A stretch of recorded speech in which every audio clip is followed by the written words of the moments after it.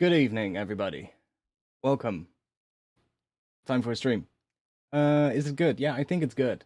I think it's good. It was weird. I started up my streaming software, and I clicked on go live, and as soon as I went to the screen where I'm able to see my stream itself, it said like a little error in the panel where the chat would be, and it said like, "Yo, something went wrong. Go to the homepage or something."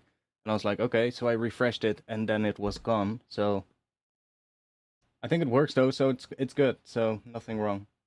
We're good. Welcome everyone. We're gonna start with some sound design tonight, and see if we can come up with something. Because I mean, I can always use more track ideas, and that's how you get to cool bits that you want to finish.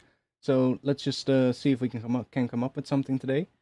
And if not, if that doesn't work, then we always have the track to fall back to, which is the one from last week. So that one is actually taking a lot of shape. I did a little bit of work on it. On Sunday after last week's stream, I did a bit of work, and I changed a bunch of stuff in that track.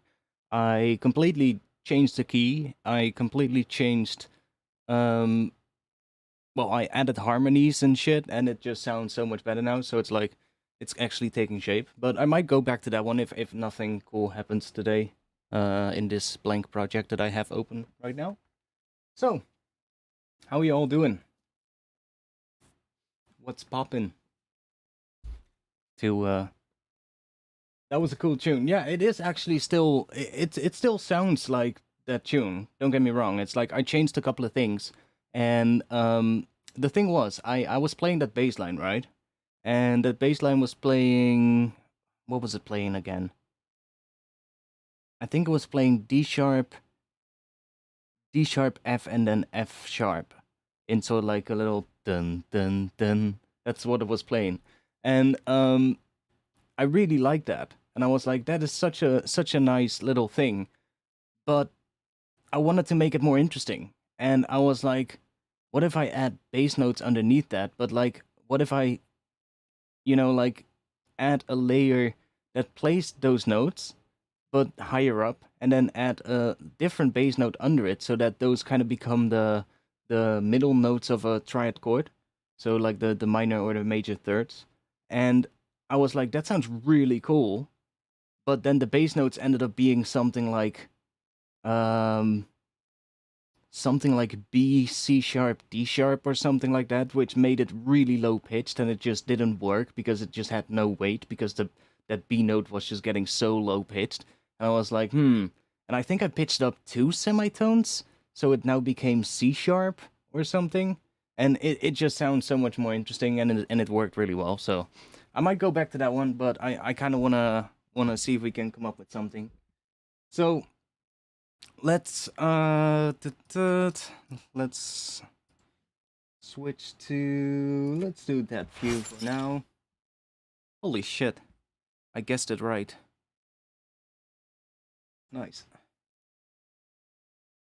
So if anybody is asking about the meters at the top of the screen right here, everybody who's watching already right now, you can type !meters, so METERS, in the chat, and it will pop up a message with a link to where you can find this that I have at the top of the screen.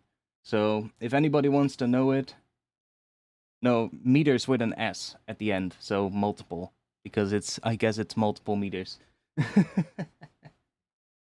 Sorry, medic. Oh, that was quick. The bot is quick today. Nice. It's awake. Good. But yeah, it's I've been using it, and again, up until now, no issues whatsoever. So I'm gonna keep using it. Yo, chloroform. That's an interesting way to spell that name. Okay, let's see. Let's just open up a track, and let me grab. Let's grab a Pigments to start.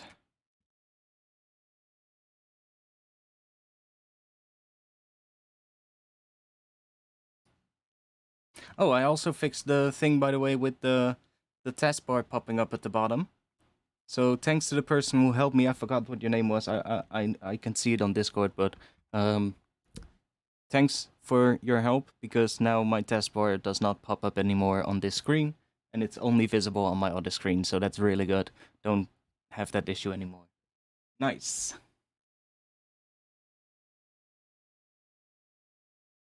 So, let's open up a new patch, and let's go for a sampler. And let me grab, I have a couple of samples that I made for an upcoming preset pack that I'm working on. And one of those would probably be nice to start off with. Let's do chord hit C minor. So it's just a sample of like a chord sound. Like that, with reverb on it, and then playing a C minor chord. You just dropped it in there, and then it's basically already mapped to the right keys, and I can just play whatever key, and it's always going to be the right key. So, let's get started with that. Let's make some kind of a drone sound to start off with. That is how much? 32? Yeah, that's 32 bars. Let's start with that. Good length for an intro. I wanna at least get to like a drop section pretty quickly, so let's see if we can do something. What key are we gonna do? Let's start with D sharp. Always a good choice to begin with.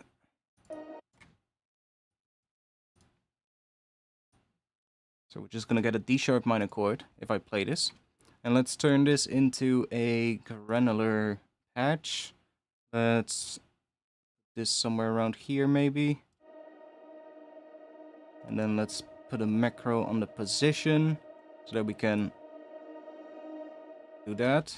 Make it a little bit bigger. Growth. What a name.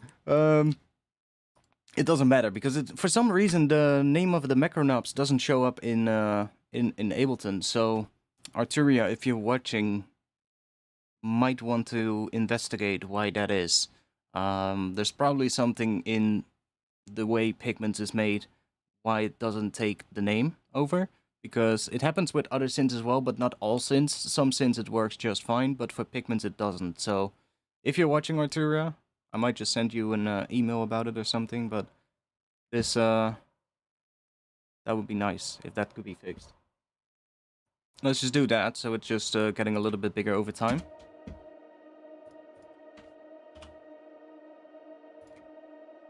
And let's make this a little bit bigger. I'm gonna switch this to this one. And then let's do this and put that on here. So that's sort of like, I guess it's getting even louder, because this is the volume shape of the grains. We can do a bit more of that maybe. Let's put that halfway.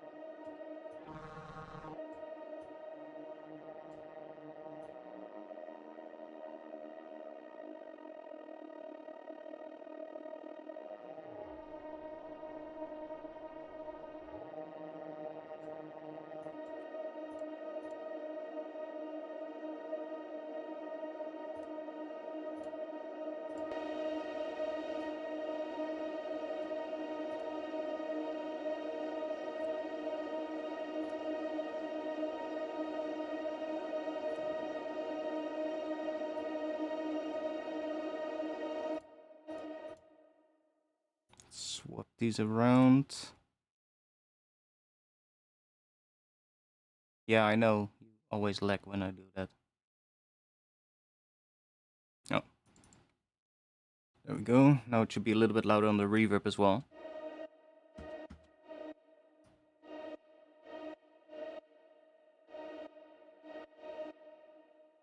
Okay, let's give it a bit more attack maybe. If we want to do some different notes so that we can get a little bit of overlap between them, that's nice.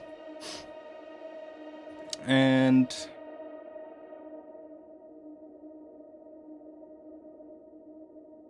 I guess we can have that as well. So let's do...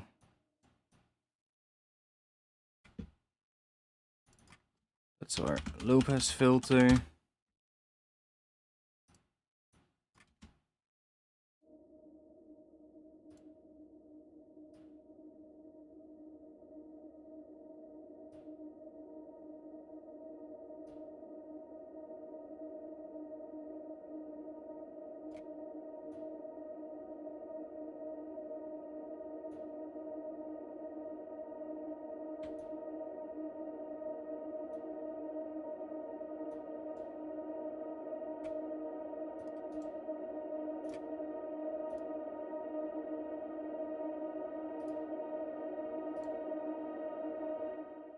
Okay, let's grab another pigment.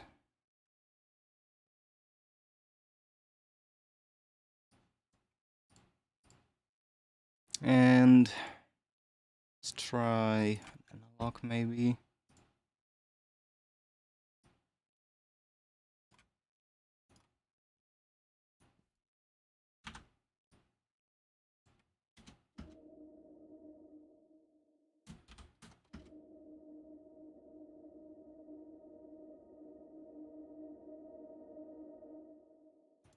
Should we do some chords? I'm not sure what kind of a track this is gonna be, to be honest. I'm just sort of like winging it at the moment and seeing what comes out. Let's just go with chords. I'm feeling it. Dun, dun. What is that? C sharp minor, maybe?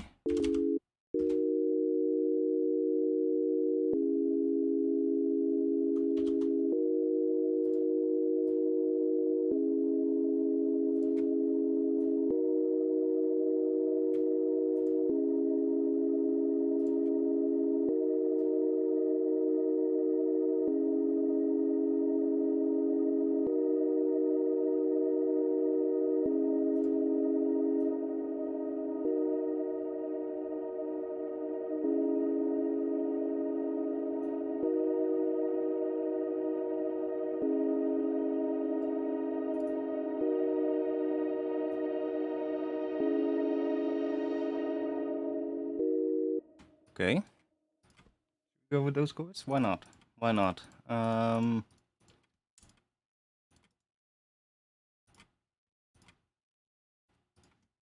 guess we need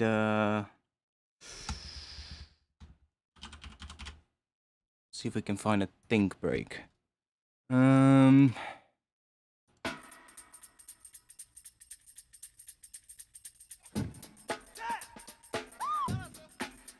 mean, that is the think break, but I think I have better ones.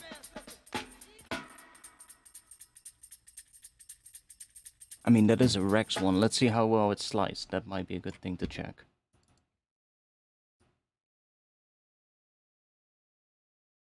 Looks like it's sliced pretty well. So, I mean, I can warp it in the right tempo. Because it is not right now, I think.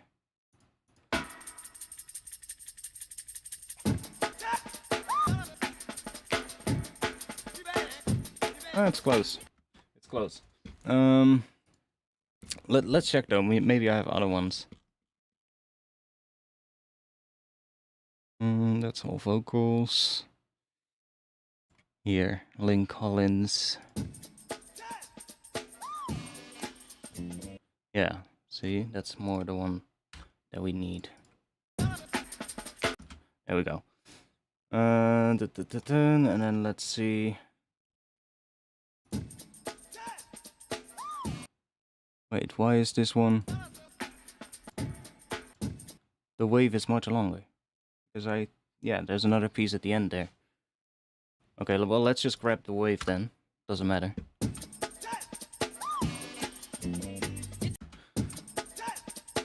Okay, it's not not rightly timed. Let's check. Needs to be quicker. Looks like it's right up until there. If I switch it to repitch. Okay, and then we have this part. Then we get all that, and then I think here at the end, there's another part. Let's grab that as well. And then I have another part of this, which is this one. Yeah, that has another different part at the start, so let's grab that one as well. Is this the same? Yeah. Yeah, that's correct. Okay. Repitch. Then we have that. And that is another one right there. That's basically all the parts that we have. At least in the samples that I have from it that sound quite nice. I should actually probably make a break out of this one, out of these parts, because it's always nice to have. I think I only have the tambourines somewhere. Oh, I have a couple of ones here that are marked as well. And they're processed already.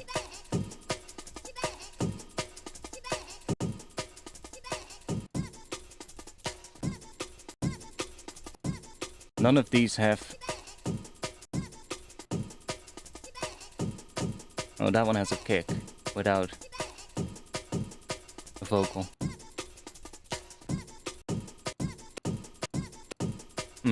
Can also use that one.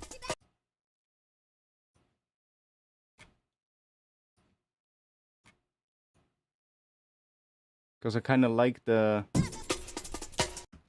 one, and then the kick of that one. So if we do that, basically.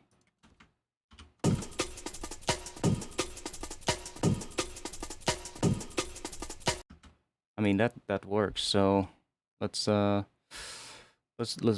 that. Let's grab this. I'll just grab the part with the vocal as well for now.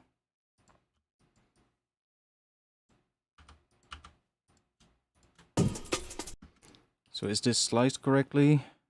Looks like it is. Can we do this and then... No, we cannot. Okay, well, I'll do it like this. Slice the new MIDI track. Okay. So it's gonna do that one. Get like everything, of course. That's fine. And then I'll slice this one as well.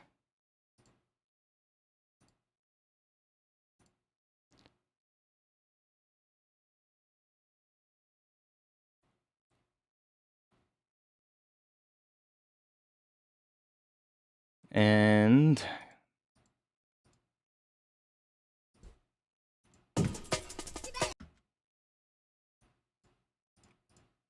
Okay, let's see if this works. Let's take all of this. Can I...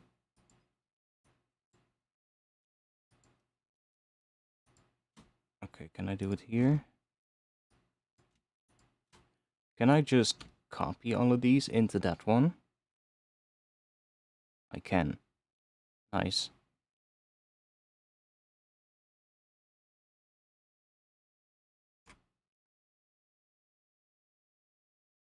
There we go. Now we got all of those in there. And if I then just copy this as well.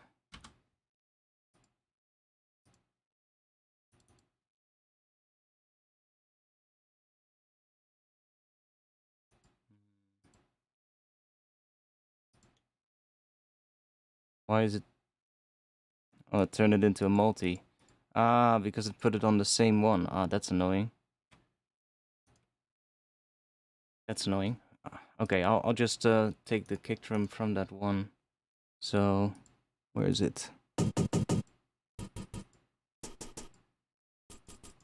Let's take slice 1 and 2. Okay, let's undo what we did here, so it's not a multi. Yeah, okay, there we go. And then let's take slice 1 and 2. And just drag that into this one, and I'm gonna put it right there. Slice 1, okay. Now I want slice 2. Why can't you just do... Wait. Did it make a multi of slice 2 now? Yeah. God damn it.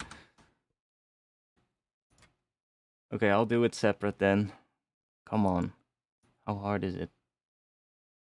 Take that one, drop it right there. And then take slice 2. Because there's a little bit of that kick in slice 2 as well, so... Just put it there. I think the next one... I mean, maybe I want to have slice 3 and 4 as well, just to be sure. Just so that we have the whole first beat from that other one. Where we have a cleaner kick.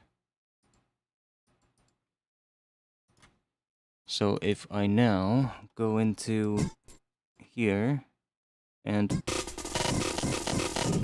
Sorry.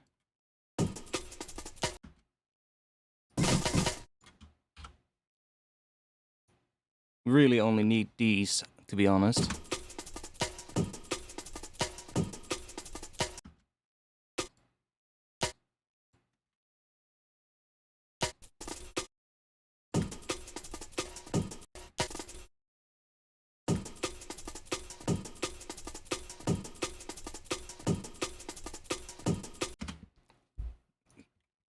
I just use whichever break I like using.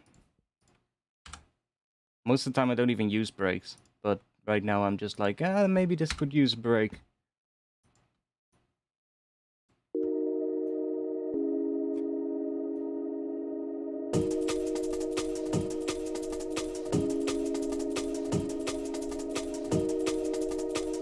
I mean, I can basically get rid of everything.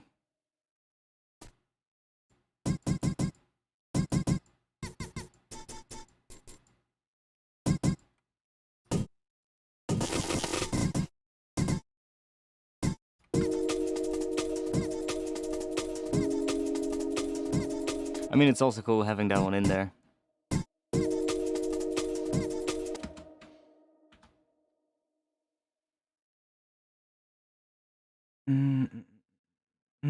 Let's do 16s. I know I'm gonna consolidate this, so all the groove is out of it right now, but it's still fine.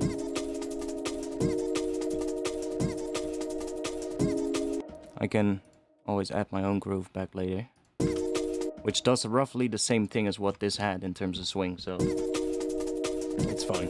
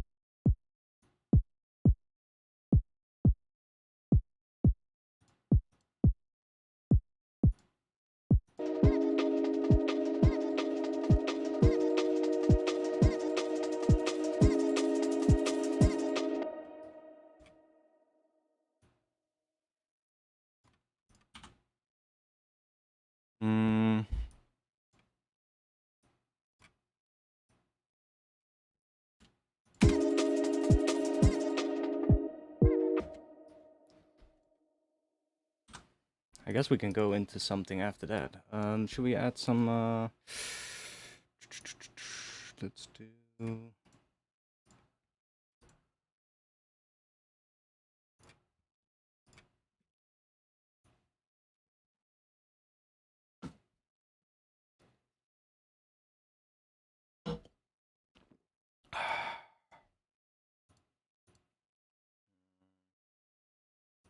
Wait.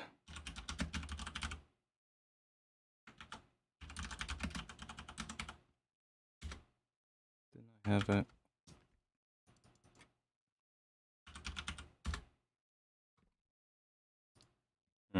Okay, so the order in the... Oh, that's weird. Anyways, that preset.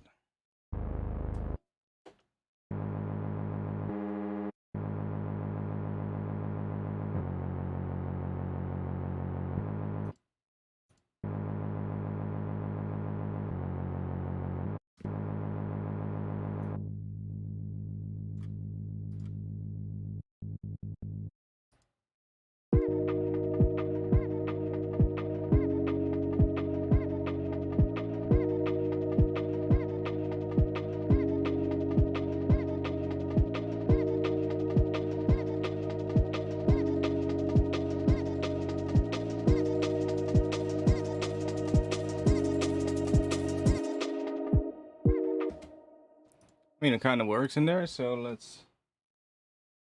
Oh,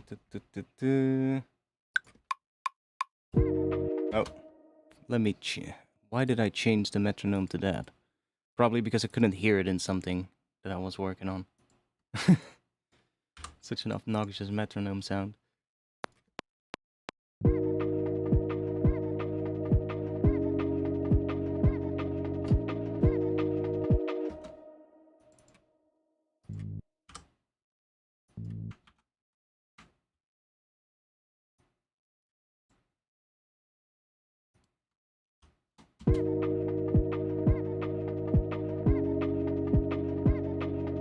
Hey, somebody, use the command.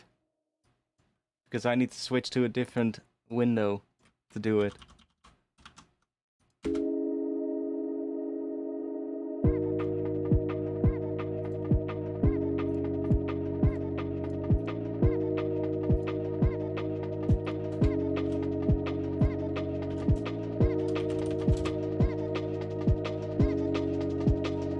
Yo, bot.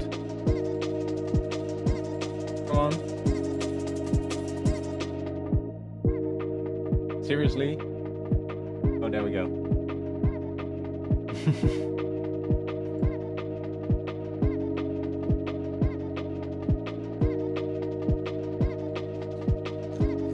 It's not an Ableton Live native feature. I just make it look that way. And by the way, if you want to have the same skin, so the same skin that I'm using, the Artifacts purple skin, then go to my Patreon because I put it on my Patreon.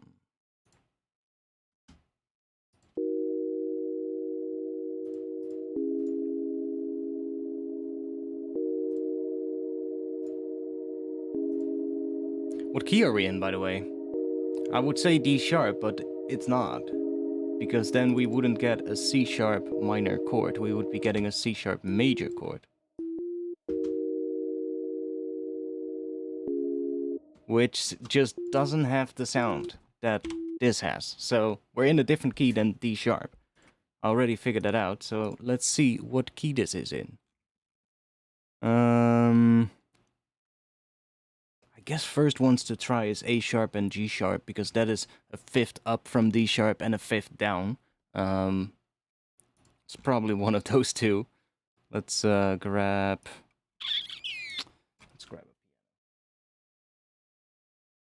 Yeah, it's really, these meters are really nice. I up until now was using Wave Candy and it would always just, you know, crash and lag, and this doesn't. It just works, and if Ableton crashes, this doesn't crash, so it's like, it's a little bit finicky because I'm not in full screen Ableton right now. It looks like full screen, just like in the previous streams, but I'm not in full screen because if I unpin this right here with this button and then click in Ableton, see?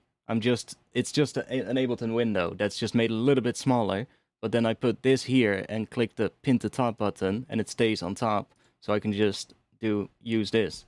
And I just hit my taskbar here, so it's not visible. So yeah, it's really nice. And you can move the panels around as well. You can move them around. You can change the settings for them.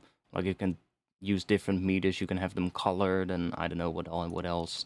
Mid side, left, right. You know, you have a lot of different options that you can use. The oscilloscope, you can make it follow the pitch or not. It's like $10 this thing. So you can get it on that link that's in the chat right now, and it's like for $10 you basically get this. It's currently in beta. So he's still working on it, still adding features, but already I quite like it. I mean, it works, it's nice. And it's definitely just, it's basically what I always wanted Wave Candy to be, if you get what I mean, but then better. So it's good.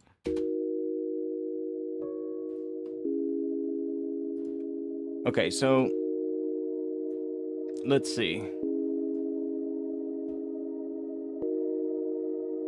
A sharp minor? No, A sharp minor is not the one, because then we don't get an E. I mean, still sounds good.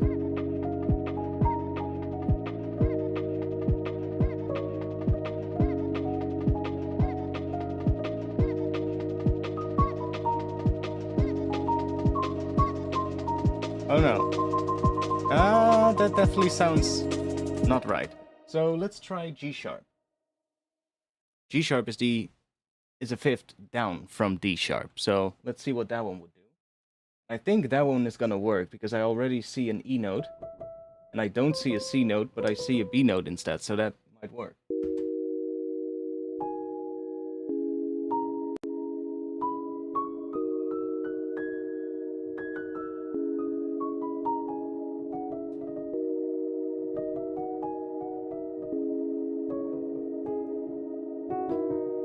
It's definitely G sharp minor.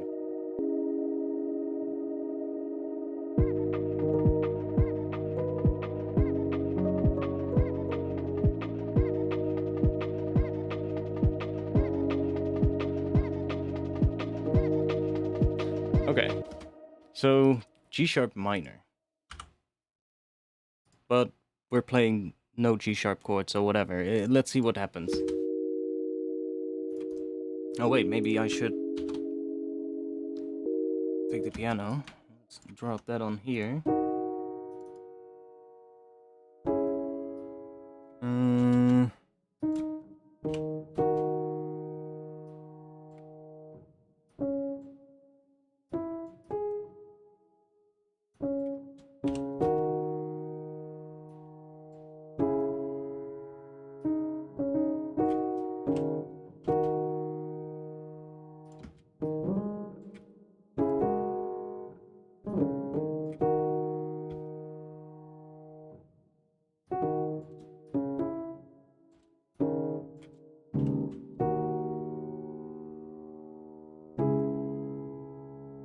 You're not starting on the tonic. No, I know.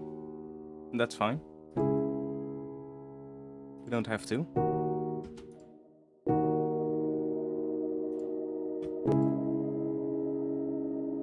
Oh wait, one moment. I think... Yeah, I'm not sure. I think maybe this is saved in your default project template, because every time I start a new project, this is turned back on, and that means that every time I switch between tracks that have a MIDI device on it, we get a click, and it has to do with how it delay compensates when that is turned on. So I need to have that off, but for some reason it keeps turning back on. So I might have to check if that's in my template.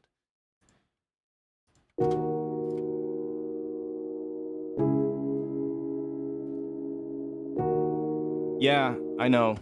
It's... What is that?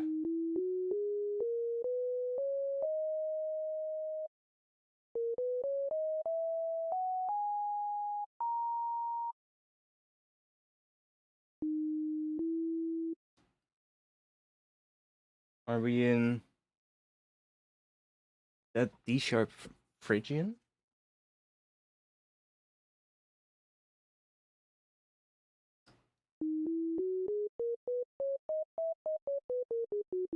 Yeah, D sharp Phrygian. Basically.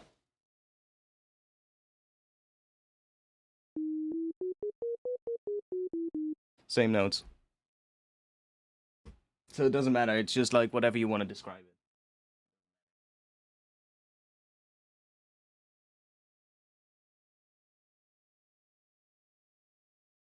It's fine.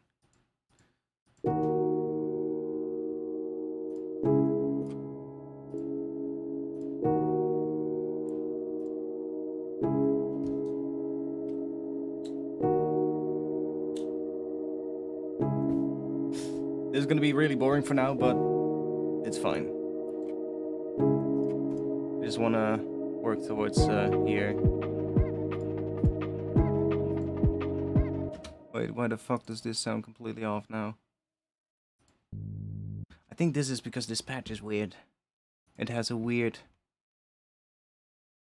yeah, it has a really weird timing on this.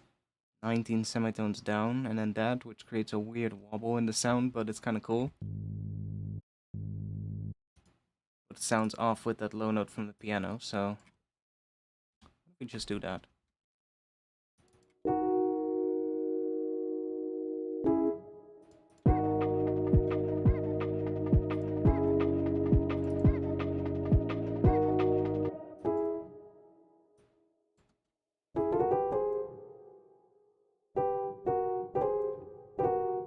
Okay, now I'm getting really confused because I don't have the low note.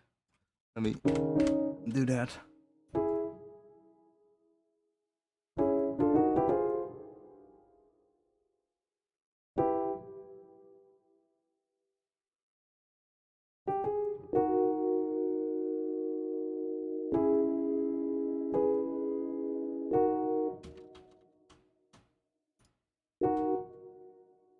Yeah, Phrygian.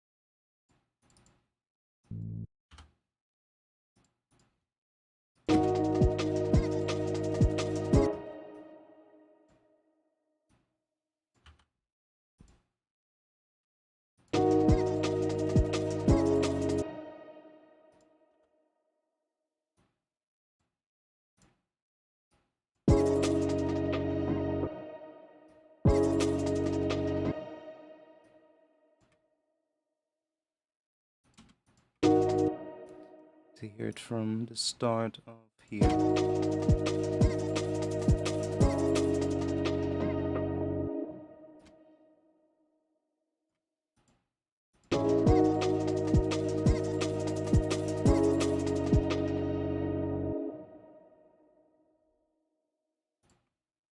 Okay, let's go drop you here.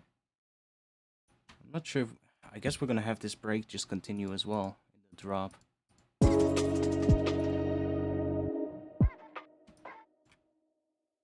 Oh wait, let me copy it without the automation so that...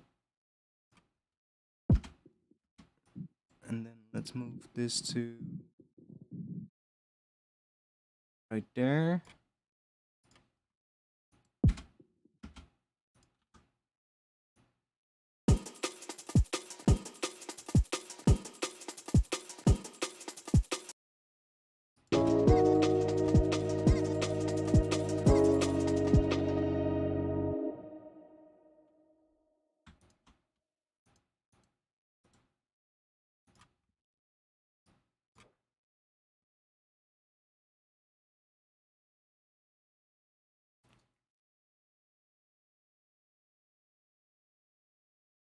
Do you ever use mid-side EQ on your respaces to make the sub mono while keeping the stereo width in its higher frequencies? Not really necessarily. I just make the re so it's mono in the sub to begin with. Here, I'll show you. I'll show you something really simple that is even better. Big brain trick incoming. Take a serum. You probably have serum. If you don't, take vital. Take the default sol wave and just go in here and remove this first bar. So you get that.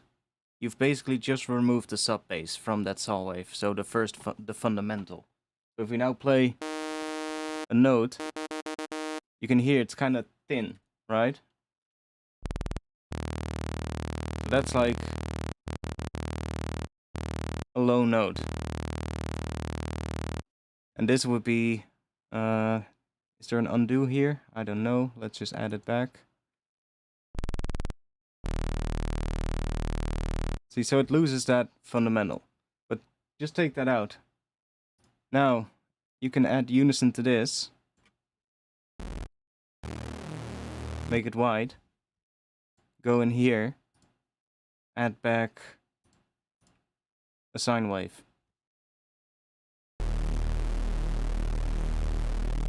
Now you have a wide res and a mono sub.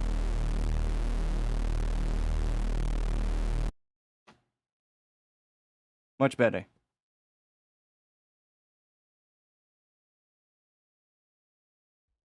And if you want to do it even cooler, what I usually like to do is take the init sol again.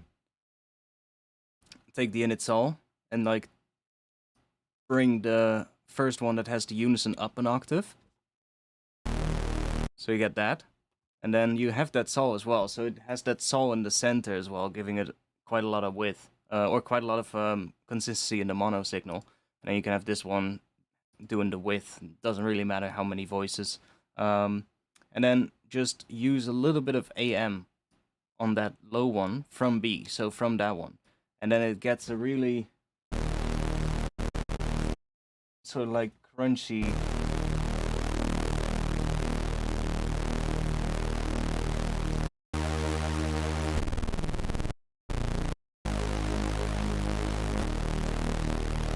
And then obviously filter it, make it monophonic, and so forth.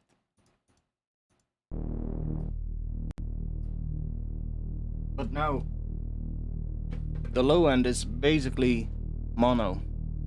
The sub is mono. It's just that everything above it is doing some width. I guess the sub is not completely mono because you're using the AM here, it adds a little bit back in with the unison. Like if we take no AM here, then it's completely mono, then the sub is completely mono. But as soon as we use this one to add a bit of grit to this one, we do get a bit back of that fundamental. It's very subtle, but it does add a little bit of width to the sub. But you can just do like a little mid-side EQ afterwards and get rid of that. But because that sol wave is there right here, or a sine wave, or anything else that has a consistent sub, it's gonna be, well, really good in mono. And the higher stuff still has that width.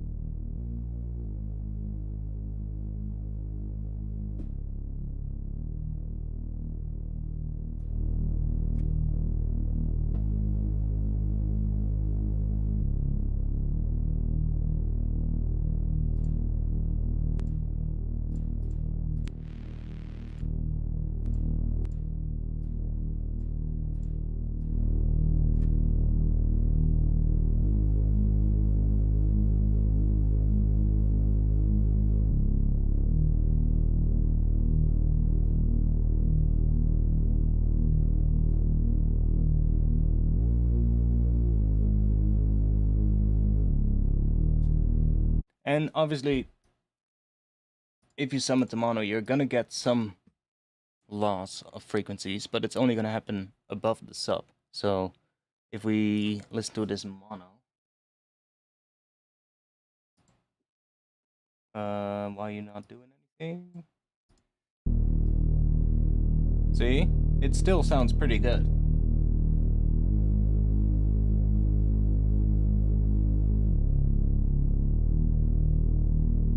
Even though there's a lot of width in that race, but because it's not in the sub is just really consistent. Because that one that has the unison just has no fundamental at all. And the beauty of this is that you can literally do it to every wavetable. Like, there's actually a couple of wavetables in Serum that already have it. One of them that I know is the one called, is it in digital? Yeah, the Debussy one. That one has no fundamental. Like, if you go in here, see? It has no fundamental at all. And if you just scroll through the wavetables, see? It has the same thing. So if you use this one, for instance, same thing. That's mono. Let's go to stereo.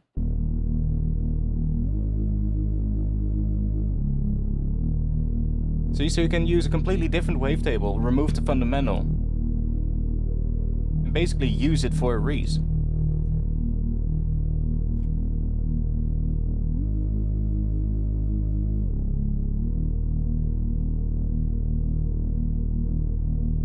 So yeah, it's like, it's a really cool trick, and I use it a lot. One of the many ways of making reeses, of course, because there's plenty of other ways, but for like a nice intro reese, this is usually what I'll do. It's like taking a sol wave or something else, and then removing the fundamental, adding unison to that, and then basically just adding a sol wave or some other kind of waveform that is completely mono in the other oscillator, and then basically use those and either use some AM or compress them together or some saturation or whatever. But yeah, that works. It sounds cool. Like, we might even give this a shot.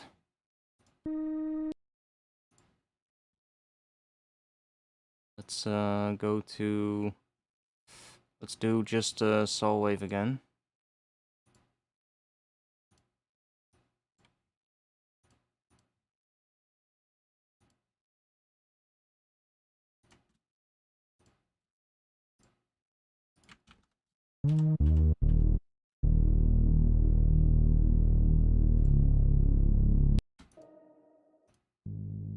Yeah, it has a completely different pitch than this one. See? This one's playing completely different notes, I think. There's some weird shit going on with the FM that completely changes the pitch of that sound. Which is fine.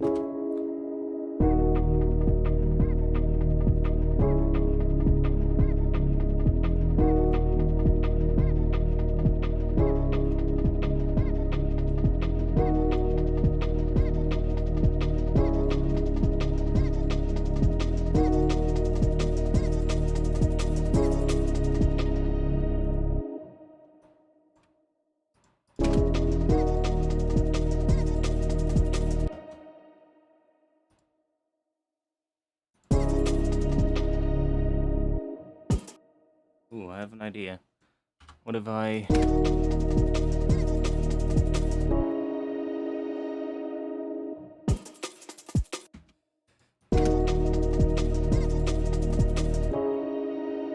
We need I'll make it in pigments. We need some kind of a sub-bass sound going down.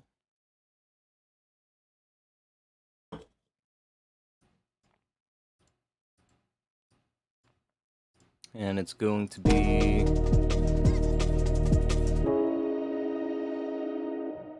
probably this long. D sharp. Oh, maybe this one needs to be in G sharp, so it's the root of the track. Let's try.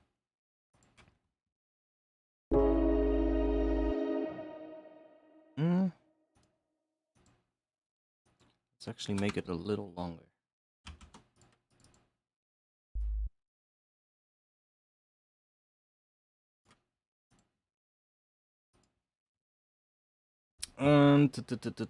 Let's go and use one of these. So this section is It's exactly 1 bar. Let's make it 2 bar. We can make it 1 bar, of course. Something like that. Put that on here.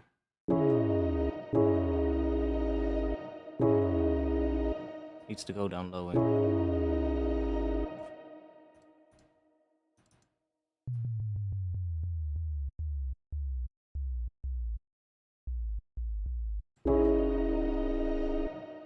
Yeah, it needs to go down really low.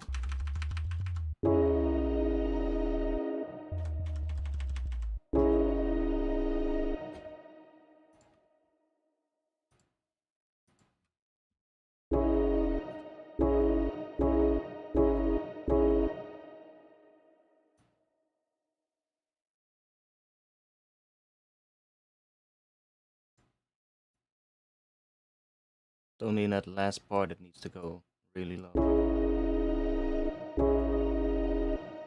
It's a little bit more of this.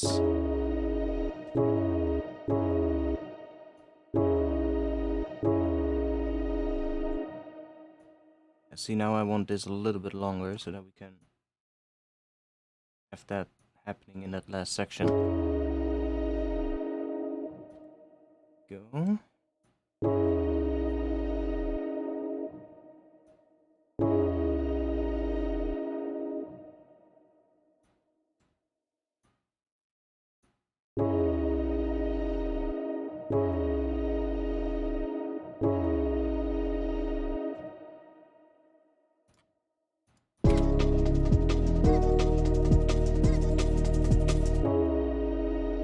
Needs to be louder, obviously. Let's just crank this up a little.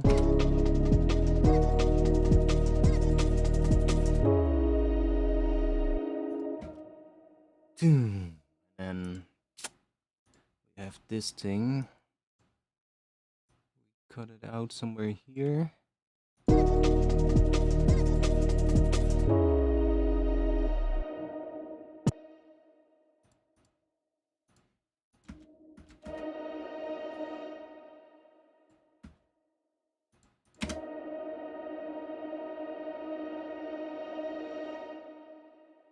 Yo, thanks, mate.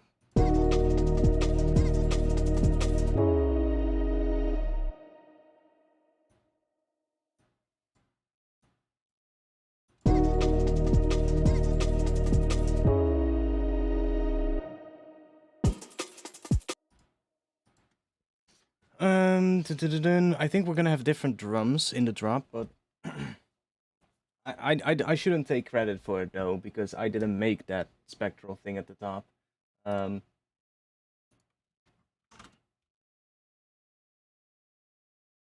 That's not made by me, obviously. Haven't been producing in 6 years. Come back to see how the OG is. Hope you're good. I'm good, man. I'm really good. We're just trying to make a little start to something right now, and if that doesn't work out, if I don't like the sound of it, we're gonna go into a different project, which I know will sound really good. Do you still use addictive drums? Yeah, I still use addictive drums every now and then. Not always, but I still use it, yeah. Like right now we just have a really basic thing. Like that piano is super basic, but it's just to get us started. It's just the chords basically that the intro is doing.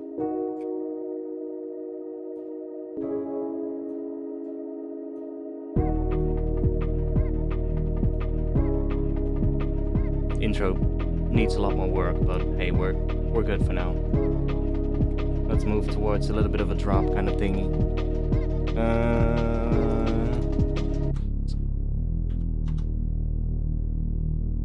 Let's automate something on that one.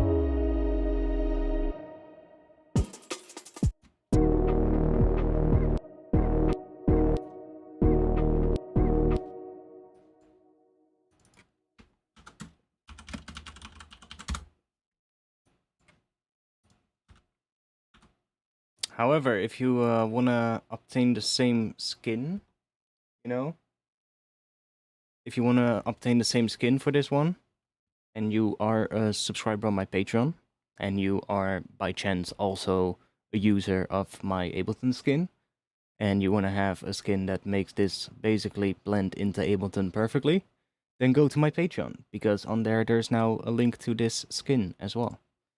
It took a little bit of time making it. It's not too complicated. There's a little on my Patreon as well. There's a link to the page where they describe on how to make your own skin. So if you have a different Ableton skin and you wanna incorporate it into your skin, then you can easily check that page as well and just see how to make your own. But it's still a little bit of work. You need Photoshop or something similar to be able to basically check what the RGB codes are and like the hex codes for the colors. And then you need to basically edit the text file and then just change a couple of things with the colors, and then you have your own skin. Does she come in blue? I mean, there's a bunch of skins included already. Like, I only made one, and all the other ones are, you know, what it comes with. So there's like a bunch of different ones. I guess that one is a little blue. Cool edit, corporate, direct. Damn. Foam. This one is kind of kilohertz colors, a little bit. Light chart. A little bit of the kilohertz kind of color. I like a low contrast as well. That one is kind of cool. This one is nice as well. My eyes.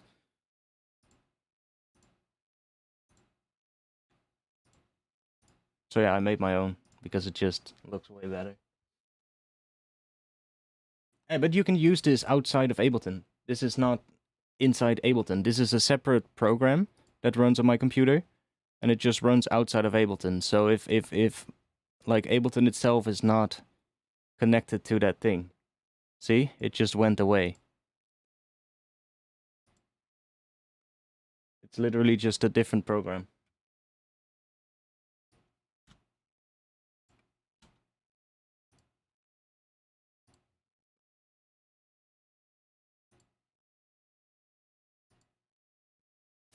And that and it also it receives the audio that is going that is basically coming out of my interface going to my speakers. So everything that's running through it, my Windows audio, if I'm watching a tutorial on YouTube, if I am listening to a track on SoundCloud or Spotify or anywhere else, it also shows up on the meters. So that's really nice. It's not just taking the audio from Ableton, it's just taking everything from my audio interface, and it just shows whatever is playing. And that way it's really nice, because if I'm producing, I can just say like, I wonder what the stereo image looks like on track X, you know, whatever track is in my mind that kind of, you know, that I'm using as a little bit of inspiration, for instance. And you know, I can download the track and put it in my DAW and then put analyzers on top of it and then see what they're doing. Or I can just, you know, turn this on, go to Spotify and just play the track and just see it, right? It's much quicker. You don't have to go and download it and everything. Well, how I did that is basically I used like normally Ableton is just like that, right? And if you go full screen, you get that, and it doesn't really show up, right? So what I did is I first set up my my screens in a different way, so that my smaller screen that's on the side on my right is my main screen, and this is and what was my main screen, so what you guys see is now my secondary screen. That way I could have only the taskbar visible on my other screen, so on my screen that you guys don't see. There I have a taskbar, and I don't have a taskbar at all on this screen. So even if I'm not in full screen, it already looks a lot more like full screen. We just have this bar at the top.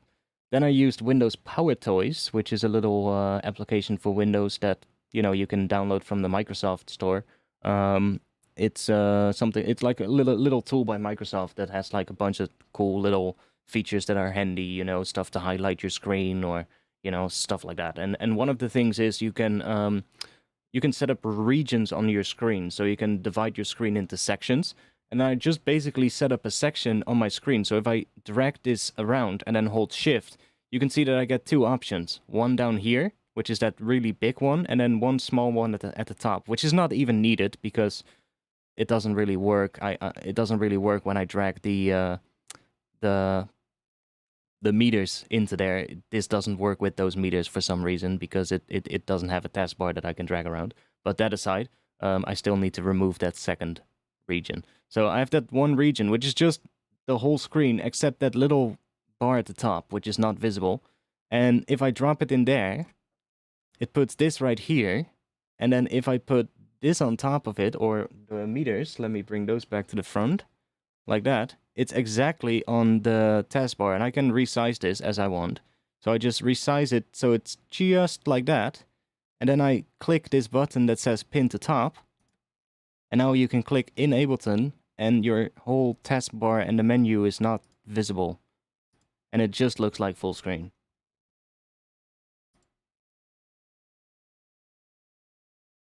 The only issue is that there's a... I'm anal about that because it shows up on screen, I think, as well.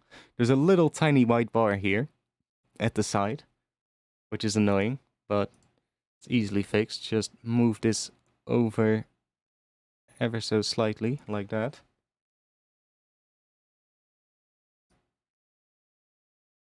There we go. Now it's better. So yeah, it's I don't know, it's nice. I like it. I'm looking forward to like what the extra features are. No, it's not CPU heavy. It runs on your GPU. It's all GPU rendered. Or at least that's what I think so, because when I use it, it uses mostly my GPU and almost no CPU power, which is good. Because on when you're using your DAW, most of the time your GPU is not really doing much, right? It's like Ableton uses a little bit of your GPU to render the interface, but it's not much. It really doesn't use all that much, and I have an old GTX 1060, so if you have a much newer interface, or a much newer GPU, like a 2000 series or a 3000 series, it's going to be even more of a breeze, right? It's just going to be sitting almost at idle. And some plugins might use some GPU processing, but it's always very minimal. We're still at a point right now where the GPU is really not used that much, because GPUs can be used for audio processing as well. It's just not really a thing yet.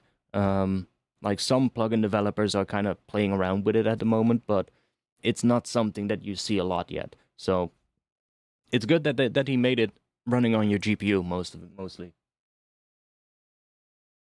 Yeah, I saw it, and I saw it on Twitter. Like people on Twitter posting clips of their tracks and having these meters on their screen in front of Ableton. And I was like, those meters. Why do I keep seeing those meters? I saw them in different colors on all bunch of people's accounts, and I was like, what are those meters? I keep seeing them.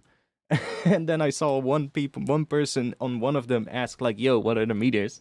And somebody said, here, that's the link. And I was like, oh, thanks. I need that. Thank you. I was like, that's $10 well spent.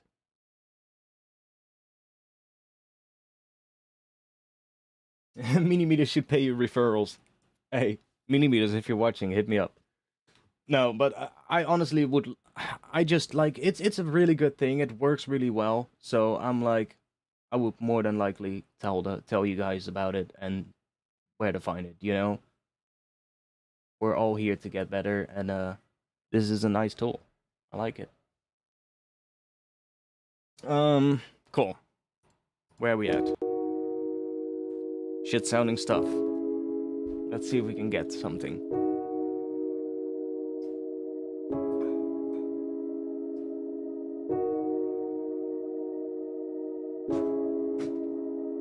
Or should you just open the other one? I mean, I can. If you guys want to hear what the other one sounds like.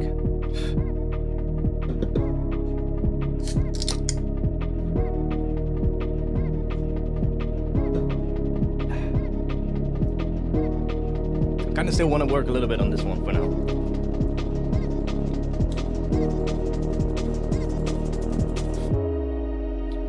Bum, bum, bum, bum, boom. dun dun dun dun. I'm hearing kind of like a bass coming in like bum dun dun dun dun dun. If you get what I mean. Quite a minimal thing, I think. Probably different drums. We could maybe have just the shakers of the thing break in there. But like a bum bum bum bum bum bum. Dun dun dun dun dun dun.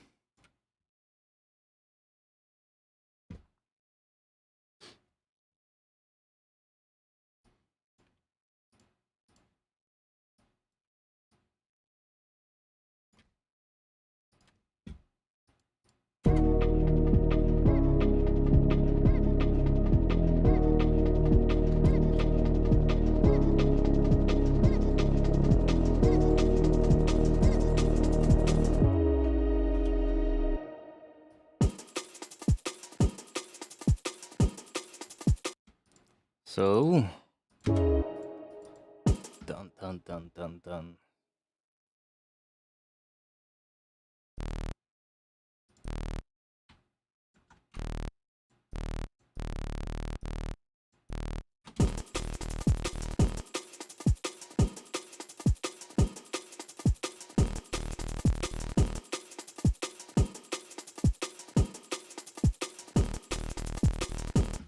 I love Pigments. Pigments is great. I'm currently making a pack for it, which is almost done. I'm close to finishing that pack at the moment. But yeah, it's a nice synth, honestly. There's a couple of things I would like to see in it, but other than that, it's kind of cool.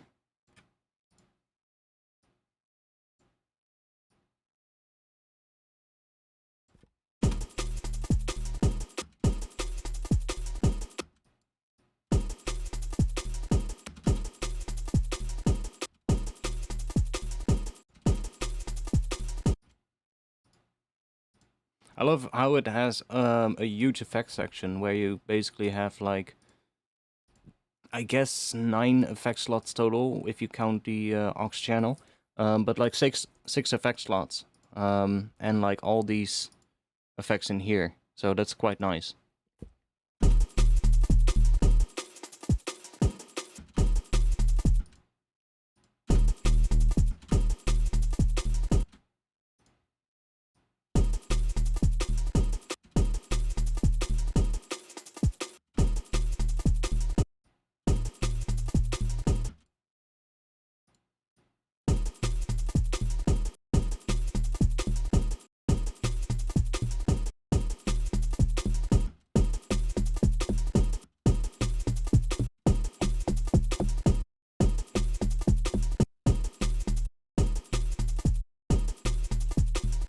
Let's leave that as the sub.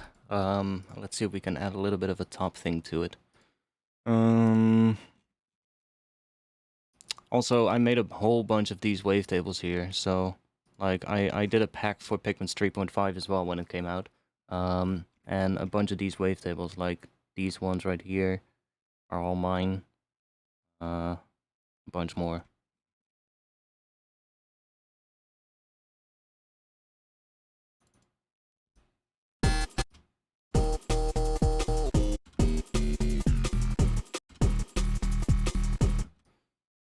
So let's go to 12 on this one, and let's bring this one down an octave, and then use some...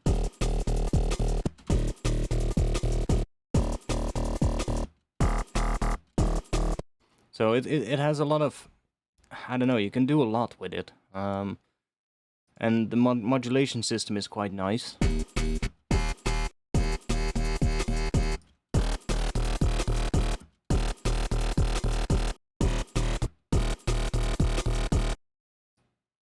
And then let's say route that to... Let's do that filter 1 and do this one to filter 2. So this one is bypassing this filter. So these filters are running in series by now. At this point, I can also put them in parallel. Let's do them in series so that we can filter this one, and then it's summed together with this one, and that is then going into the effects. So now we can use this one, and I don't know, maybe just use that same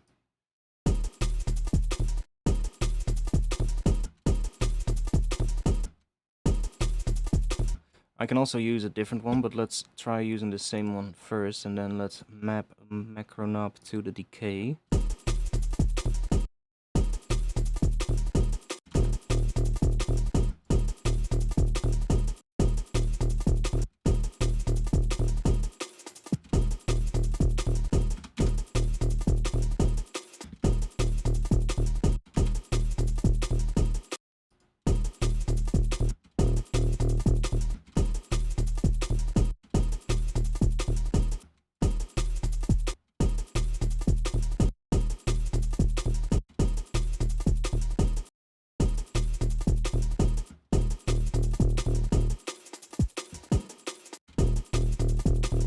I can even say, split this up completely. So now we have FX slot B is basically this patch, this oscillator, and this one is coming into FX slot A right now.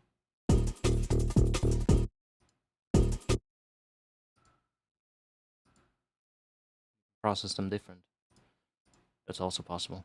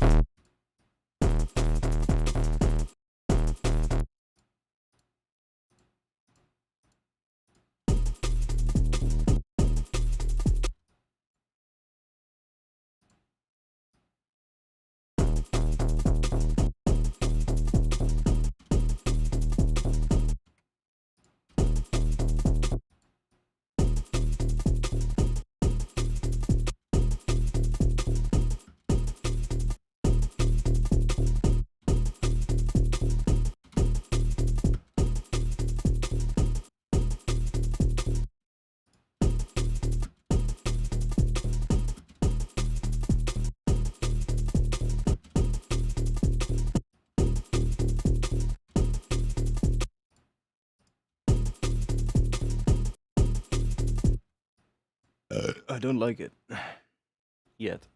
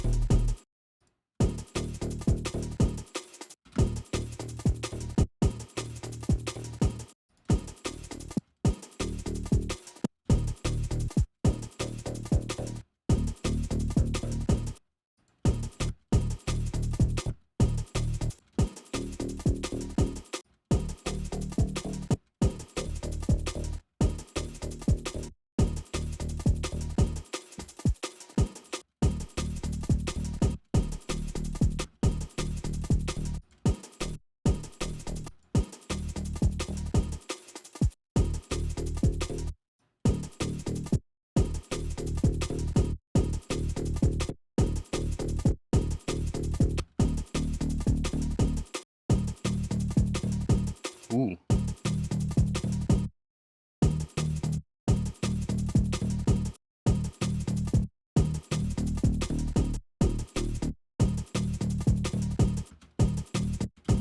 That's a nice tone there. Do a little.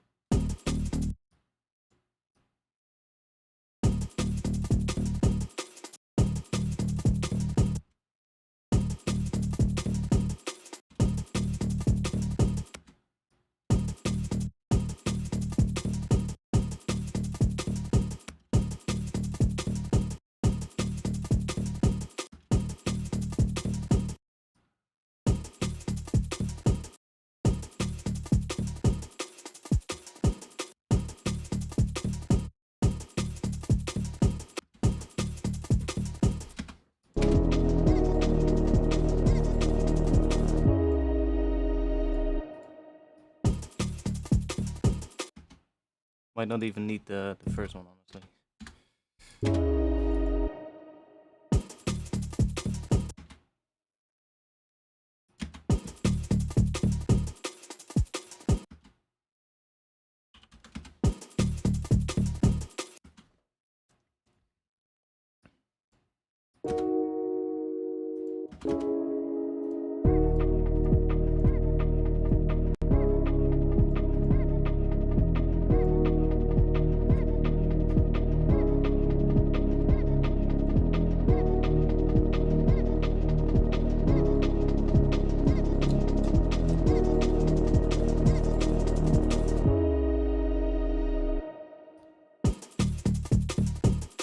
I'm kind of hearing maybe a drum fill in this section coming in. So like a little bit of a rolling fill, like and then right into the drop, if you get what I mean. So not a drum fill that ends on like right here. Like you have sometimes fills that sort of like have like a little snare fill and then maybe just one hit on the last beat. But that's not what I mean. I mean like one that literally just rolls into the drop. That would be really cool.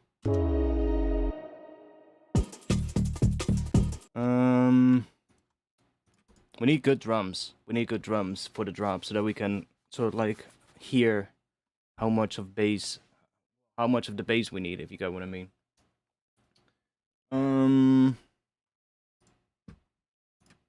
Let's just open up an addictive drums then, I guess.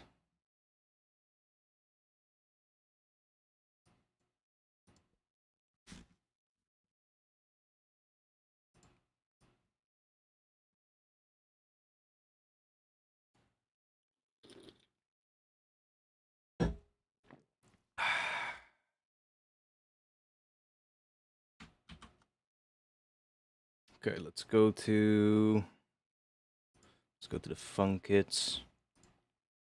Let's grab something.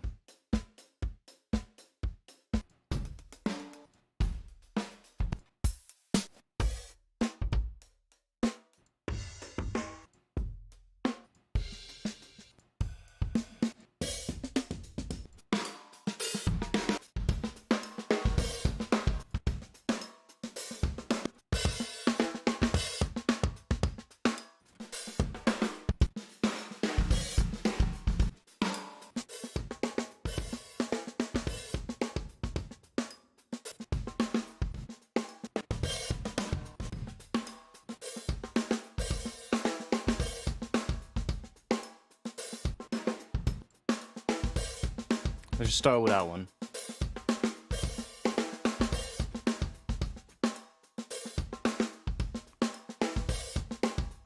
Okay. Let's see if we have a little bit of a... Let's see if we can find a fill that might actually work. There's like all these fills in here as well, so I might as well just have a little look and see if we can find one. So we have...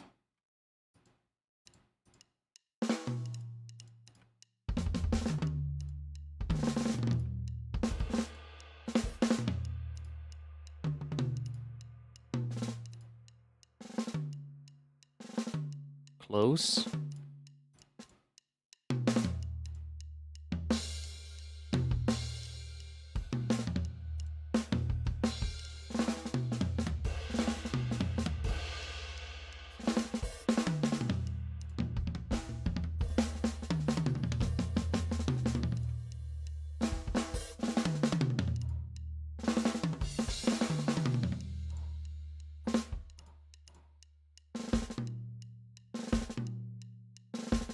Yeah, something like that. It's not exactly right, but let's just take that one for now and see what we get.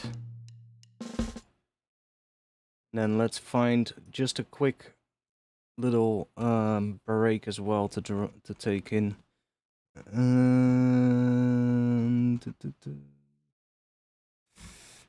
go to beats first of all.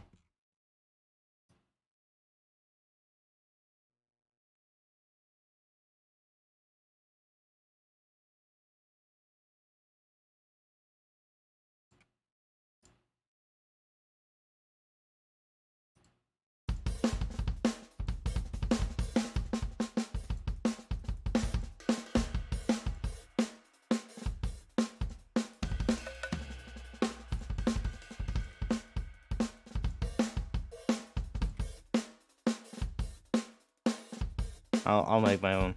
Oh wait, maybe. Come on, current value. You must have made the standard drum bass patterns. Yeah, there we go.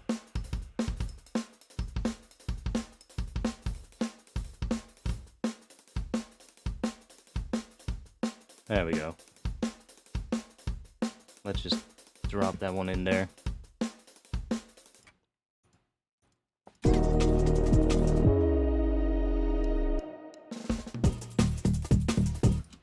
Okay, let's remove those little things at the start.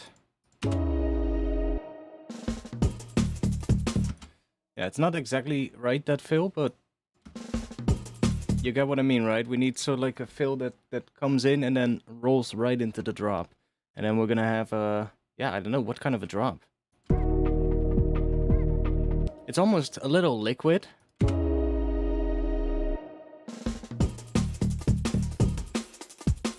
But I think it could be nice. Very funky. Yeah, I guess. I guess funky, yeah, would be good. And we need a bit of swing, I think, as well on it. A little bit, just a tiny bit. I have a groove template for it, which is good. I can just, I'll just quickly do it right now. Let me go to grooves, and I have, and these are on my Patreon as well. D&B groove. There. D&B groove, and let's take the mid one, and let's just drop it right on this think break thing.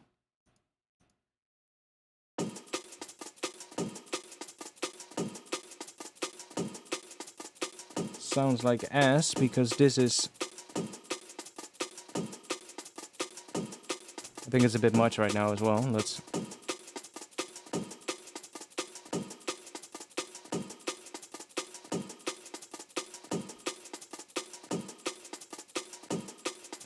I'm not sure, is it adding gaps in between the notes? Let's up the release a little bit.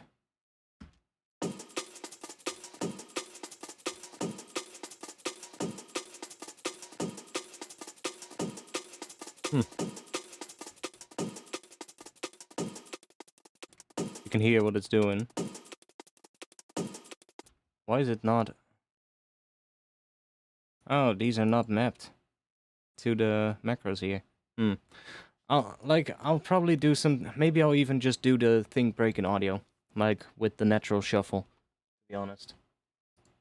Maybe I'll just do that and not chop them up like this. Then I'll also get a little bit more control over how I chop it. So I could, for instance, chop this first part just as one hit, so that it's not gonna give you that weird part like here, for instance. If I take these to that one, and then up this a little, or up the time. See that you get that stuttery kind of thing? If this was just one hit, then it would just be done, and then the little two shuffle parts right after it, which would be much better. So maybe I'll do that. That'll probably work. So let's take the groove out for now. I can always do that at some point.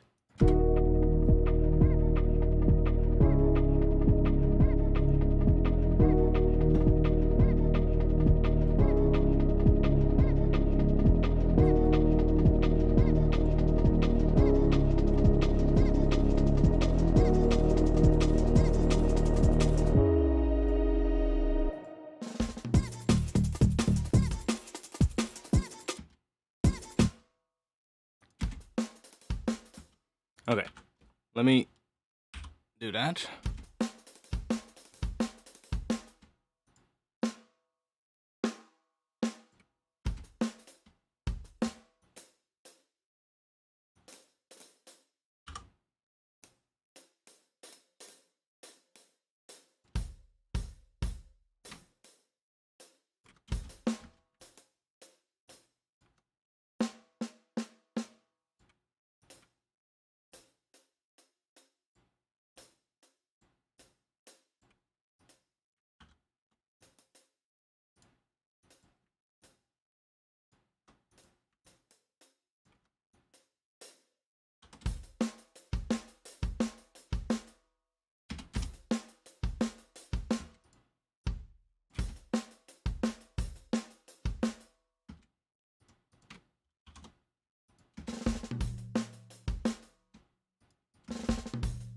Ah, that one tom. That's what I was also hearing. It needs to be shorter, that tom. That tom is really long, so it extends into the drop, which is not good. Which one is it? That one.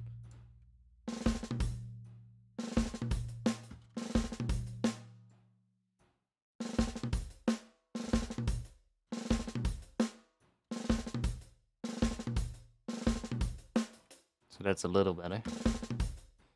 I guess I'll just do them all now.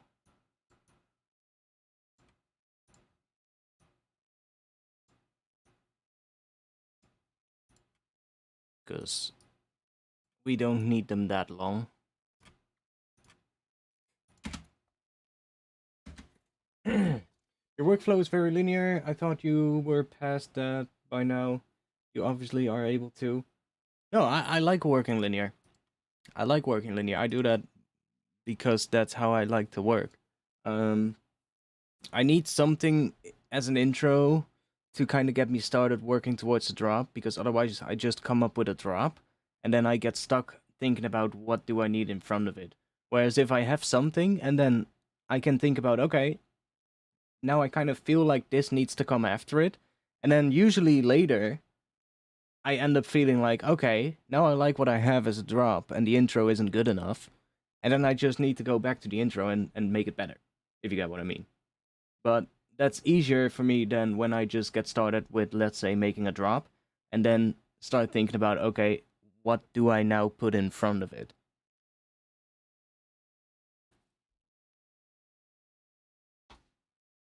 And usually the intro will change at some point completely, which is fine.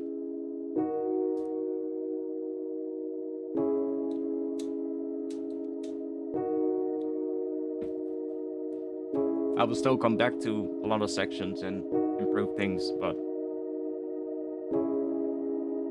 I usually do kind of start a little linear from the start when I'm trying to come up with something.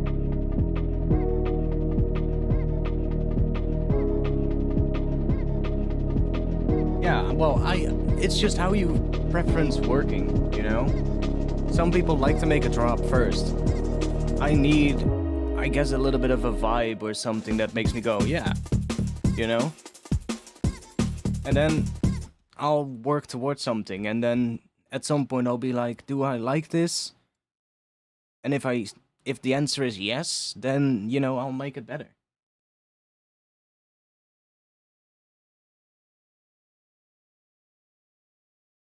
Linear is best when you are writing a track as you go. If you compose something in your head beforehand, that's often when you can start from a different point. Yeah, sometimes like I'll get an idea for a drop, right? I'll just get an idea for a drop groove, and I'll just be like, oh, let's quickly hum that into my phone. And then I would probably get back home and then be like, oh, let's make that as a drop. And then I'll usually be stuck with a drop that I don't know what kind of an intro I need in front of it, and that sits on my hard drive for a while, and then eventually I'll think, oh, I'll go through things, and then usually months later I'll hear it again, and I'll be like, oh, that could fit in front of it, and then suddenly it clicks, right? It's just I've a ton of those. But I am working towards releases right now. I have a plan of things that I'm doing. I already talked about this briefly on my on a previous stream, but I am gonna change my artist name when there's a new release coming, and that will all become clear when it's happening. Um, it's basically for just making things easier to find. Long story short. But there's a little bit more to it, you know, it's also a little bit of an end of something and the start of something new, I guess. But nothing is gonna be lost, like all my YouTube channel stuff and everything is just gonna, the name is just gonna change, if you get what I mean. But everything will still be there. Like the Discord is not going anywhere, the Patreon won't go anywhere. It's all gonna be there. It's just gonna be getting a different name. But that's also because I kind of, you know, I kind of lost touch a little with the name that I have, and there's so much other stuff when you search for that name. And over the years, more artists have started using that name, and now I'm sort of like, there's 4 or 5 artifacts, and I'm like, every time I get, like every few months, I get a different artifacts posting a track on my on my Spotify profile, and I need to go through the process with Spotify, like, yo, this not me. You know, you screwed up. Last time I got like a German rap track on my Spotify profile, It was a German rapper called Artifacts, I think, and his track got posted to my Spotify.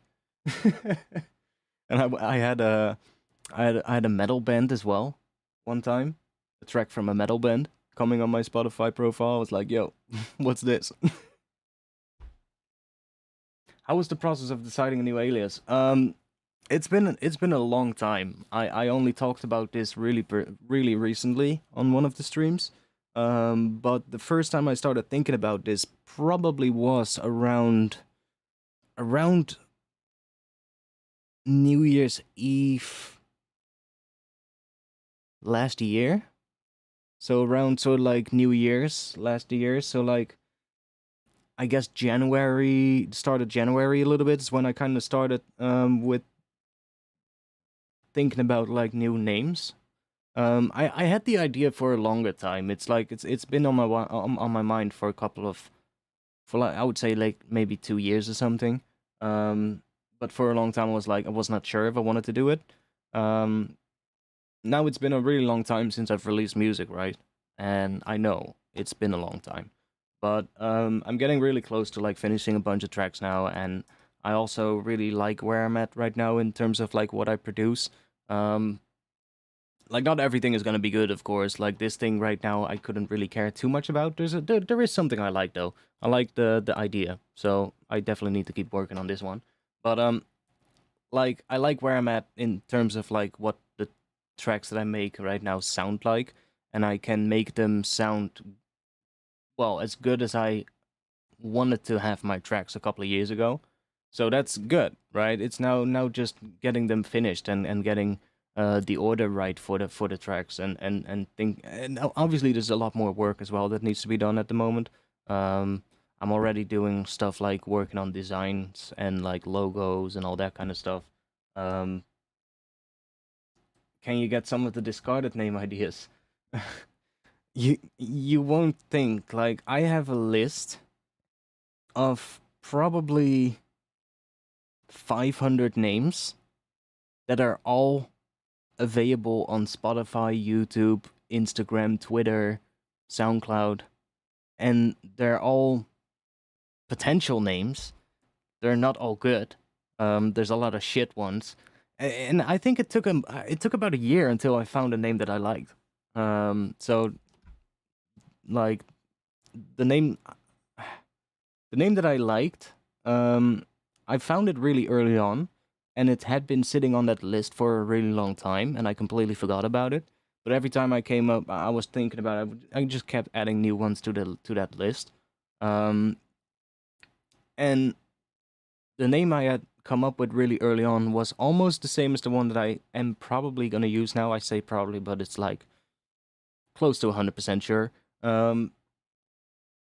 But it was really similar to another name in terms of sound.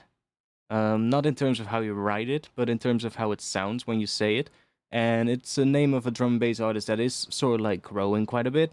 So I was like, don't want to use it, but only part of the name sounded similar, right? So I was like, if I only change that part that sounds similar, then maybe it can work. And then suddenly I had another name on the list, and I was like, wait, if I take that part from that name and take this part from that name and combine them together, does that work?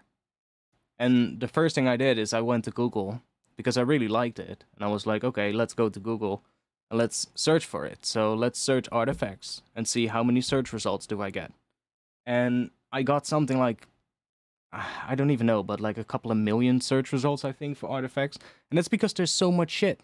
Like there's a graphics design school in France, or what is it, a VFX school, I believe. There's an event organizing company in the Netherlands somewhere that is called Artifacts Events. Like I had people literally sending me messages. Yo, do you do events? I saw that you have a company called Artifacts Events. I'm like, that's not me. It's it's like and you know, it's like, and then there's this other thing, figures, like figures of action figures of like anime figures and like Marvel figures and all that kind of stuff. And that market has grown a lot in recent years. And Art of X is a term used on listings of web shops that sell figures. and let there just be a huge market on the internet of web stores that sell those things. Almost everything that you're gonna find on Google is like listings for figures, and I'm like, okay. So yeah, it didn't really work, right? So I'm like, it's been a while since I've released music now. If I want to change my name, which has been an idea that has been on my mind for a long time now, what better way to do it than now, right? So I found a new name and I liked it. So I was like, let's see if it's available. And I searched it on Google, and instead of getting a couple of million search results, I got 192 search results. And all the search results were literally just random things. They were all just not even necessarily anything that...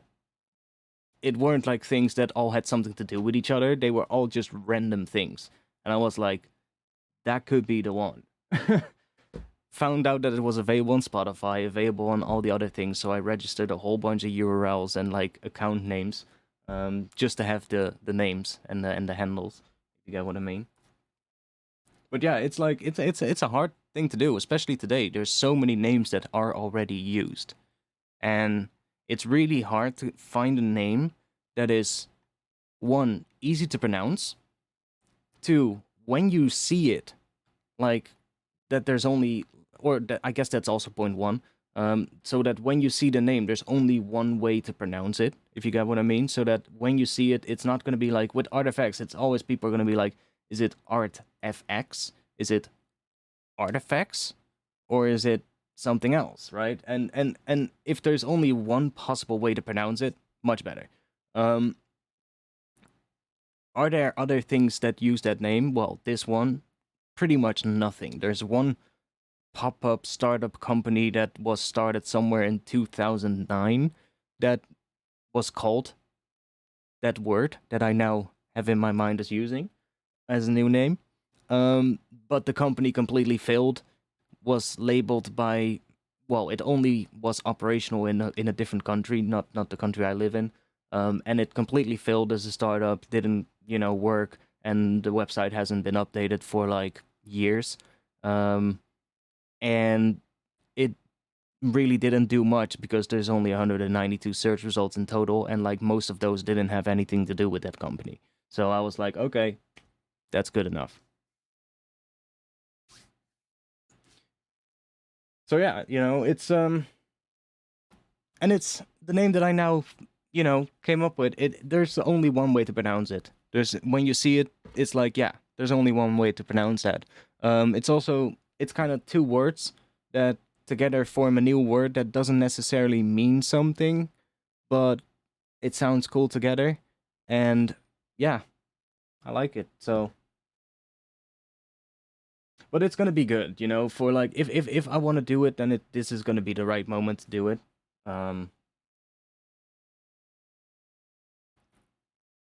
But it's really difficult. It's definitely difficult. It's difficult to find a name that is, one, not too long, doesn't use like crazy combinations of characters, like you see sometimes these days where people use digits as like numbers as instead of letters, or like if there's an A in their name, they'll use a V instead of it, like that kind of stuff. None of that. Just a regular name, that could be something. It doesn't... It isn't something that is actually a thing, but if you see the word, you're gonna be like, yeah, I mean, that could be something, right? It's not a weird kind of word if you look at it.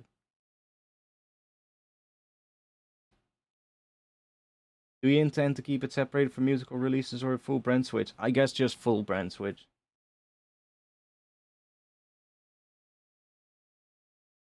So the YouTube channel will change along with it and everything.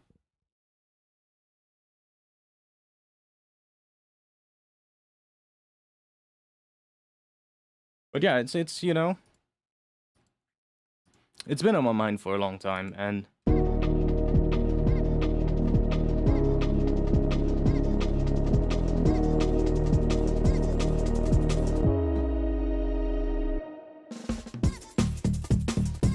the thing is, ever since I sort of like found a name and was like, yeah, this is, I think this is the name. Ever since that moment, I started sort of like finishing the things that I was stuck on for a long time. It was almost as if I like, because for a really long time, like I said, I think it was January, start of January last year when I decided that this was probably going to be the right thing to do. Just from like a searchable standpoint and that kind of thing. Just thinking like moving forward from here, like what would be smart to do. And just seeing how much I'm competing with this name. Um, Combined with the fact that, you know, this thing like, okay, so artfx, how do you pronounce that, right? Or what does it mean? Like there's so much things about it that made me go, it's not an ideal name, right? And it's a name that I've been using for such a long time. It's like I used that name back in the day when I played Pokemon games. It was my old gamer tag. So, you know, kind of that's also a reason, I guess, why I want to kind of make a change. That's hard. What is hard?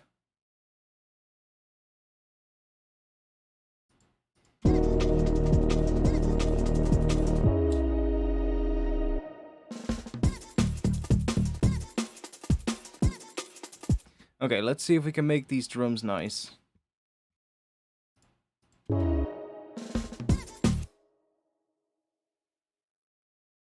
Full switch. I mean, yes, but it's not necessarily a bad thing.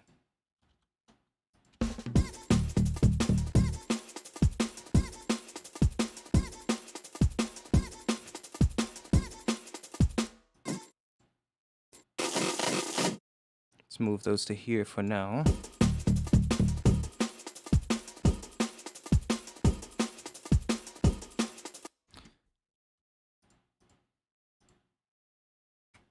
No, hey, Ed, you're not gonna change my mind. Like, I made up my mind. I know what I want to do. So that's that.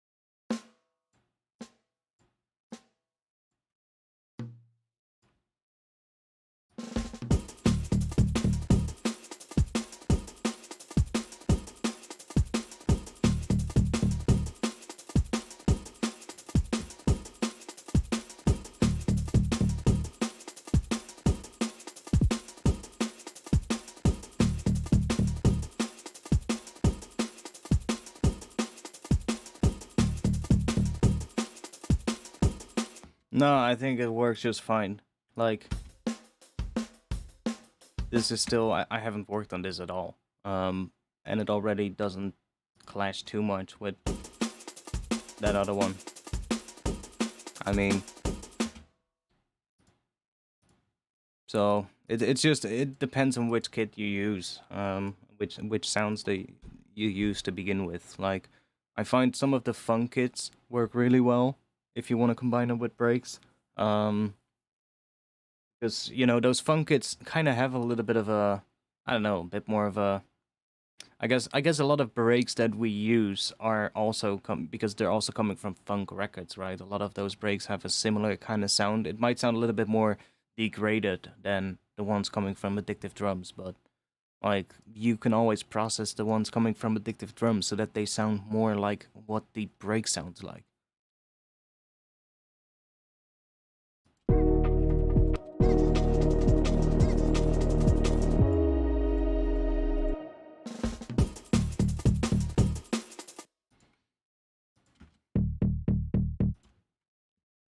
So this one needs to be...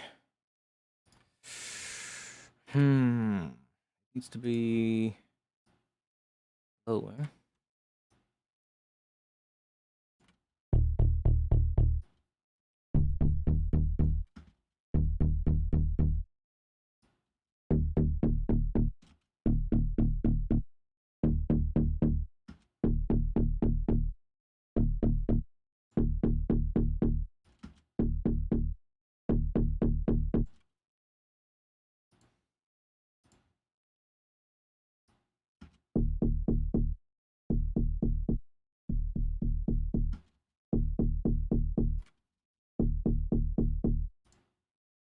Which kit this is? I don't know, I just picked one. Where is it?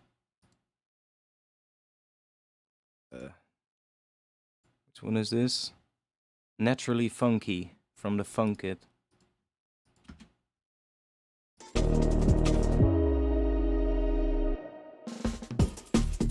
But obviously it's layered with this think break, so that's also what you're hearing.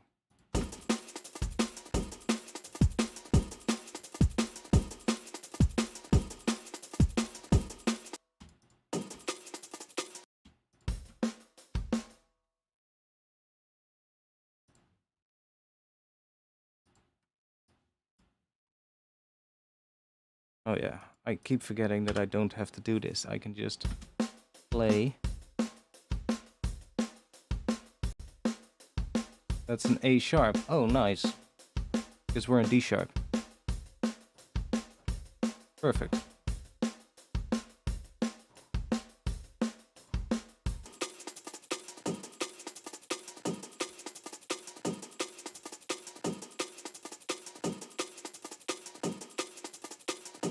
I mean, it doesn't matter too much.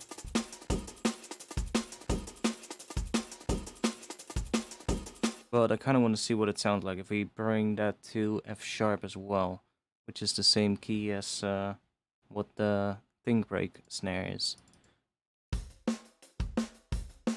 So if we take this one and we're now in A sharp, so that is up how much?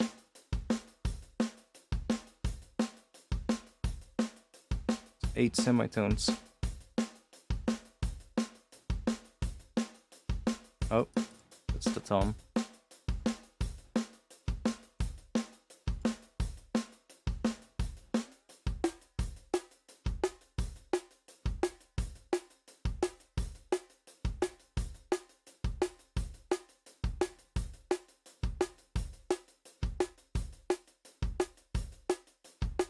A little bit high. Not sure if I like that.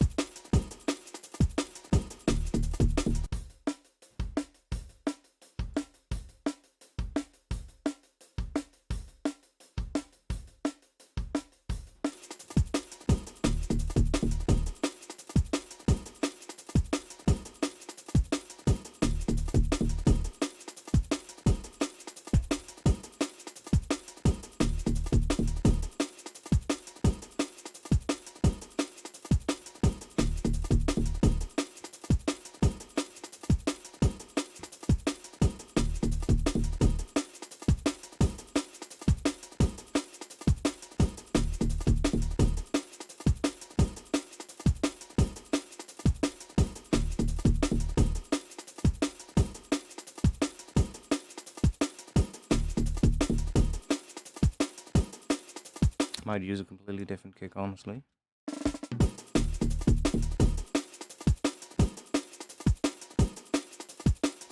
Don't necessarily like the sound of this one. I think my Ableton is lagging again. Let me restart Ableton real quick so we don't get that, because it's annoying. Any questions? Feel free to ask your questions. Start Ableton and grab ourselves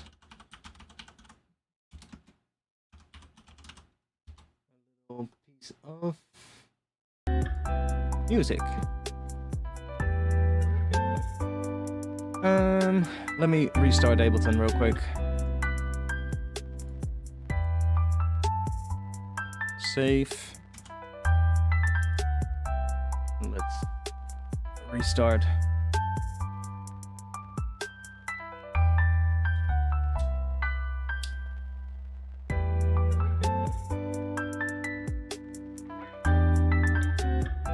No, I don't release music under a different name. Well, not yet. I mean, I am going to, obviously. That's what we just talked about, but...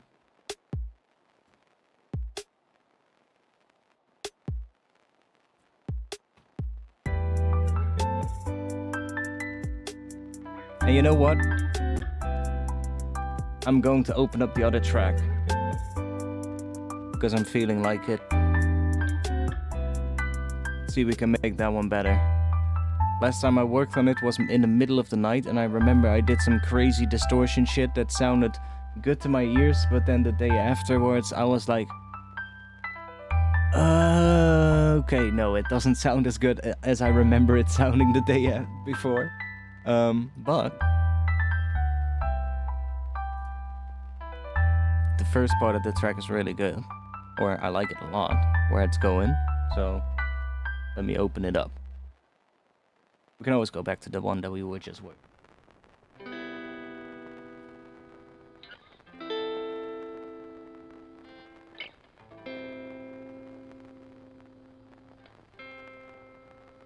Didn't you think to try write also something in other genres? Yeah, I mean I do other stuff sometimes, like other tempos and shit, and I'm definitely starting to do more with that. I got a couple of little bits that I've started that are like borderline just playing with different time signatures as well.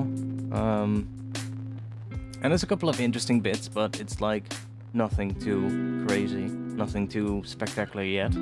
But there's like maybe an idea in there, if you get what I mean.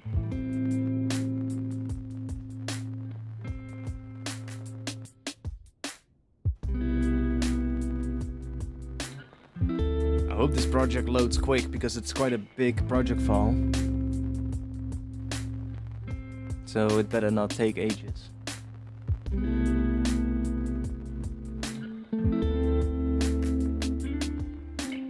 Oh well, let's hydrate it for now.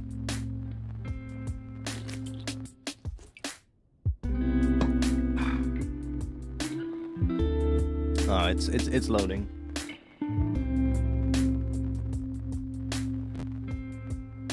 My problem, I like a lot of genres and experiment. I mean, it's not bad. Like, I feel like, especially within drum and bass, like, the last couple of years, there's been a whole bunch of people that are sort of like coming up that are branching out quite a bit. Like, obviously, like right now, just for instance, take a look at what Icicle is doing. Like, he just released his last album, right? But he is doing a lot of techno stuff as well right now, and I think that's what he's gonna do afterwards. I'm not entirely sure, but like he has techno stuff as well that he releases under a different alias.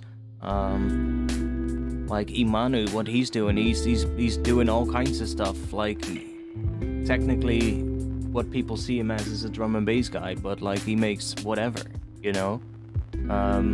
Caracal Project did a couple of things with like house kind of tempos and shit, and like, why not? Just do it. Like, if you reach a point where your music has a sound, right? That like at some point you're gonna get to a point where your way of doing things influences the way how your tracks sound. So even if you make something that is a different genre, there's still gonna be things in the way how it's produced that make it sound like you, right? And from that point, you just wanna, I guess, just add things to the tracks that kind of make them a little cohesive together, right? So it's all about, I guess, finding a sound or something. Yeah, I mean, Noisia is a good example too. Like they're kind of at heart they're drum and bass guys, but they do so much different things as well. Like they've had all kinds of different releases, so just make whatever you want to make.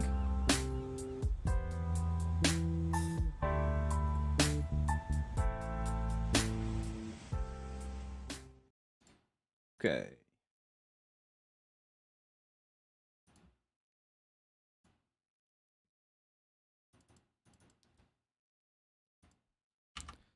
Let's switch back.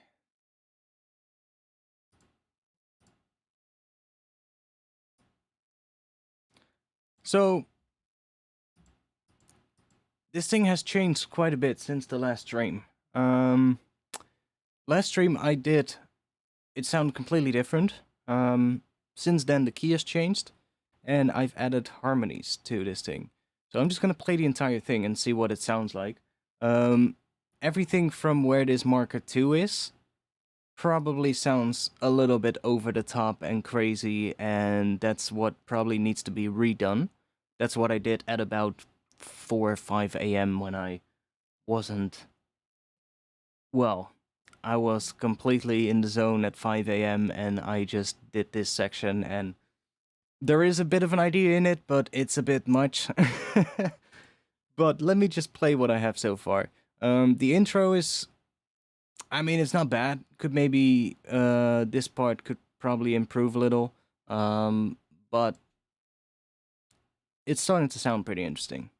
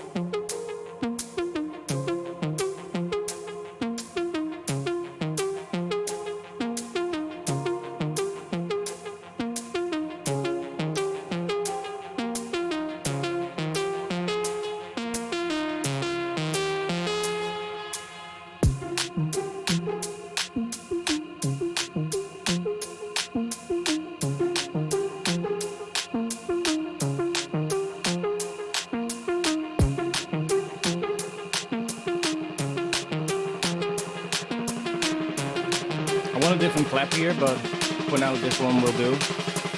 Monochrome.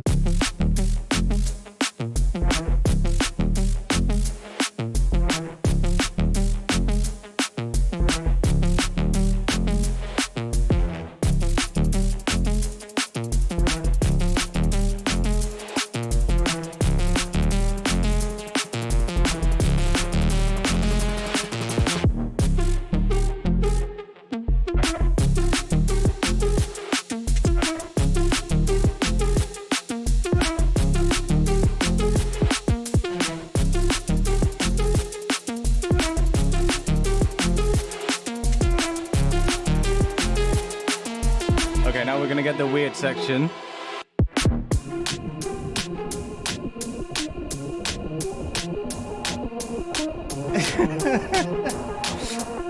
I think I just turned up the distortion on this one.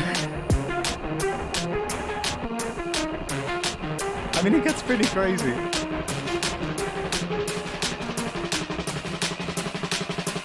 Monochrome.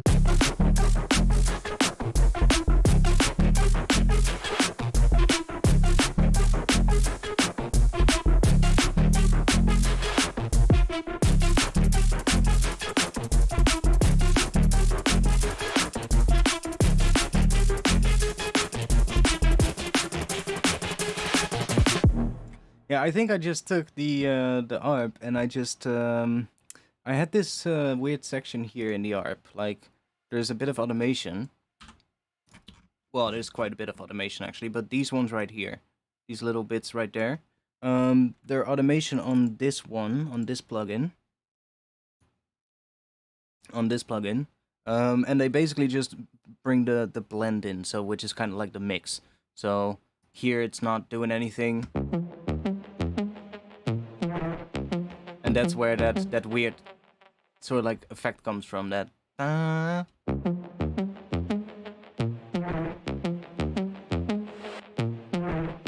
See? And then in that section, I think I just decided, yeah, to just bring it up and see what happens.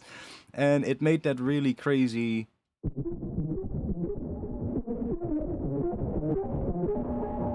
Really messy.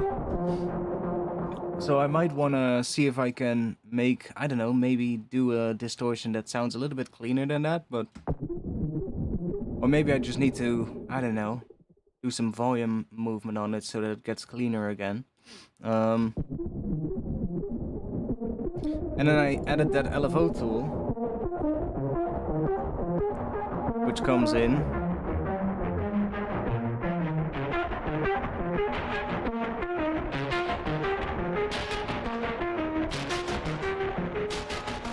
Ableton is lagging again. Or just this overlay is lagging.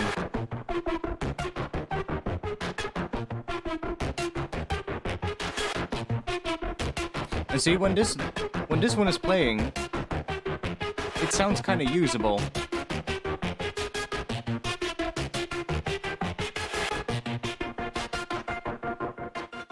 So I could also do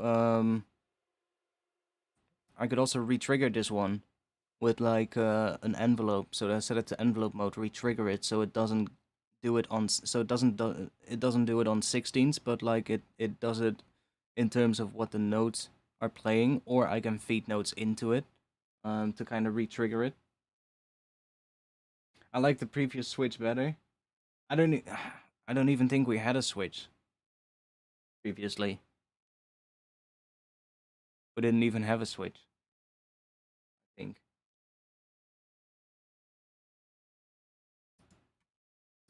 But I'm kind of still tempted to completely change this section, honestly. Let me before we do anything, let me save it. New version name. So let's go and do a save as version 5.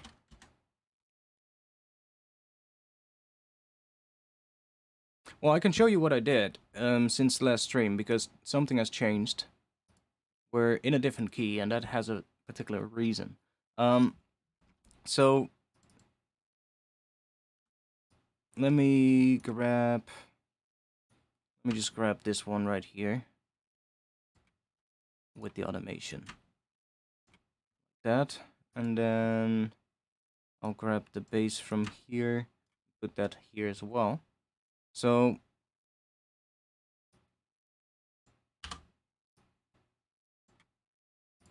in the previous stream, the bass was playing a different pattern than what it's doing now. In the previous stream, the bass was doing this. That's what I had in the previous stream. And I liked that. I was like, And I started working on it, and I was adding chords with this one. Because that is playing intervals. See? It's like playing something else. So, it was playing... Like if let me just quickly make a copy so I can show you what the difference is. So, this is now playing the same thing as last week. And then this was playing... that, and then that. And this was playing... the same thing, but then an octave up. So I had this pattern last week. Okay, that note is off. Not sure what that one was. I think G sharp. That was... Not sure what those two were, but it doesn't matter. Yeah, that was the pattern. This was the pattern that I had last week, with the bass underneath it playing the same notes.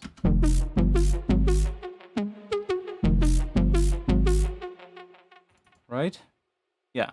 So that's what I had last week, and I was like, It kind of worked. Oh wait, this is wrong. There's a pitch device on this, pitching it up. What?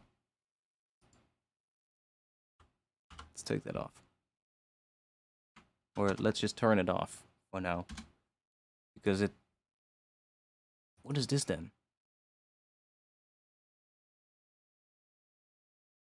Oh! I haven't adjusted the MIDI notes yet. Ah, nice. So, yeah, let's just do it with the pitch device off so that it makes sense. Yeah, see, so this is what I had last week.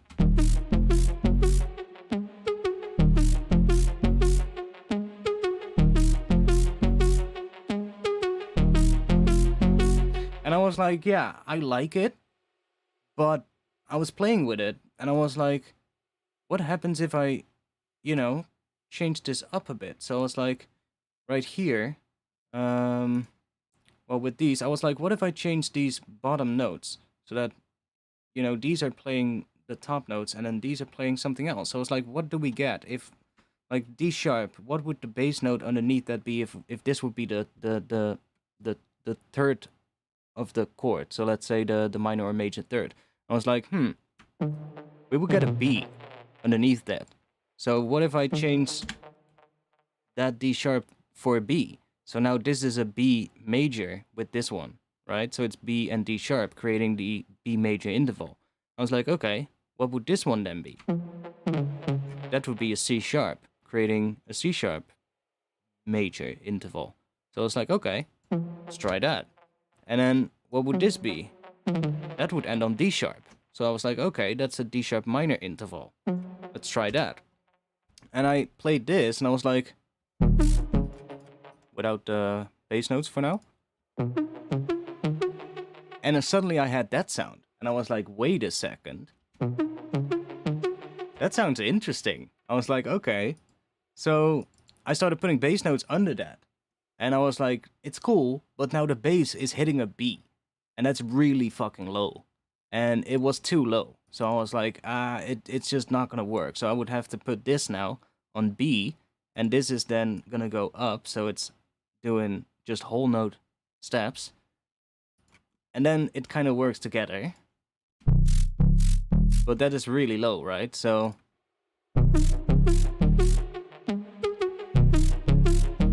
I was like, okay. What if I tune the whole thing up to C sharp? So C sharp and then F, I think it is. C sharp, D sharp, F, yes. And then I got this.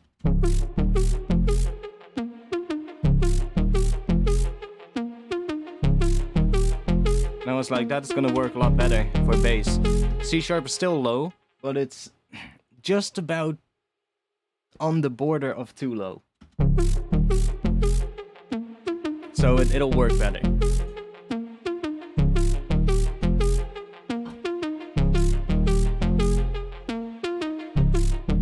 And that's kind of how the whole thing changed since last stream. So now, this one had a pitch device on it. So all this MIDI right here needs to go up 2 semitones. And then we can just get rid of that pitch device. I was just testing out pitches before when I was doing that change. Not sure if I think they're gone in all the other ones. See if there's any other left. I think that was the last one that I forgot. Yeah. Okay, cool. And I now have a completely different sort of like vibe. It's a completely different feeling now. It's a little bit of a happy sounding tune, but I kind of like where it's going.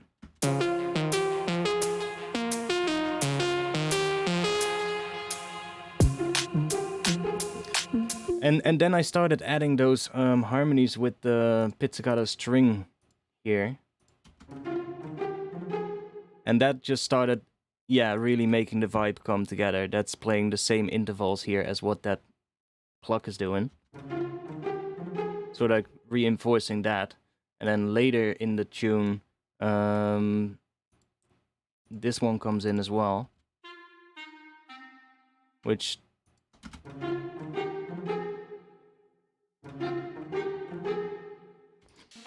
kind of worked.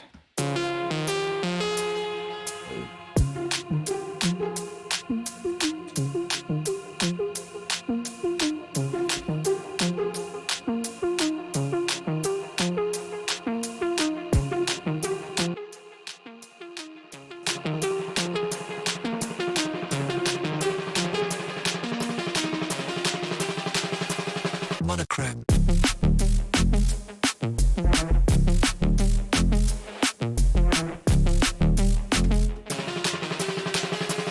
Monochrome.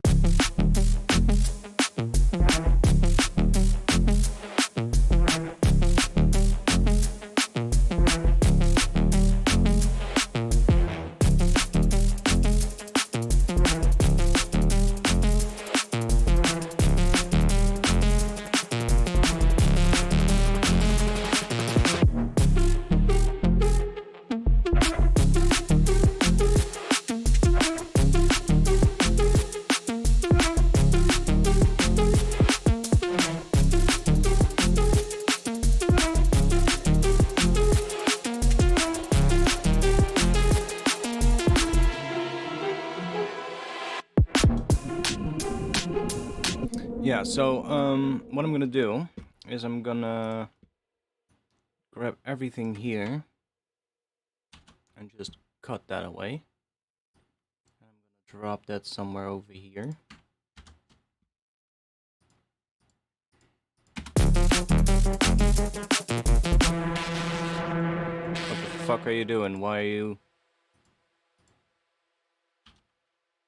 Wait. The automation has done something weird. Where's that automation? Where is it?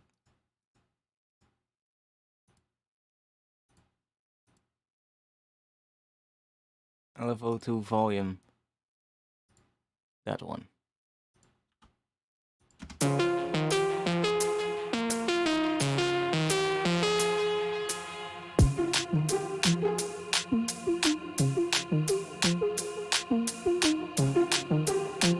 Like, I still think it can sound a bit meaner though, but like, we'll get there.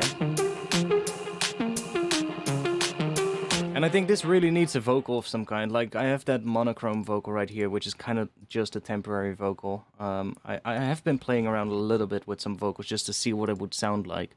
And I definitely think it needs some kind of a vocal. I'm not sure if these sound cool, but I just played around with a couple of these just to get an impression. Dancing around your face, wish you would dance with me just one last time.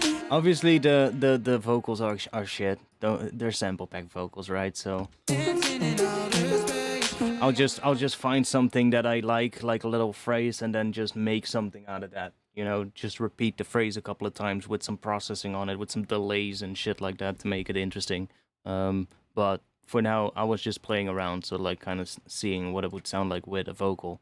And immediately I was like, yeah, it probably needs a vocal. Dancing in outer space, like the moon pulls the tide, it pulls the tide. Your love's power is pulling me under.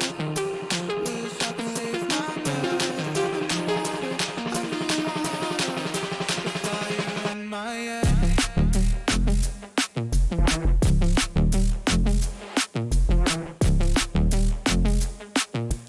Right away you're like, yeah, it needs a vocal. You know the sliding up in pitch to introduce a heavier switch up. You could do that if it's not too cliche. What do you mean? Like Fire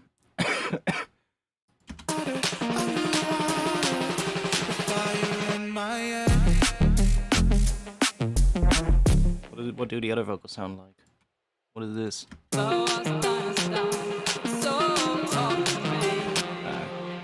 Shit one.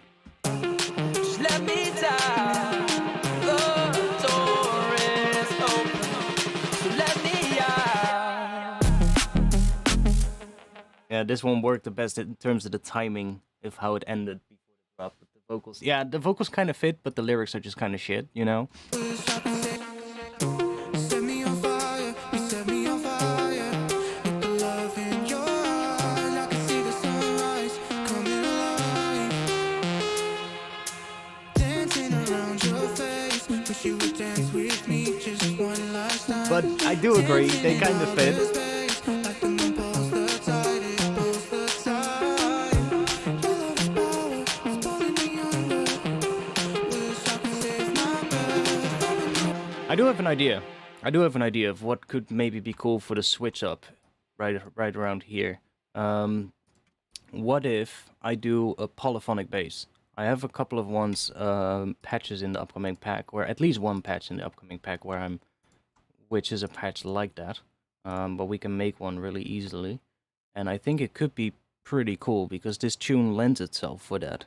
It has already this sound, where the first part of the drop already has that sort of like chord sound, right?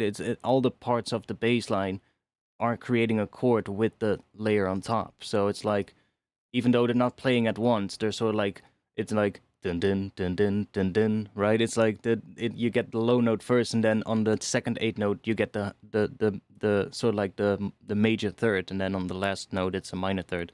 But you already get that, so I'm like, might as well go for a polyphonic bass line. I'll show you what I mean. Start with the saw wave, and you know what? Let's take the analog saw wave so we can make it go a little bit out of tune as well.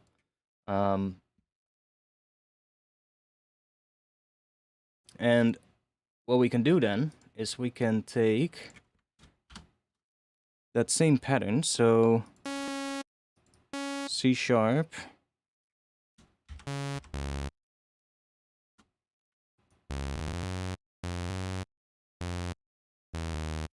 C sharp, D sharp, F, and then do, what is it, major first, so dun dun dun dun dun.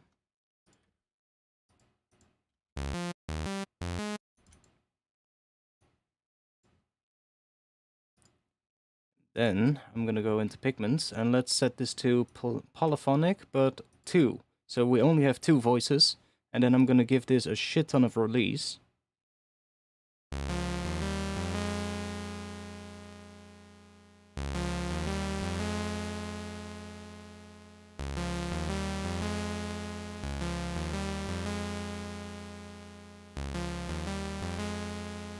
And let's go and give us...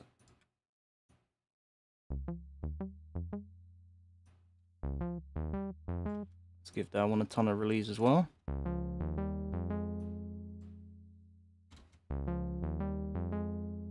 And then you want to subtly distort that, just ever so slightly, not too much, because it's going to create extra harmonics based on the difference between the notes that you're playing.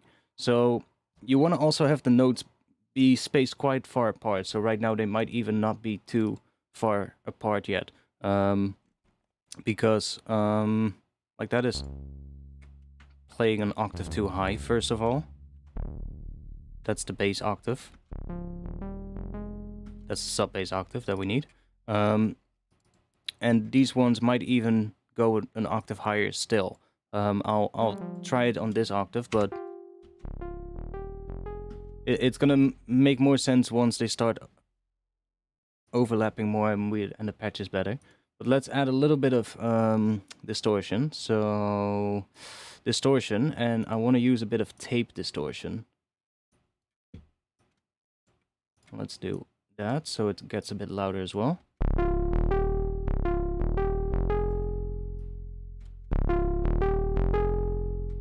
Okay, let's go and give it a bit.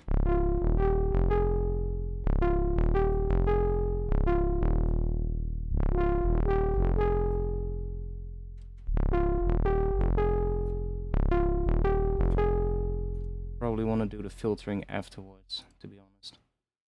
Let's go in here, let's go and do a little bit more closer together so we get a bit more of that.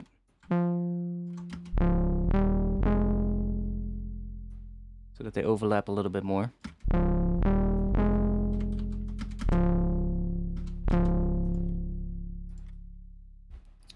Now, let's see.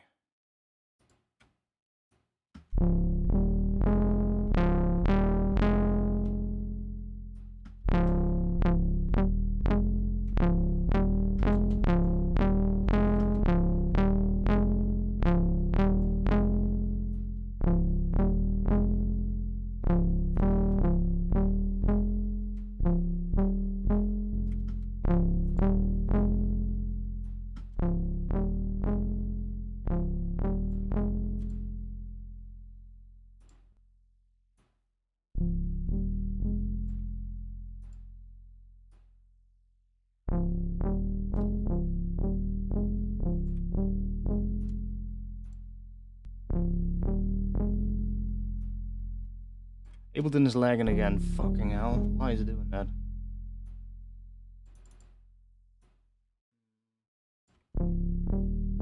It's not this millimeters because it happened before I started using that, so every now and then Ableton starts lagging.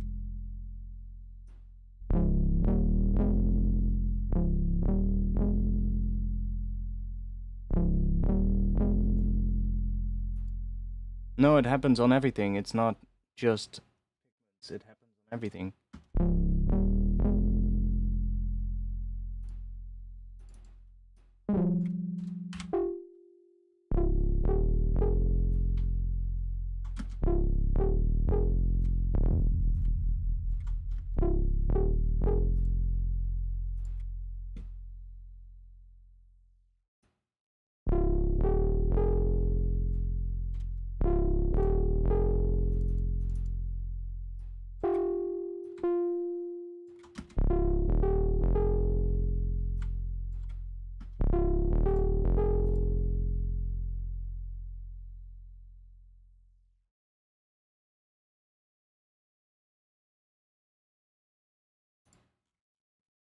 I'm gonna have to restart Ableton again,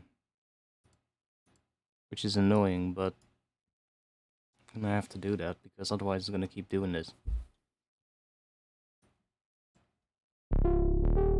See? If I move my mouse, it lags. If I stop my mouse, nothing wrong. It only happens when I move my mouse. It's really annoying, and I have no clue why it's happening because it doesn't happen if I restart Ableton now. If I just restart Ableton, which I'm gonna do now, then it's gone. And it started happening a couple of versions ago, I think.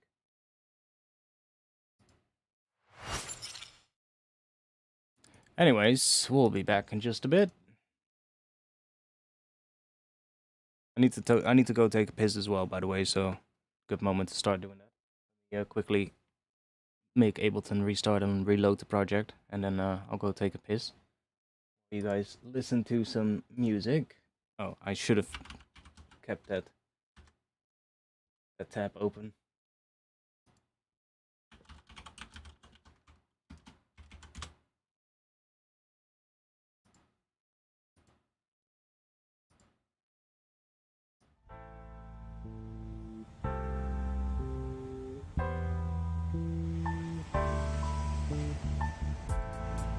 But let me restart Ableton.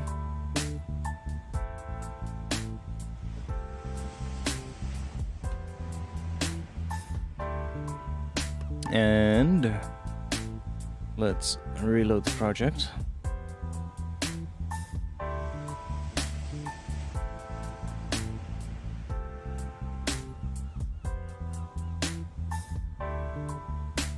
Okay. That is reloading right now. I'm gonna go take a short bathroom break. I'll be back in a couple of minutes, and then we'll continue working on that. See you guys in just a bit.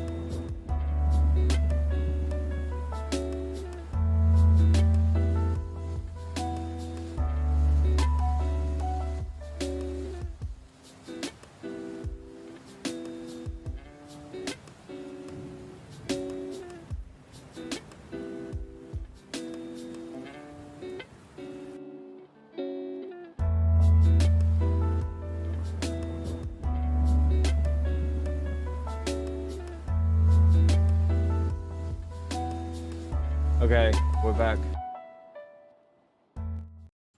Okay. Great fade out.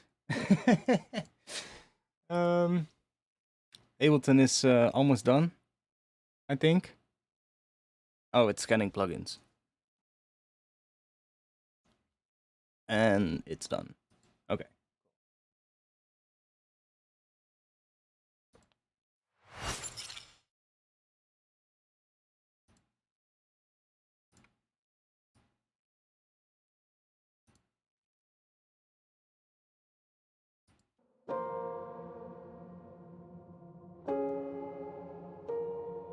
Quick recap, because I need to refresh my brain and think about what we want afterwards here.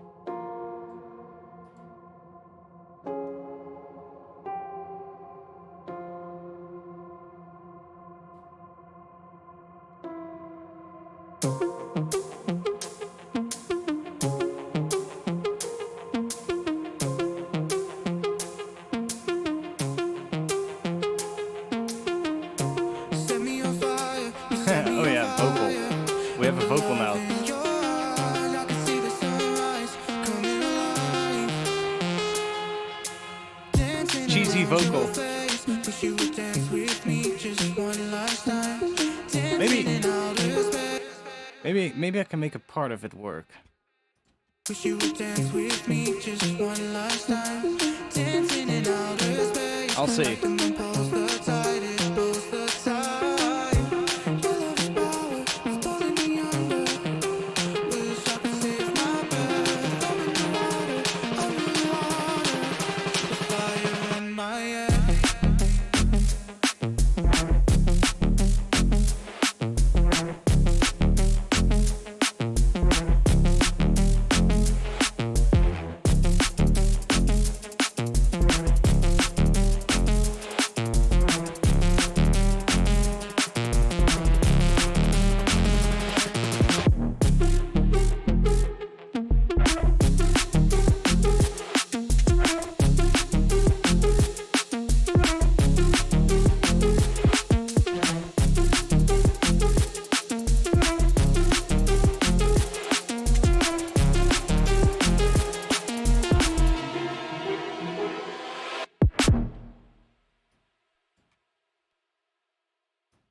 Mm.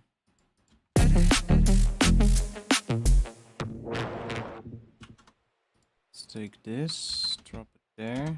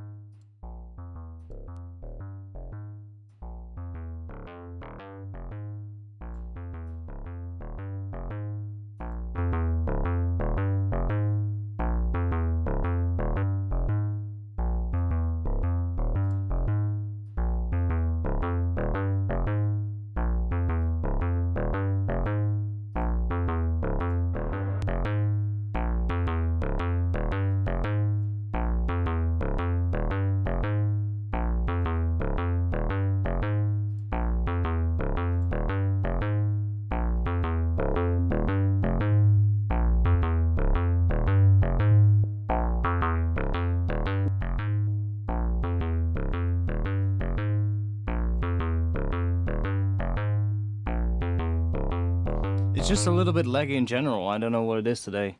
Something is lagging my PC a little.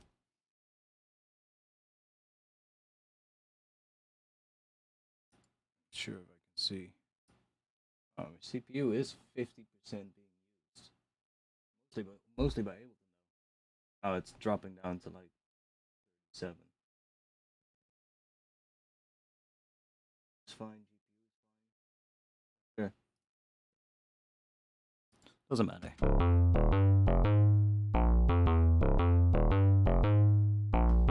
Windows update? No, I don't. Well, yeah, maybe. I think it only updates when I tell it to.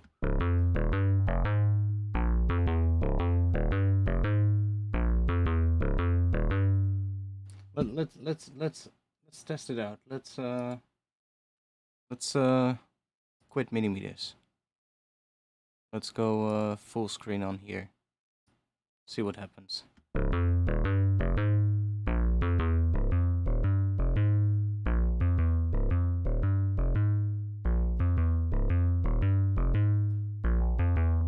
No, it's still the same.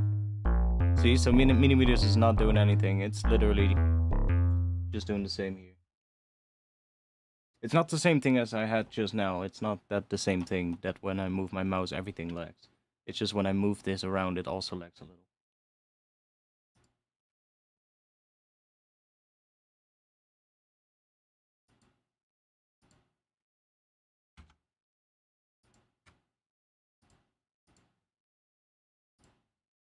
Okay.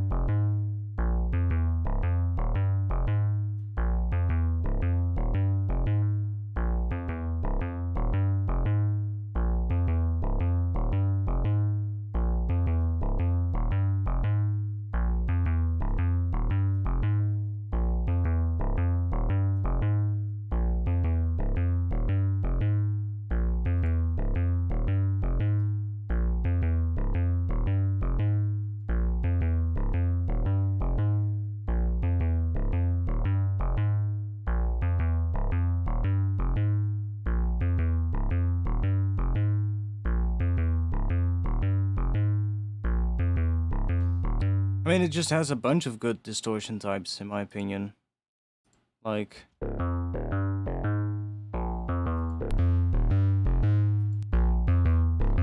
soft clipping is nice too.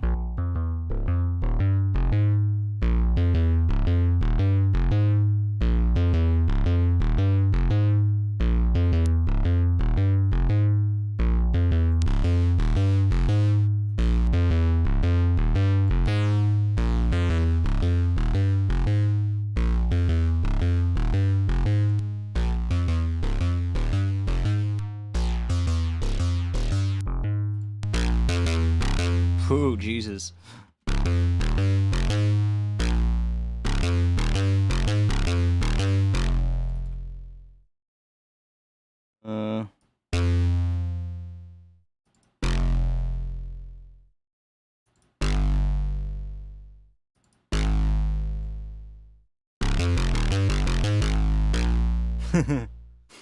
What if we do?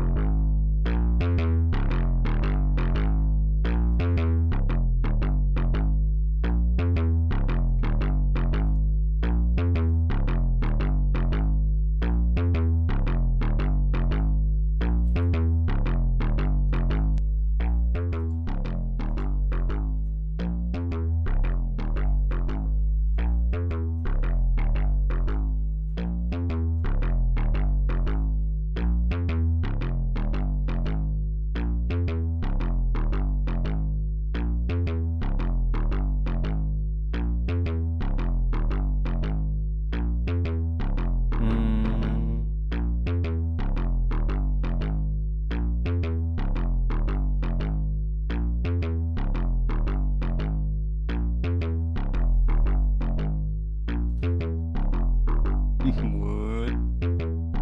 Yeah, come on.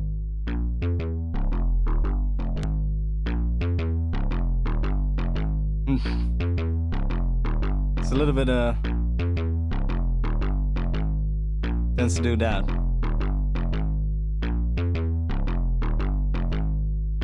Okay, now it's really taking a long time. There we go.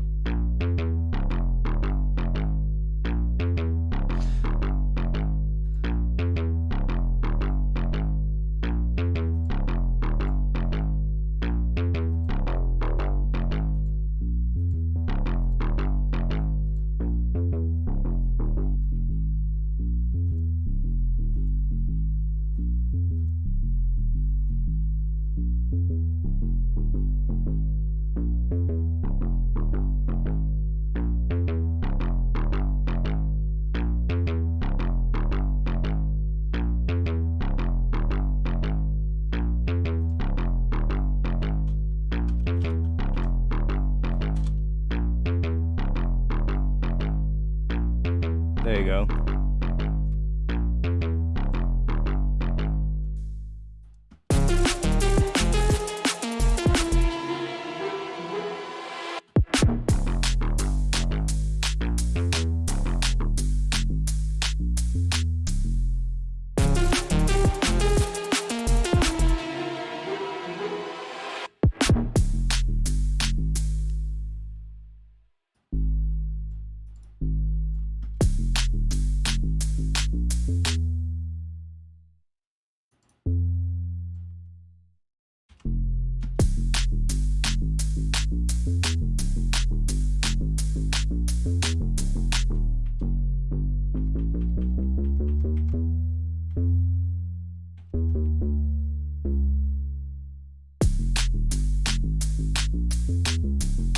Why this note is wrong?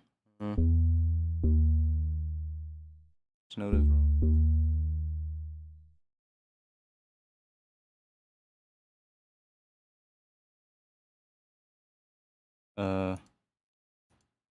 C sharp. Wasn't it C sharp minor that I was in? No. G sharp minor. No. What was this in now? I changed it around and now I don't know what it is anymore. Oh yeah, it was regular F minor now. That's what it was. Good old F minor.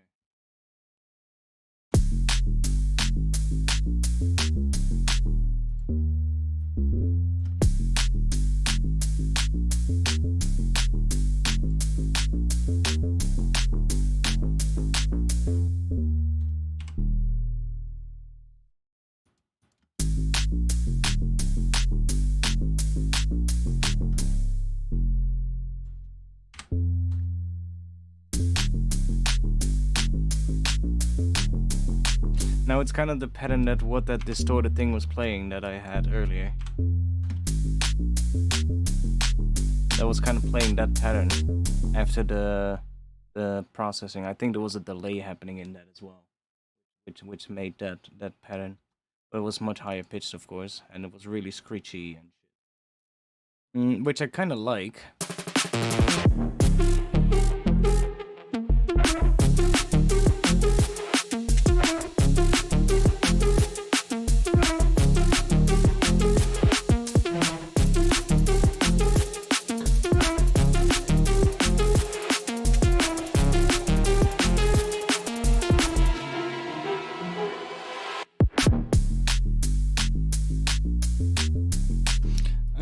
So I don't like this one.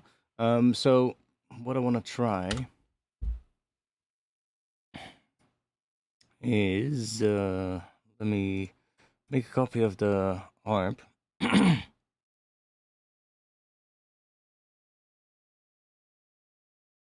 Which might take a little bit of time because there's a bunch of processing on it, a bunch of plugins, but there we go. Let's remove everything here.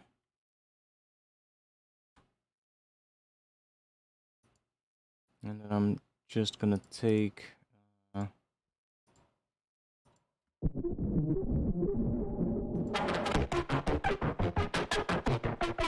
because I like parts of that. There is some cool stuff in that, so I want to see if let's just take a copy of this.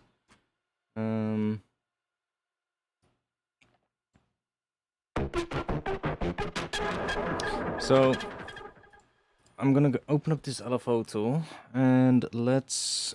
Is it already? It is already being triggered, but this is not turned on. Okay. Let's turn that on to envelope mode. I'm gonna make this, I don't know, maybe a bar.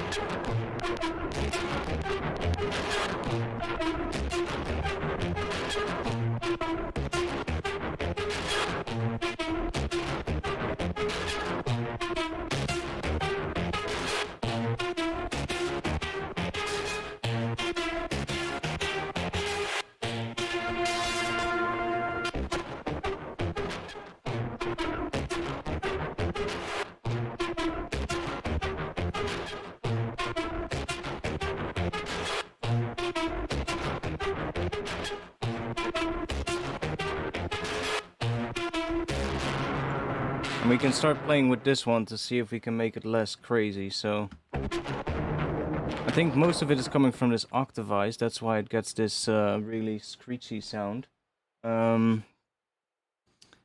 Let's see what happens if we bring this down. Okay.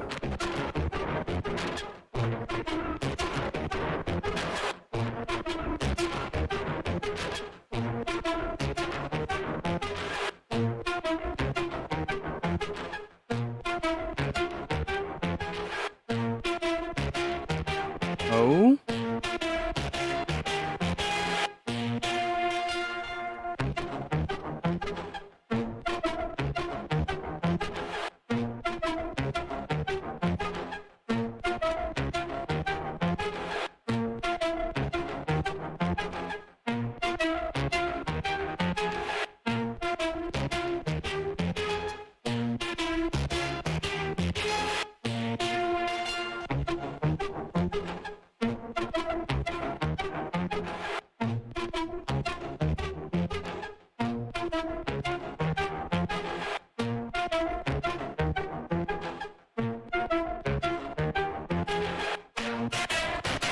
That's where a lot of the heavy distortion is coming from.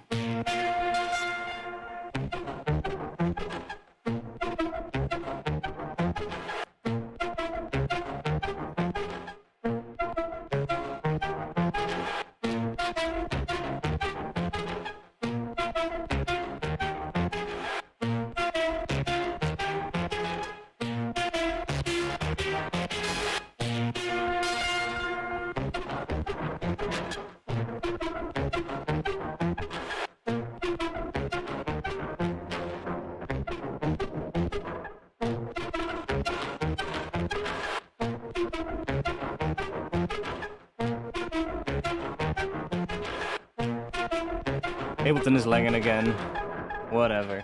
Or the overlays are all lagging again, whatever. I want to see if, what instead of doing this, what if we use a filter? And we, I mean that is automated, so let me get rid of that automation.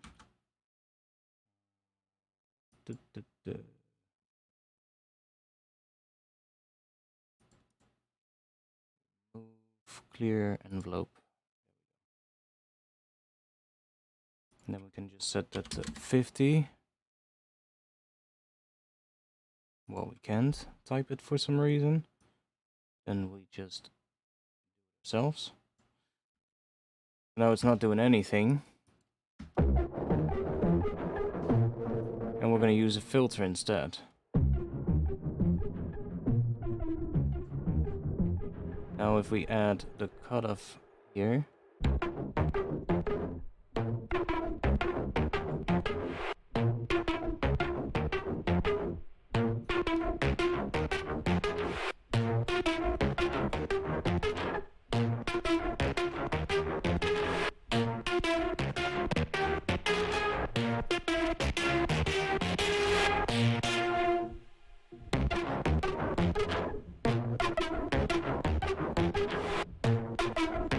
It's not getting further than halfway, so we can just do half.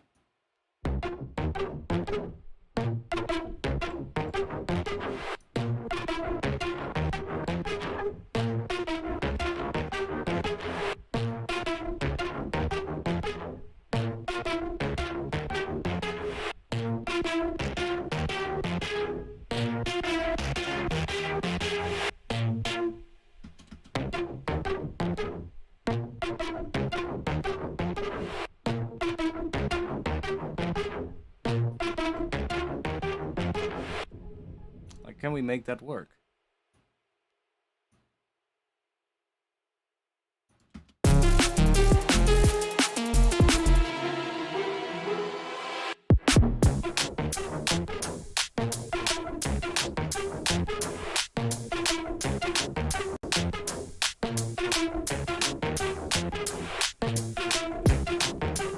Because I do like what it's doing. It's a bit messy at the moment, but we can clean it up. That sweep though. What, you mean the filter sweep? It's getting a little bit much towards the end, maybe. I would maybe back it down a little bit.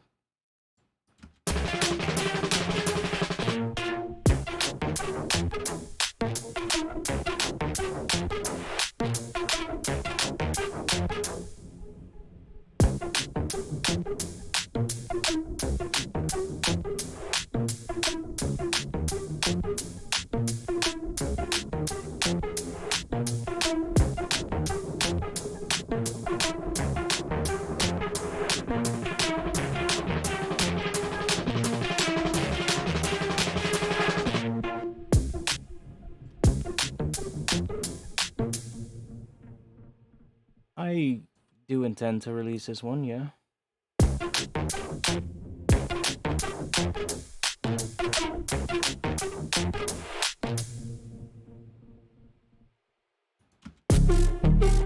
So I like where this is going to sound, so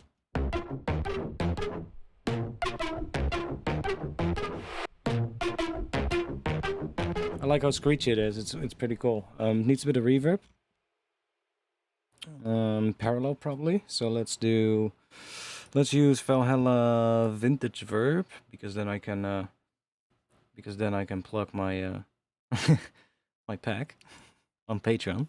So if you want to have these presets for Vintage Verb that I made, go to my Patreon. Let's just do a little rack here. Let's call this reverb. And let's call that nothing. Let's go to here. Let's do a little like that. Let's do that. Let's map you to macro 1.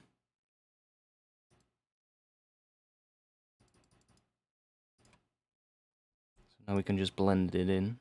And then we can go through the presets to see which one fits. One of the long presets probably.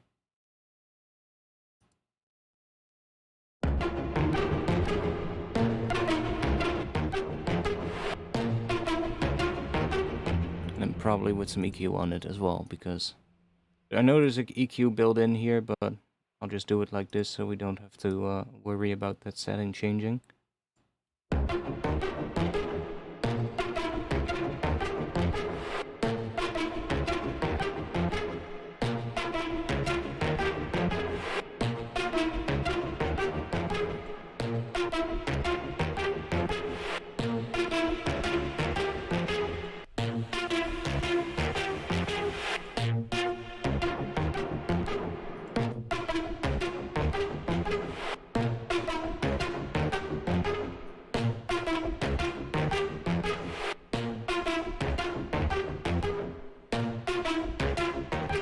cool. That one's kind of cool.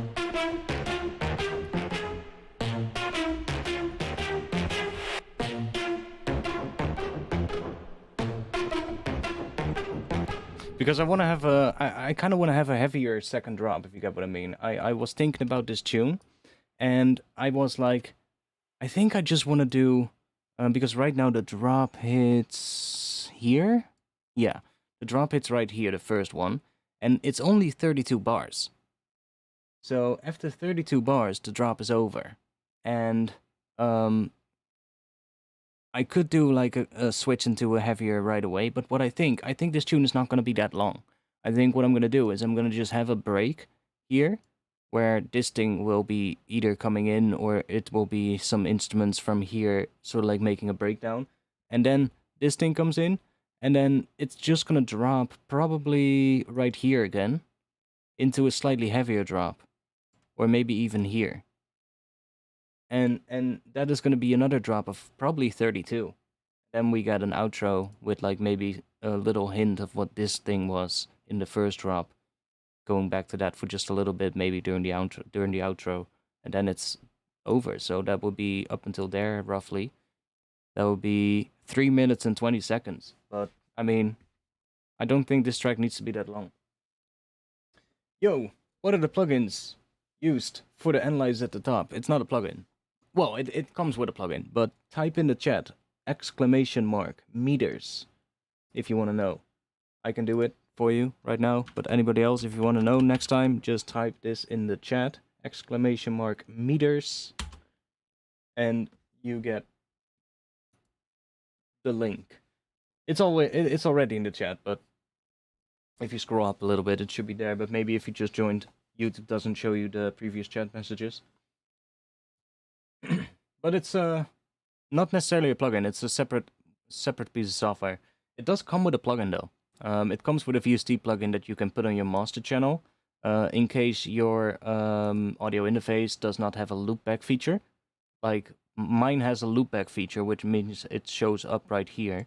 See, so I can just grab the loopback channel from my Motu interface is just basically a copy of what it sends to the speakers and to my headphones. So I can just use that and just have it listen to whatever my audio interface outputs.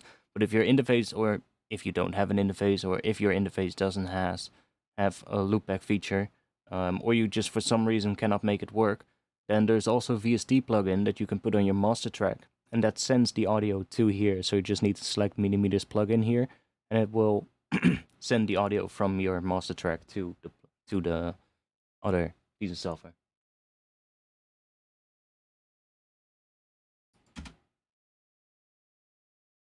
Wish you would dance with me, just wanna. Vocals are so fucking cheesy.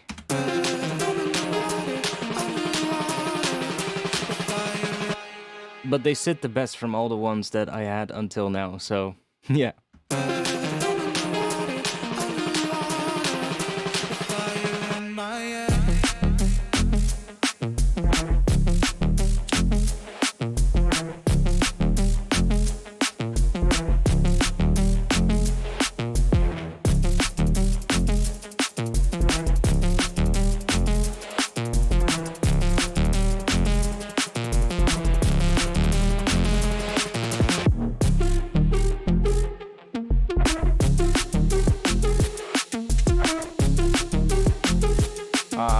God damn it. What are you doing?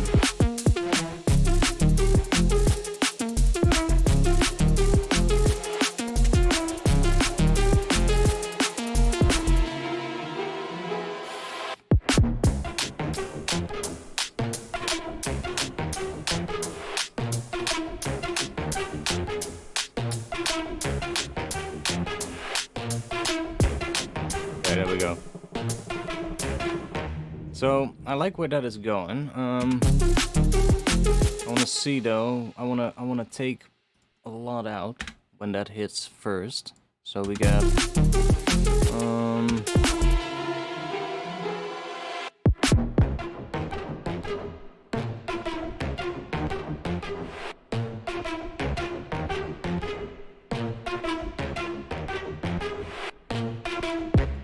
let's take that.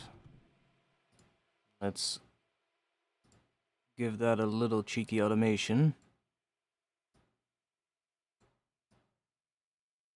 I really don't know why my Ableton is lagging so much today. Sorry for that, boys, but and girls.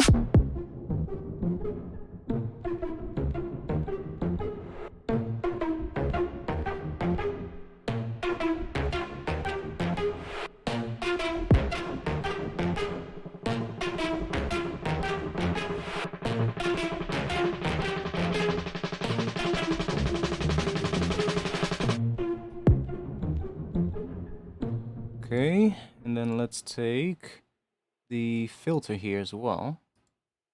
We're going to automate that up a little bit as well. Just gonna go and, I don't know, do a little bit of that.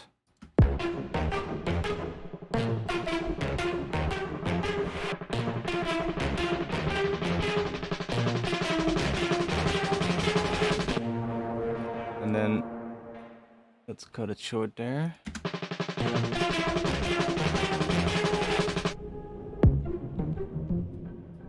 Ba-ba-ba-bum, ba-dum-ba-dum.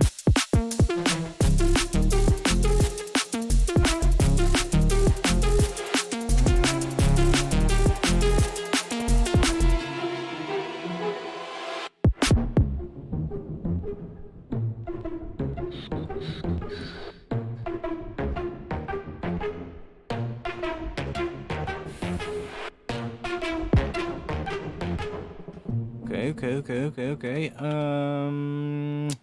Riser, where are you? We have two. Oh, we have a short one for at the end of the drop, and then this one. Let's take that one, let's drop it there.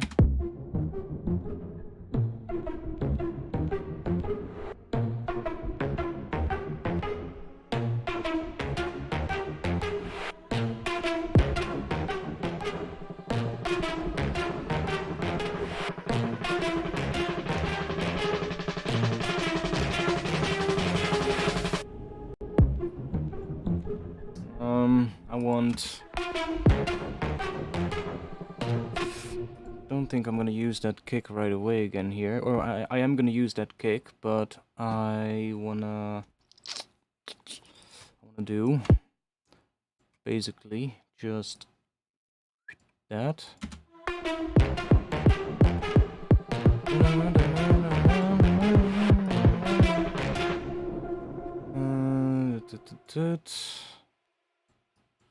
Let's do that. Let's make it 8 notes.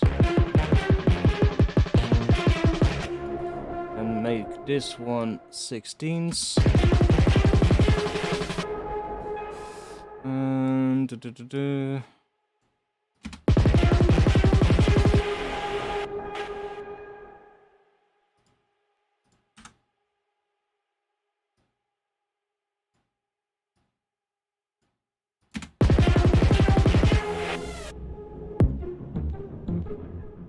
And maybe I like the riser continuing up until there, but I think we can do a little pre-drop pattern thingy, little cool thing in front of the drop. So let's make a nice 1-bar gap.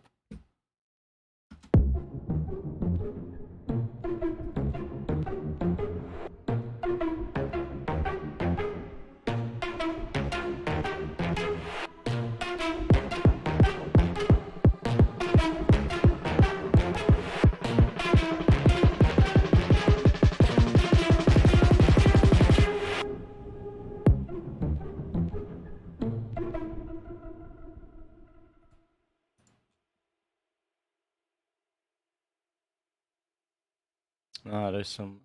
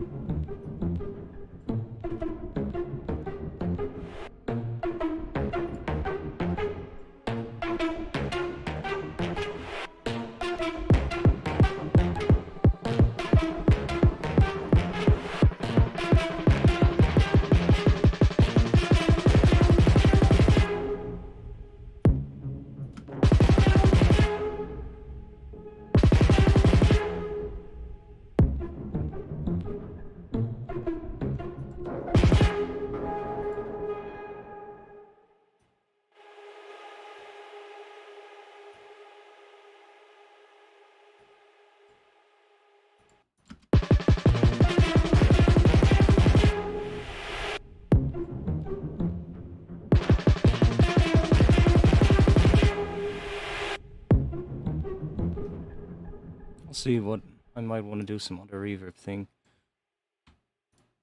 The lag is annoying me though. Why is it lagging so much?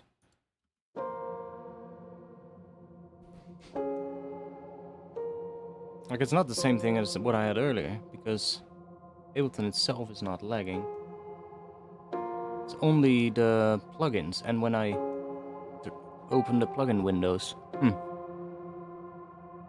Weird.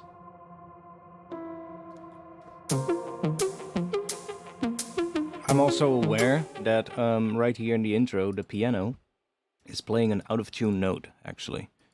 That one. But the intro is still a bit for, you know, the intro is still, you know, that's probably going to change. What I think I'm going to do... Ooh, I might actually already be able to do that now.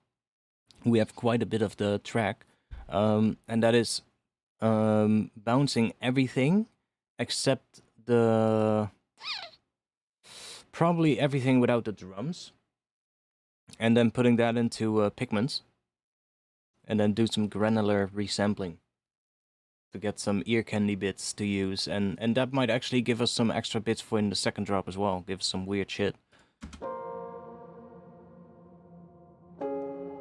And that's something we can then fill up the intro with as well, probably. Make some cool sounds for that intro section. Because this doesn't really grab my attention. If I would, you know, honestly, if I would start playing this track, you know, this wouldn't grab my attention. Right? Like, this section is cool, but what in front of it is not, so needs a bit of a cool thing in front of it there. Set me on fire, you set me on fire. With the love in your eyes, I can see the sunrise coming alive. Cheesy vocal time. Dancing around your face, wish you would dance with me just one last time. Dancing in outer space, like the moon pulls the tide, it pulls the tide. Your love is power, it's pulling me under. Wish I could save my breath. I'm in the water, I'm in the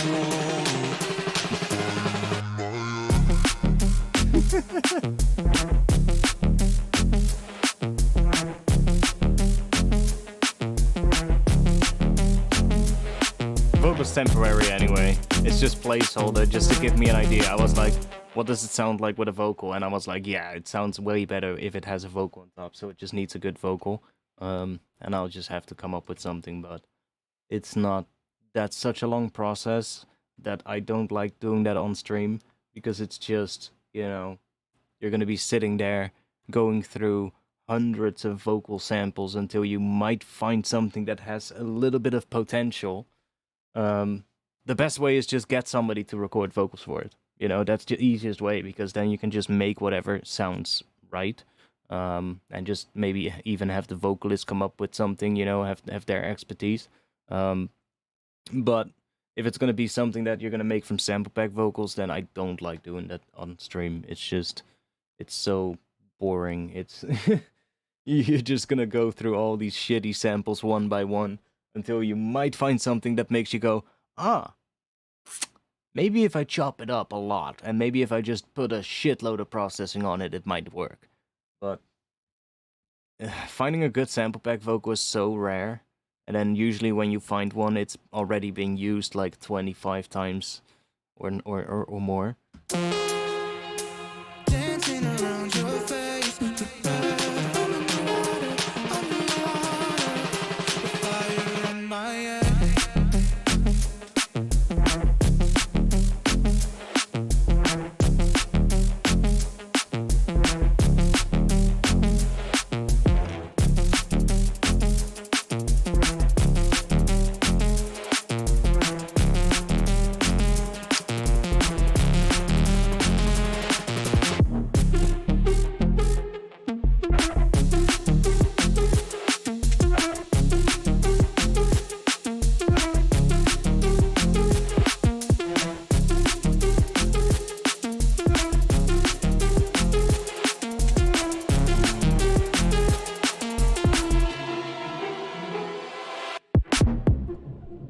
kind of hearing something at the end there, where it's sort of like a little change in melody.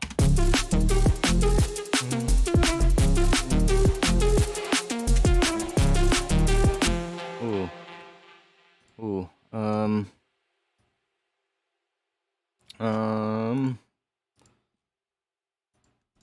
me. Oh, I have strings here. Not doing something. Anything. That's not a string patch, that's a vital. Why is it called legato strings? Let me grab some. Maybe that one.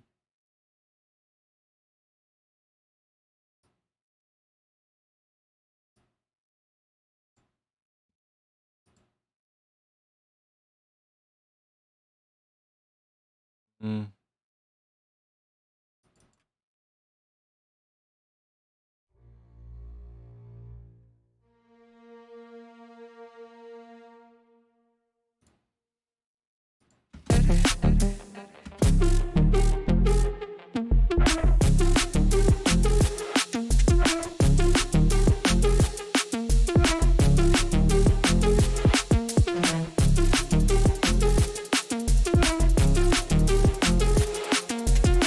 Yeah, so here I kind of hear it sort of like doubling up the. What's that?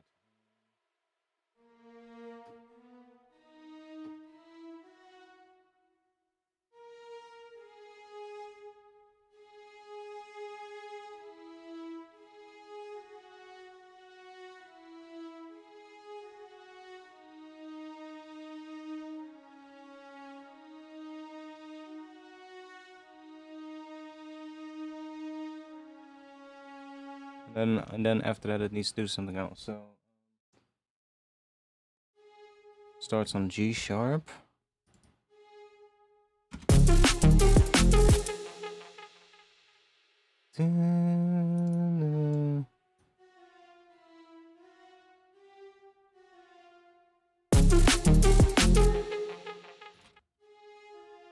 These strings are too slow. Like they start too slow. Let me just grab a synth. I'll just grab a serum. It's a little bit easier.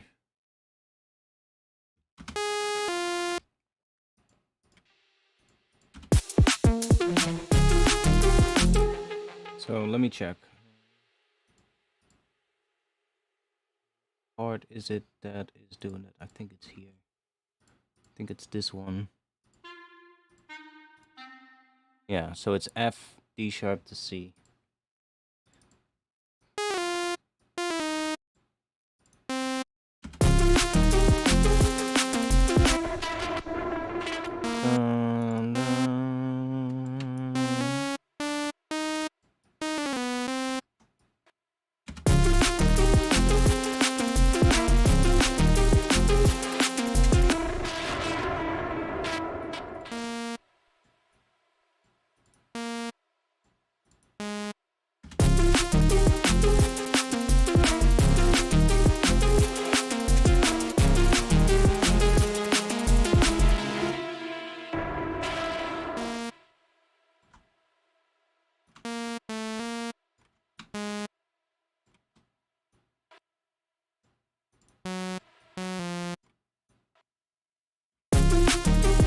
Let's see, something like that on the end there, but it needs a completely different instrument.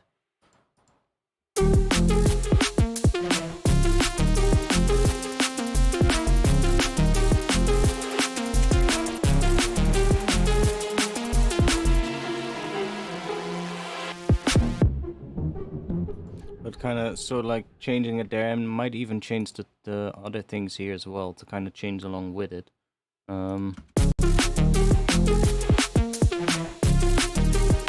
Let's see if we can find a good instrument for it. What could work for that?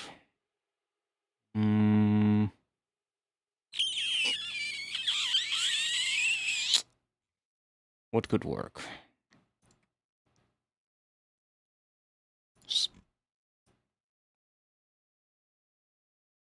let's see. This has a whole bunch of different orchestral sounds, so let's see if we can... What works? Horns.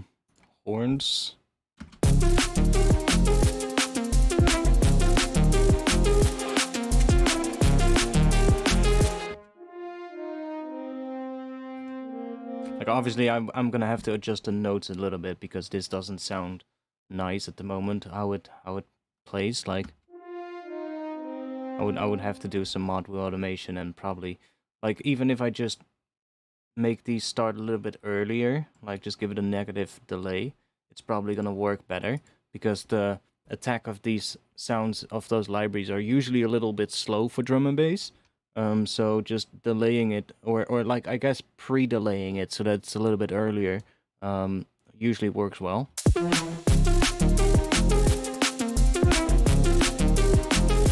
And sometimes even something like minus 50 milliseconds will work pretty well in drum and bass.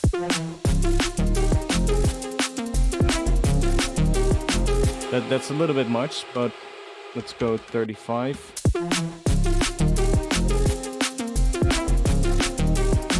That already sort of like makes it almost sound as if it falls on the beat more. Let's see.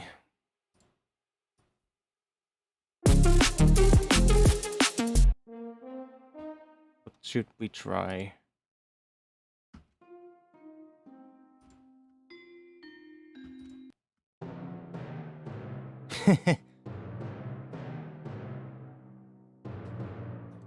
Interesting. Yeah, that won't work, obviously. Why does it keep resetting the size? That's weird. Can't you just be like that? Do we need to... interface, default size, default scale, get. Oh, okay, save.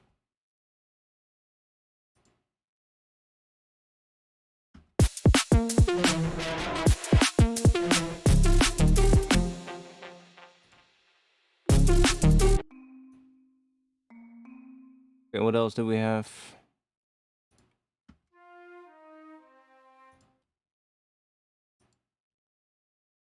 Oh, it needs to be higher for that.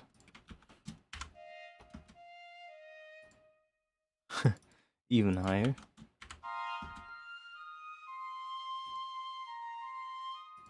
Flutes.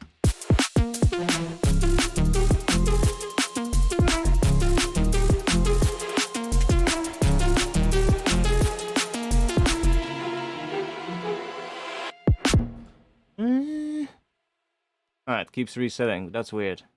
Maybe I need to update it. Maybe there's a new update for that. Oboes.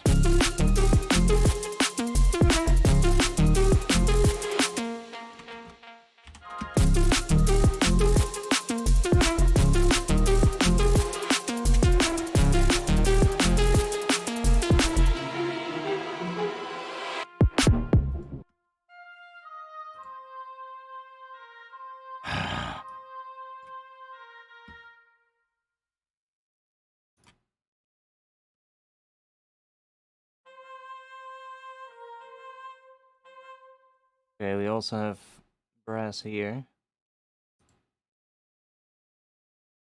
Now we're too high for this one. We're too high, boys.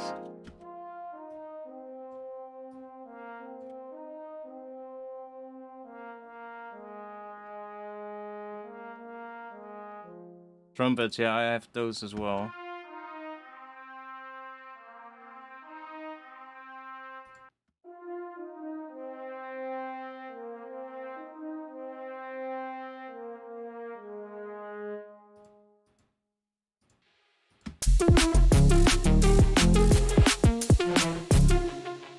You mean the size? Yeah, I know, you can change the size, but I just did it, and now it keeps resetting it still, so I don't know.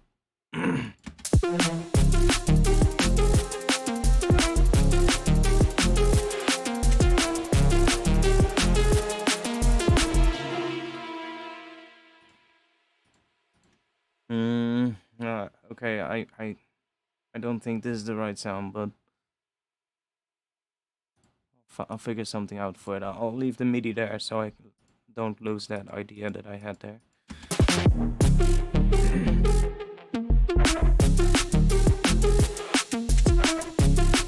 Oh, you mean like actual the tuning itself? Ah, okay, nice.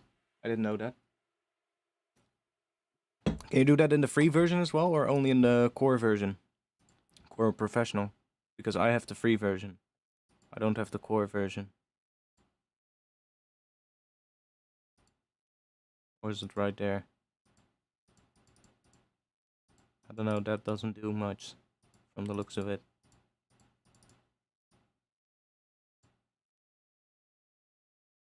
Is the tune up at the top? Oh, this one you mean? Ah. Oh yeah, just tuning it up, yeah. I mean, I guess. Or tuning it down. That can always be cool. Like if you're making like a big trailer kind of sounds, just taking like a regular trombone or a bass trombone and then pitching it down an octave.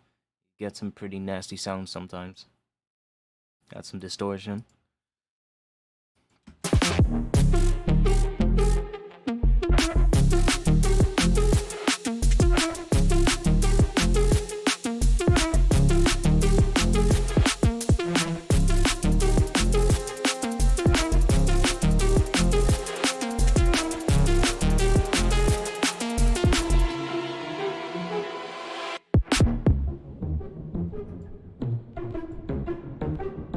Like, should I go straight into that, or should we do a little breakdown first? I'm actually kind of thinking I want to have a little breakdown first. So let's move this to here, and then let's take this and do that. Breakdown is good. What? Doing a breakdown is good, or the breakdown how it is good?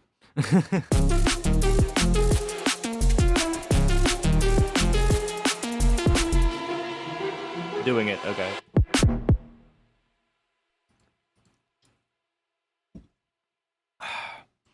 Okay, so we have an intro drone, which we're probably gonna wanna bring back. So let me just copy that one thing over to there. Started the breakdown, right? Yeah.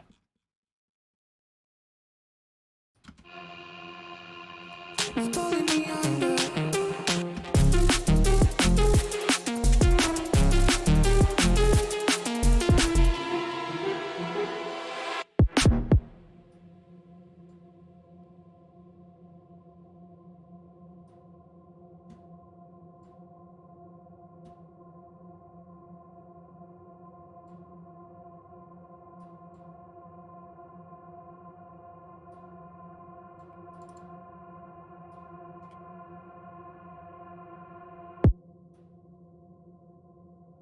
Ends a beat early, so let's do that.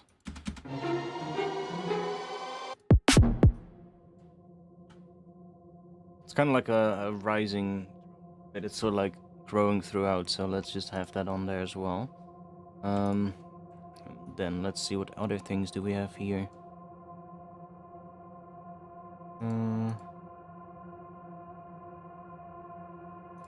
But I got the piano. Yeah, see, and then there that one can come in.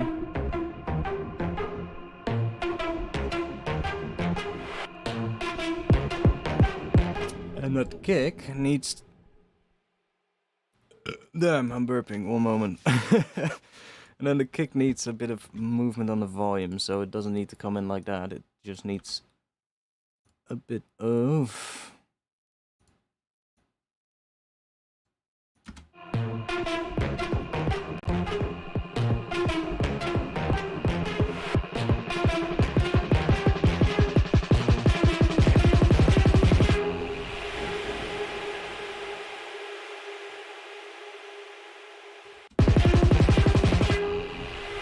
Is that doing something?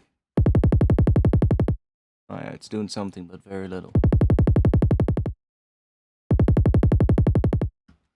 Okay, and let's do a little auto filter on it.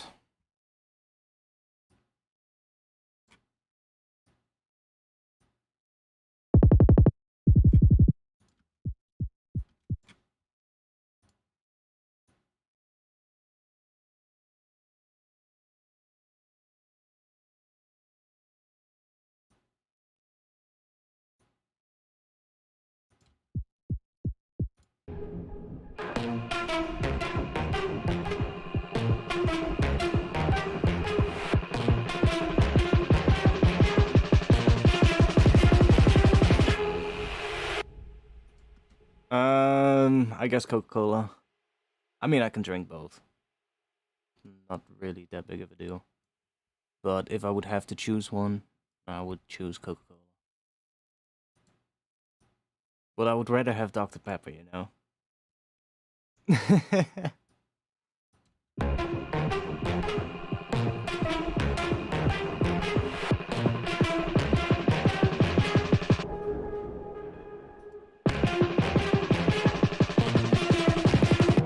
And here, we're going to pitch it up a bit, or pitch it up, high pass it. And let's do a little bit of a curve maybe. Let's rename these so that we can actually see in the automation which is the high pass and which is the low pass. And not have them both called auto filter. So that if we do that, we have high pass filter and low pass filter down there. And then I'm also gonna automate the on-off switch for them, so that I can only have the filtering when I actually am filtering. I could have just grouped them. Yeah, that might be better. Let's just delete this automation, group these two, because then we only have to do that once. So here it's filtering. There it stops. Let's just do that. Let's make it turn on a little bit before so we don't get a click.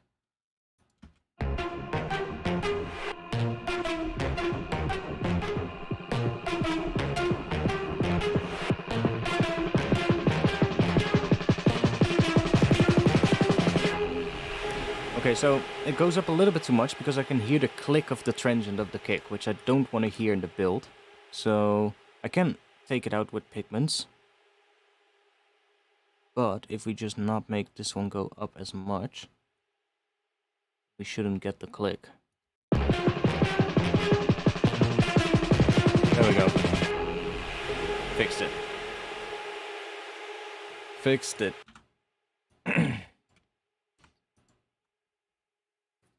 I mean, it took me a long time to get here, though, to this point.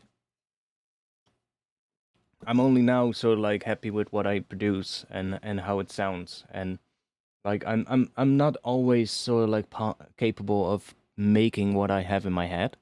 That's still something that sometimes it works, sometimes it doesn't.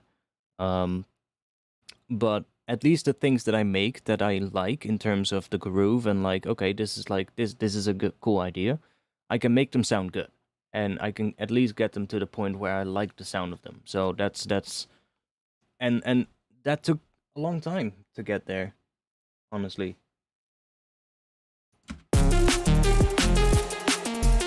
But hey, when did you start? A long time ago.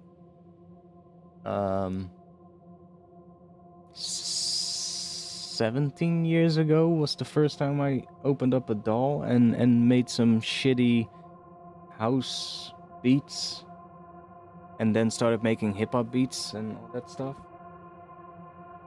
Something like 17 years ago is that, I think.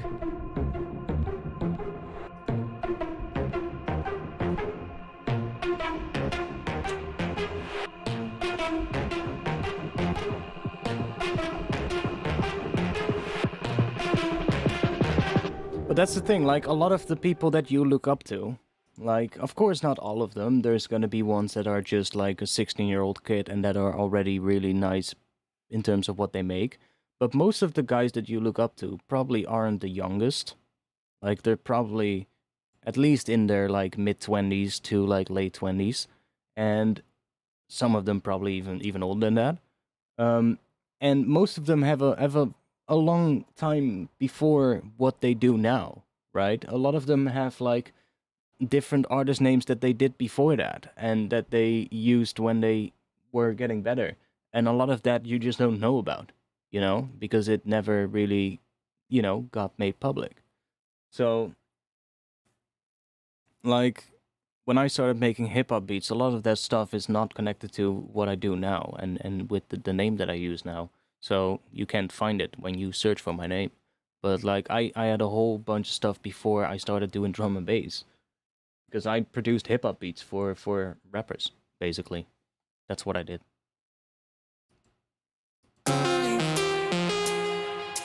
Dancing around your face, wish I had come in the water, the fire in my head.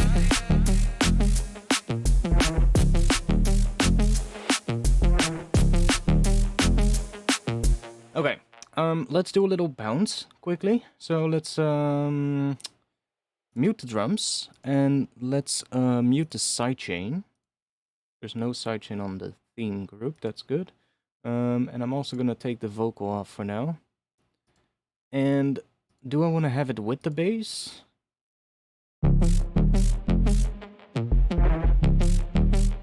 I might.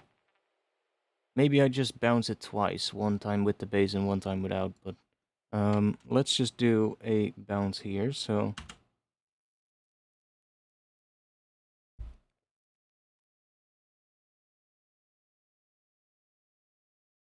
I mean, I was mostly doing beats for like local hip-hop acts and like local rappers, but I had some good connections.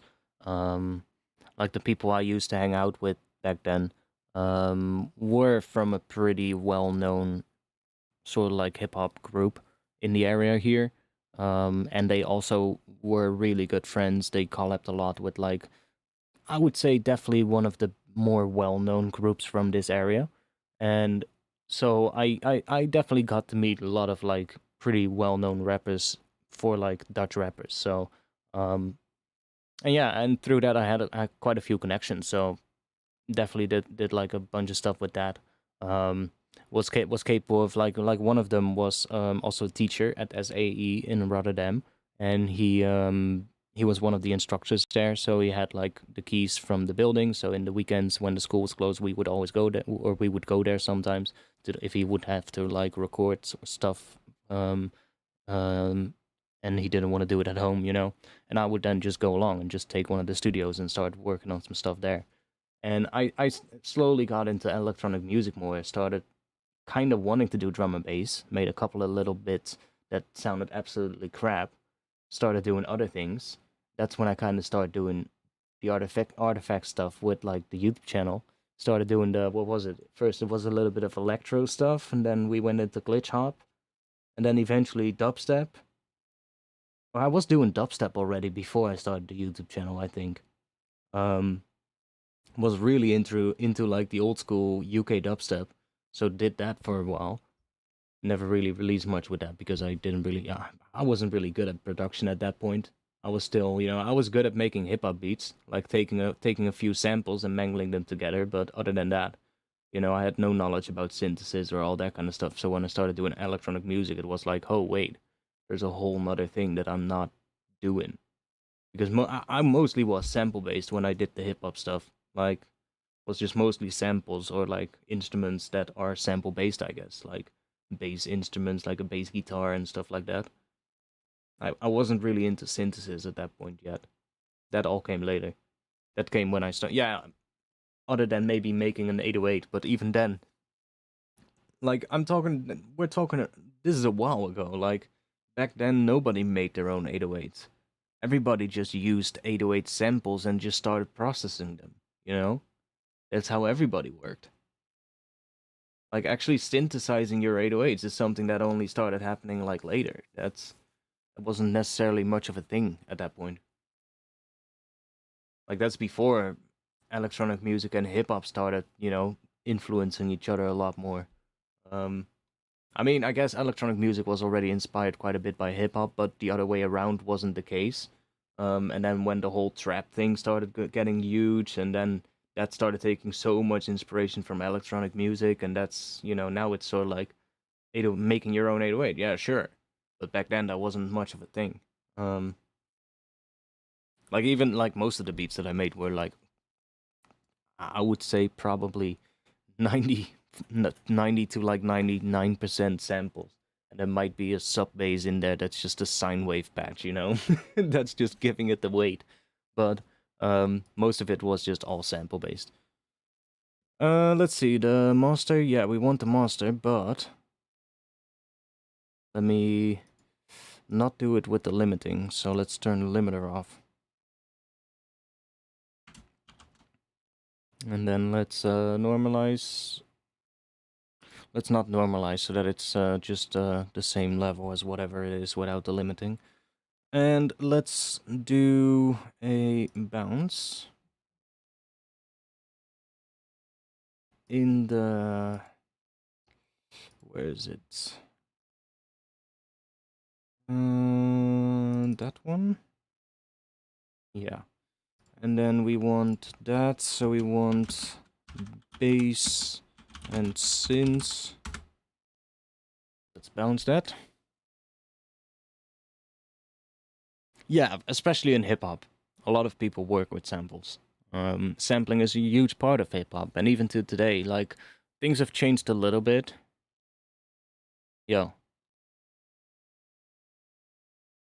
Okay. Things have changed a little bit compared to back in the day. Like, back in the day, it was always like you would just sample records. And that's what I would do as well. Like, I would just, sample a ton of records for my beats. But these days, it's changed a little bit, obviously, with the whole copyright laws and all the everything. The huge amount of lawsuits that followed in all the years, in the past years. So these days, most people that make beats actually they'll have producers working for them most of the time, especially bigger producers, like bigger hip hop producers that are like, the big names in the game. Usually all have like somebody or multiple people making samples for them that sound like old school records that they can then legally sample, if you get what I mean. So a lot of them will just either get packages of like these sort of like pre-made old school funk tracks, but they're not old school funk tracks. They're actually newly, freshly made, but they sound like old school records. And that's a very common thing these days. There's people that don't even, that aren't even known for their music, that all they do, their job, is just literally making old sounding tracks that hip hop producers sample. But those tracks never necessarily get released. It's just they're literally just making, and they might not even make like they won't make a full track. They'll literally just make like an 8-bar loop that sounds like it could be an 8-bar loop sampled from an old funk record or something, or an old soul record. And that sample would then just already be like catered to be really good to sample, of course, and it's made sort of like for it to work in that regard. And it's really interesting how that has changed. Yeah, exactly. There's a whole market in that industry these days, which wasn't a thing when I made hip hop beats. That's something that has completely changed.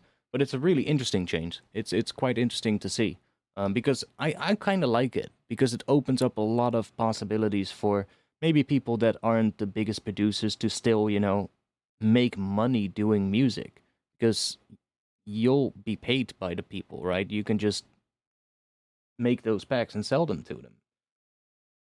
Or maybe you get a deal with them, like if they like the samples that you make, they make a deal with you, like, hey, if your sample gets used, you get X amount of revenue from, this percentage from the revenue or whatever, it's like, I mean, if you can get that would be sick. But it's like it's a really interesting thing that people are doing it that way now. But it makes sense, because you don't have to worry about copyright. Yo, what are you doing at the moment? I am bouncing the track right now, but just the bass and just the synths. So now we just need to do the synths. Let me do that. Because I want to do some granular stuff with that. I want to create some, well, see if we can get some interesting things going and some extra inspiration from resampling the stuff from the track with pigments. Seems like a cool job to make samples, yeah, and it's also a good way to get better at sound design. You know, if you can you know somehow get into that kind of stuff, it's a really good way to practice your skill without necessarily having to make tracks and release tracks. You know, you can still perfect your skill that way. It's just you do it in a different way than just making tracks. But there's a huge market for that now. And then there's, of course, you know, there's a whole variety of different ones, because some people, you know, make samples that are more like old school funk, old school soul kind of sounding. But then there's also going to be people that make samples that have much more of like an electronic sound and all that kind of stuff. So it's whatever, you know. If you can make good samples and people that make hip hop beats hear those samples and think, yeah, that's a good sample, then you can make money with that. You just have to put yourself in the right position, you know, and market yourself with that, I guess. Like I don't know how that whole market works, to be honest, because I'm completely out of the loop when it comes to making hip hop beats. Haven't done a beat for an artist in a really long time. But I can assume that it's probably something along the likes. I can even imagine that some of these people might even have their own web store where they just have like packages of like made samples that they did, and then producers can buy those packages. I'm pretty sure something like that also exists.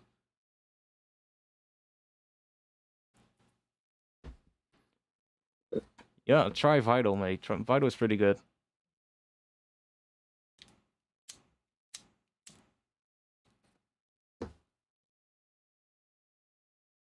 Okay. So that is bounced, so we can turn everything back on.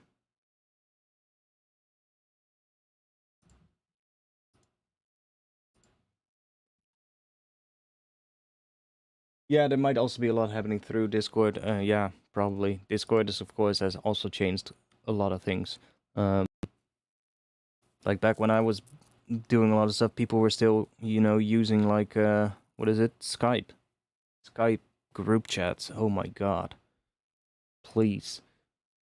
My Discord actually has a history on Skype as well, because my Discord community is, I mean, it's grown huge from what the Skype once was.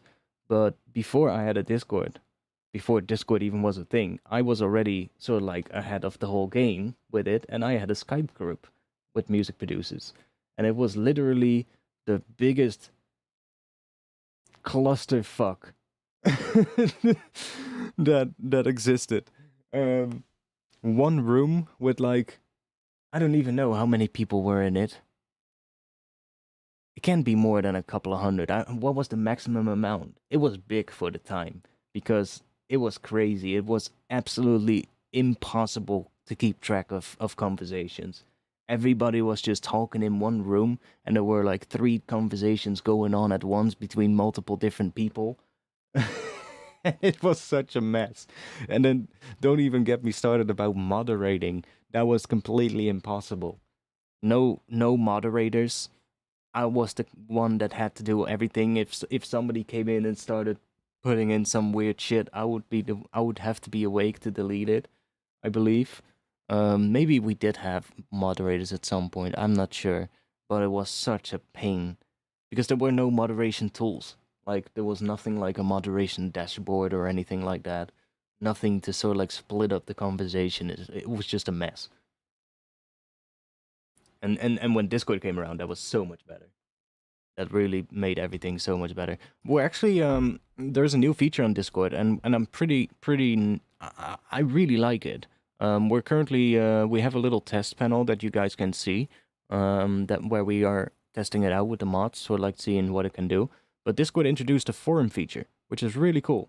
So we can create channels that are basically work like old school forums in a way, but then integrated in a Discord server. So you basically can create a topic. So I'm so like currently thinking about which channels we would want to use it for. I think it could be good for like a channel specifically for questions about music production, where people can ask the questions and then everybody can respond to it. But it's sort of like separated in topics, which is kind of neat. And it kind of blends Discord with some of the things that were good from old school forums. The only thing right now, I don't know how much sort of like support it has for bots and like moderation. So that's kind of still what we need to figure out. But it looks pretty cool, and I think it could work for the feedback section as well, where people can just post a track and a topic, and people can give you feedback. But I have to test it more, See, like, I don't want it to become a mess, if you get what I mean. But there's been some pretty cool features that have come out that we might introduce at some point.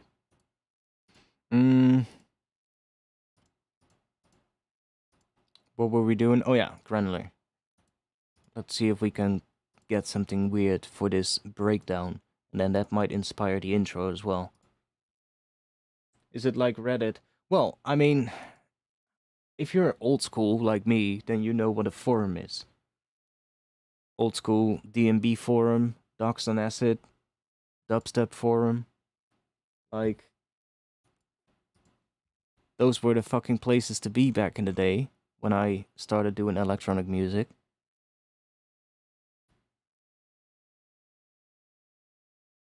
Back when Noisia still had to come around and say, yo, what's a Reese?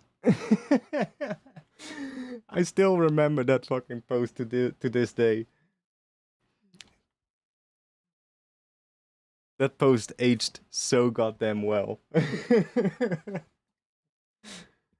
From literally asking on a forum back in, what was it, like 2003 or something, yo, what is a Reese? And then to becoming like the well, arguably one of the biggest drum and bass acts in the world. Amazing. Like, it's actually become a meme, but it's actually true. That post actually was there. It's something that old school Docs and Acid heads might remember. It was a great time always on there, but I was bigger on I used to be more active on drum and bass forum. Pigmentus.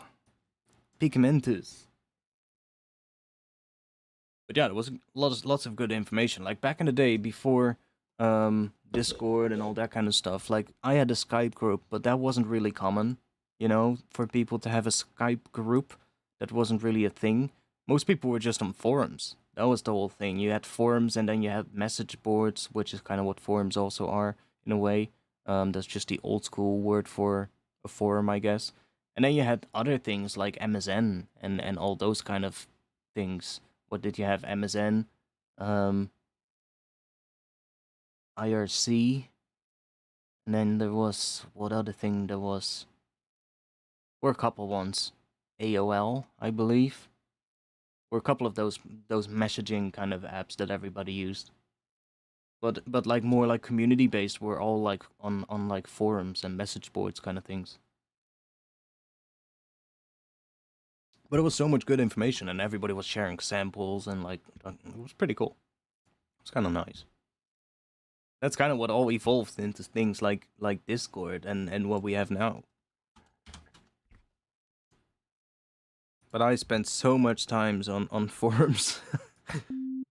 I just spent so much time browsing forums and arguing with people about synths and oh man, it was great fun.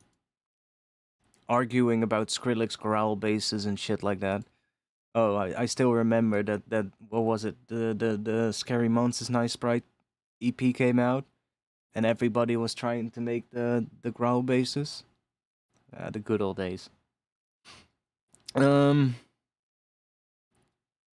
Let's go and do a sample, and let's go here.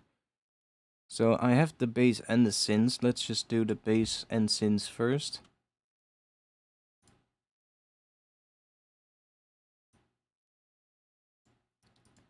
Yeah, let's see. I might have to reduce this a little bit because it's quite big. So let's just reduce it and then see if we can get something out of this section or a different section, but let's see. Let's see where it sounds cool first of all.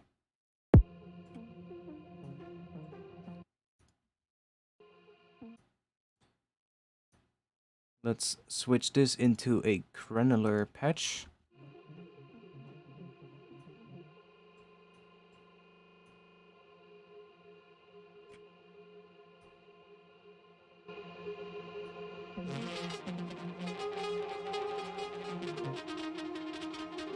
Yeah, that area sounds pretty cool.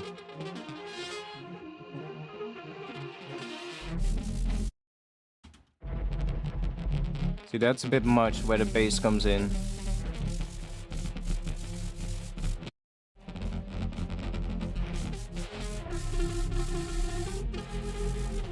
Although, there's some cool parts there as well, so let's try doing that section first. So let's go and do this. Then let's move this one down here. And then do that, so that we have this section. And then the random start also does less random start.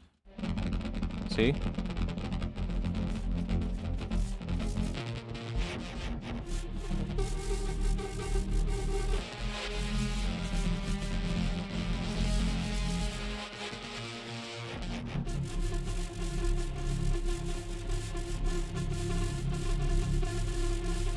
Okay, I need to bounce it again, sorry.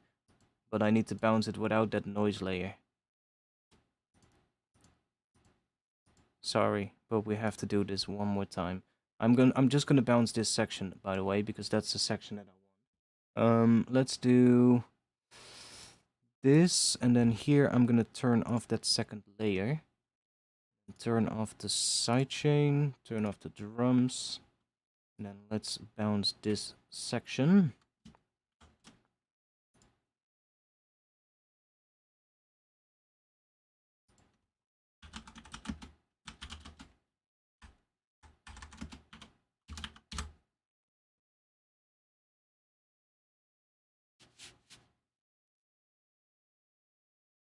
Okay, it was fun watching, but I'm going to bed, so goodbye. Yeah, that's fine, man. See you next time, hopefully. Join the Discord if you haven't yet. Link is already in the chat, I see, so if you haven't, join the Discord.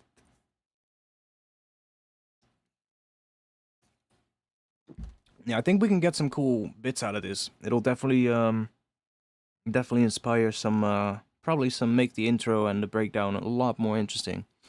Because I don't know what it is, but granular synthesis just, to me, granular synthesis just equals interesting. It's just, it makes any sound interesting, which is really good. Like, you can literally take the sound of a fart and make it interesting with granular synthesis. Which is cool. If this just wants to finish bouncing, like that, okay. Let's turn the drums back on, that back on, that back on, and then the sidechain back on as well. Go to the pigments, open this up, and then we're gonna drag this one in, and then we can also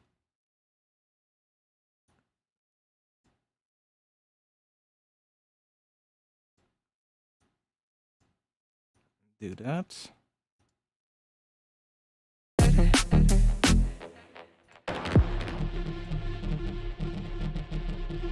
See, so now we don't get the noise in it, which is kind of nice.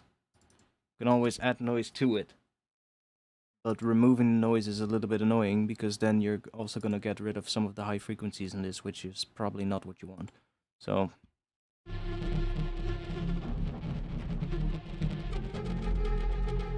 ooh, that one.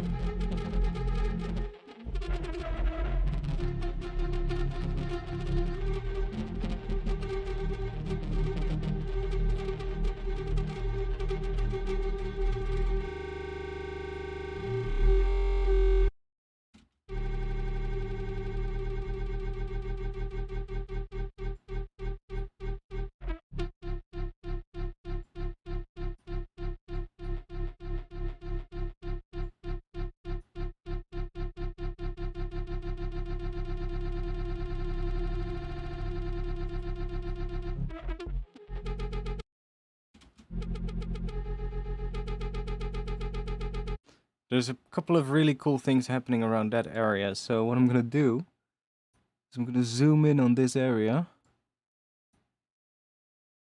Give myself an easier time.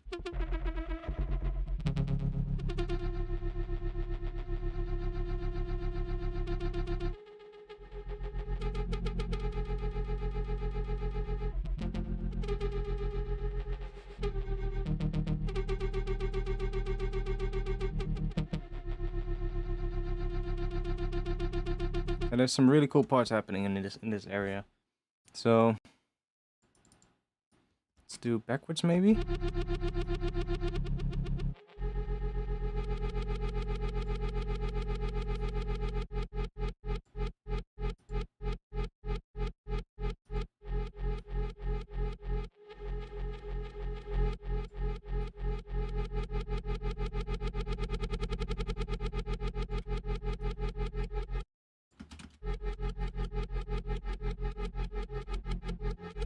And even just a little bit, so it gets a bit of width as well. It's kind of nice.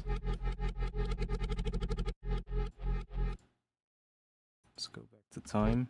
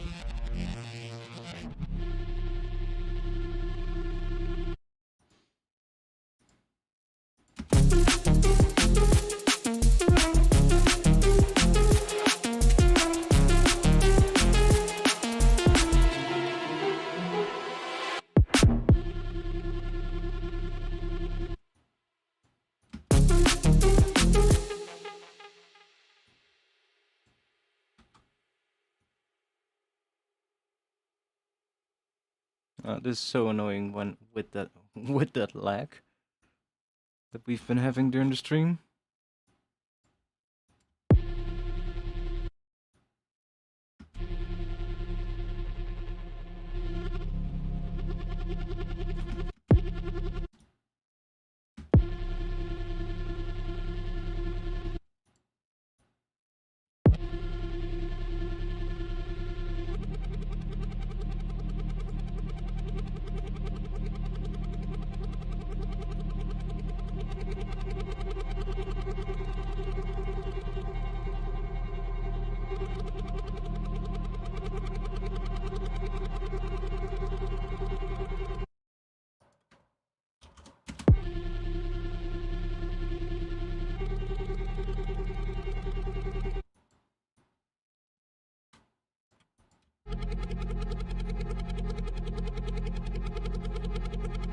Come on.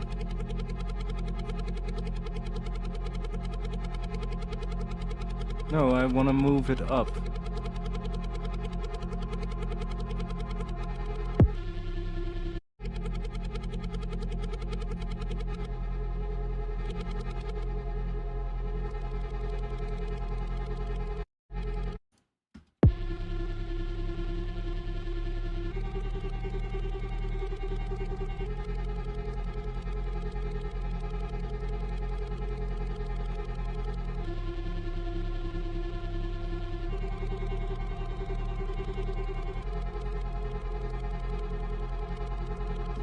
I mean, that works for now.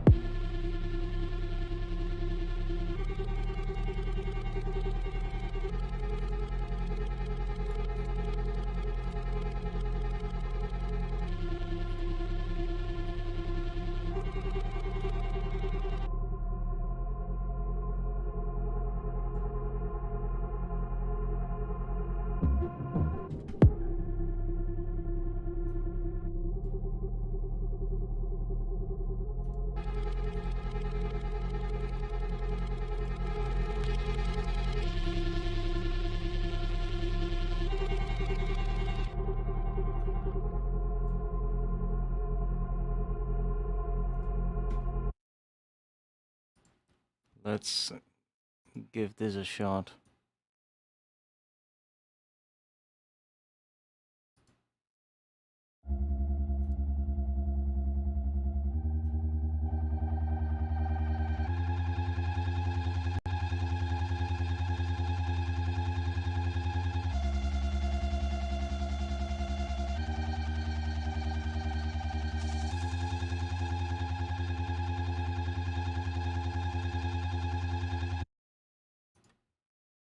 Okay.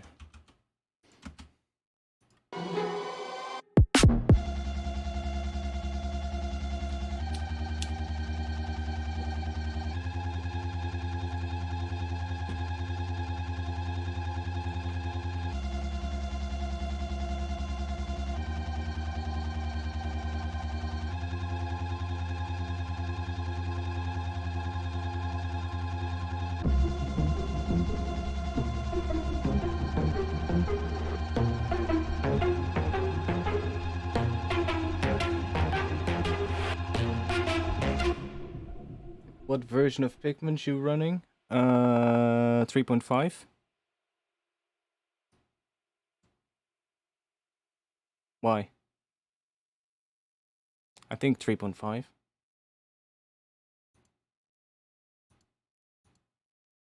How can we see? About 3.71 to blah blah blah blah blah.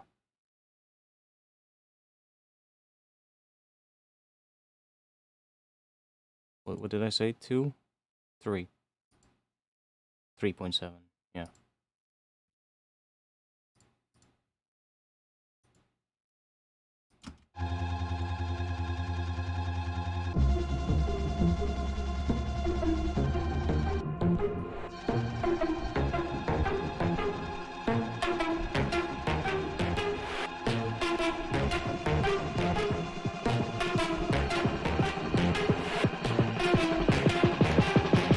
See, it does kind of work underneath this, so we can find bits that work and that sound cool underneath this.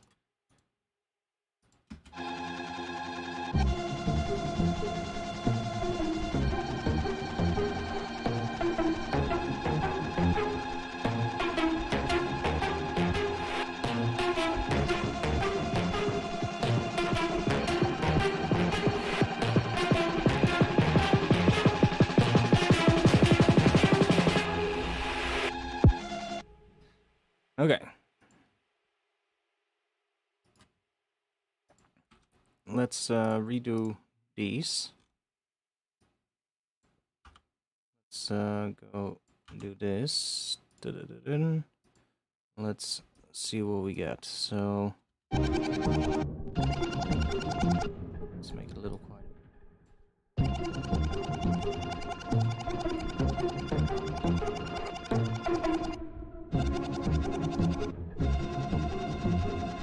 See, just changing the position is going to give us so many interesting sounds here. And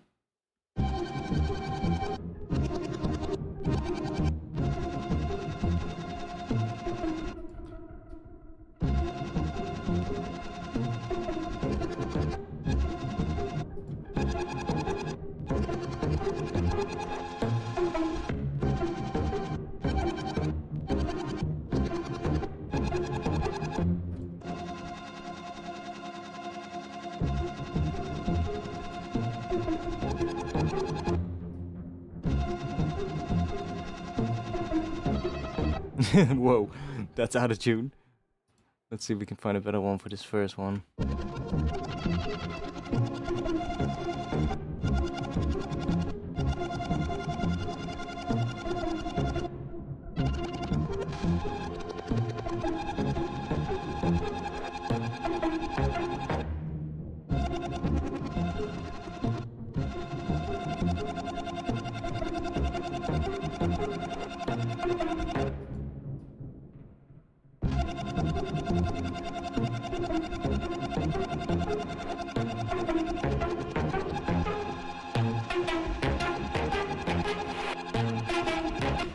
Those two are really cool together.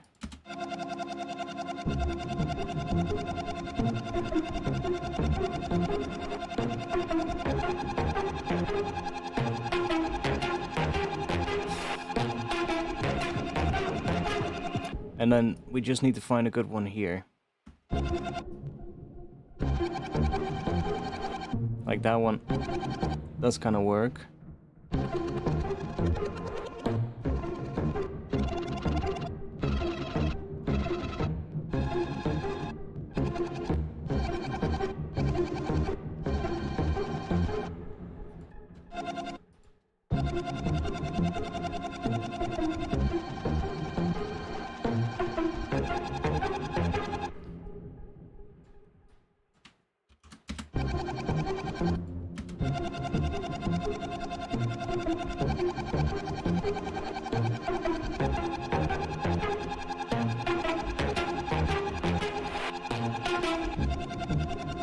That kind of works. There's this one, a little bit of a issue with the ARP where there's a couple of notes that are, or one note that is clashing a little bit, but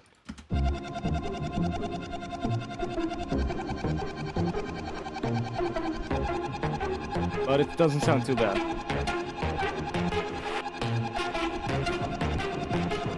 And then let's go in here, and we can play with this. So if I mess with this,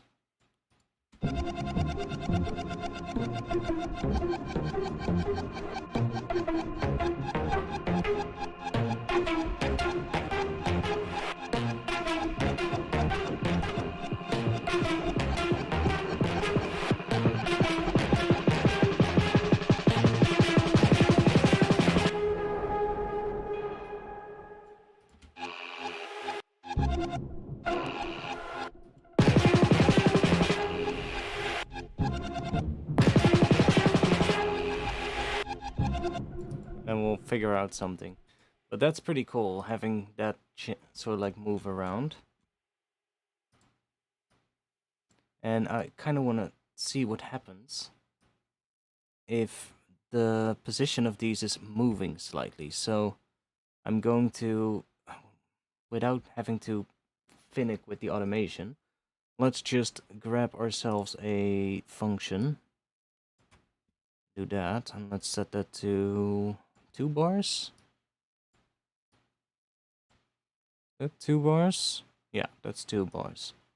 Let's do 2 bars, and then I'm gonna put that on the start position here, with just maybe 0.1, because that's already gonna be quite a bit.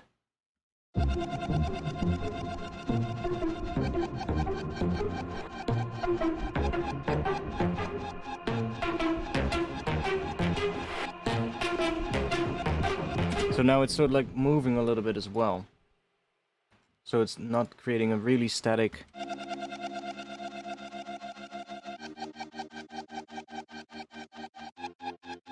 Ever so slightly. Well, the advantage I feel is that you get control over the shape a lot, which is nice. I'm actually gonna set it to 4, and I'm gonna put this one in the middle, so it's gonna go up and then go back down.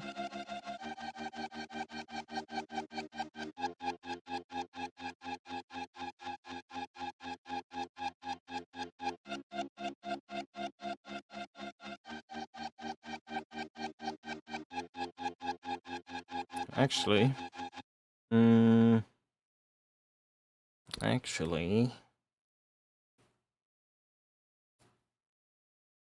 Like it's not re-triggering because it's not re-triggering the MIDI note either, but I'm gonna do something else. So 4, let's make it 8. Let's do this, that, and that.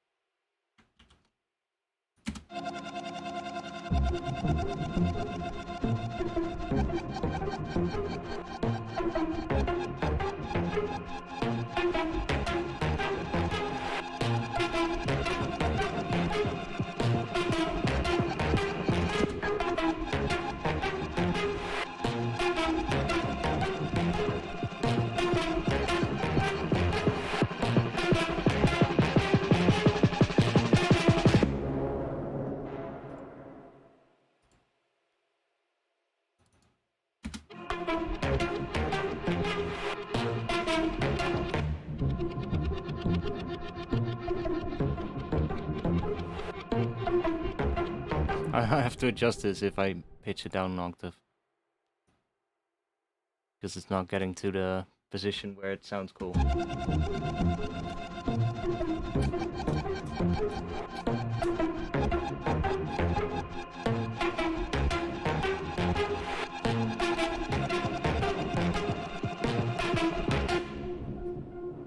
Can we get a different one here, maybe?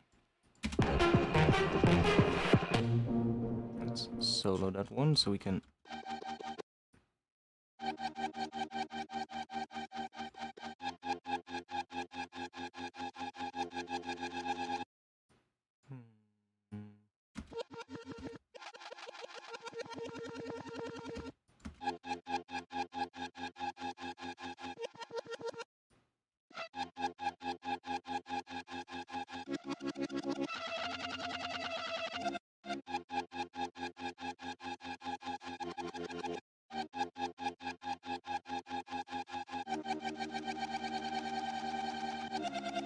Ooh, that's kind of cool too, going back to that one.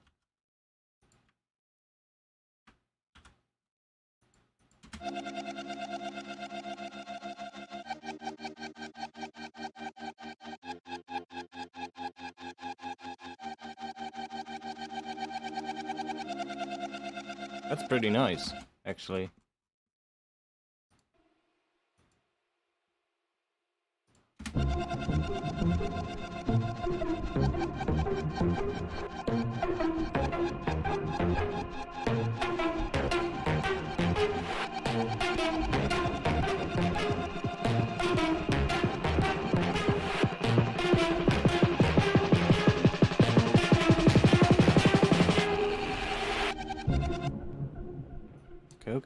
Okay.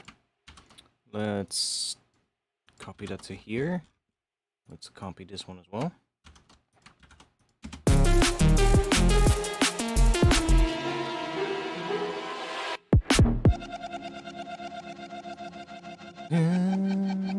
Let's grab this one.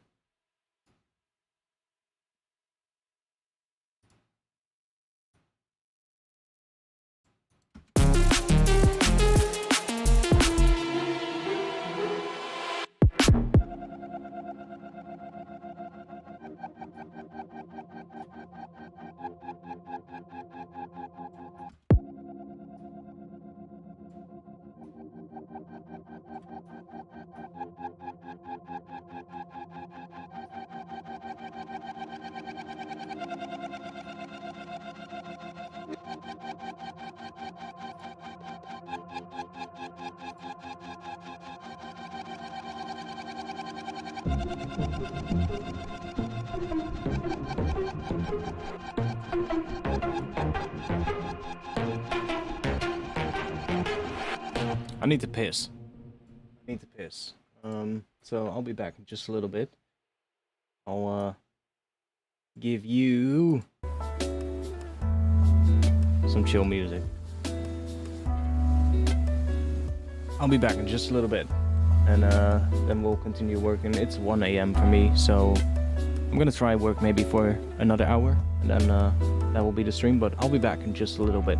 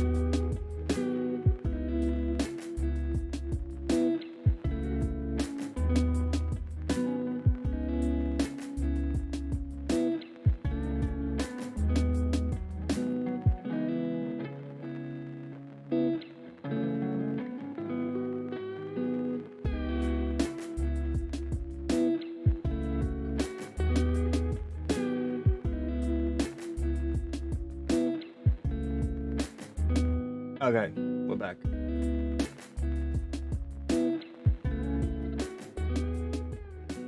We're back. Yeah. Okay.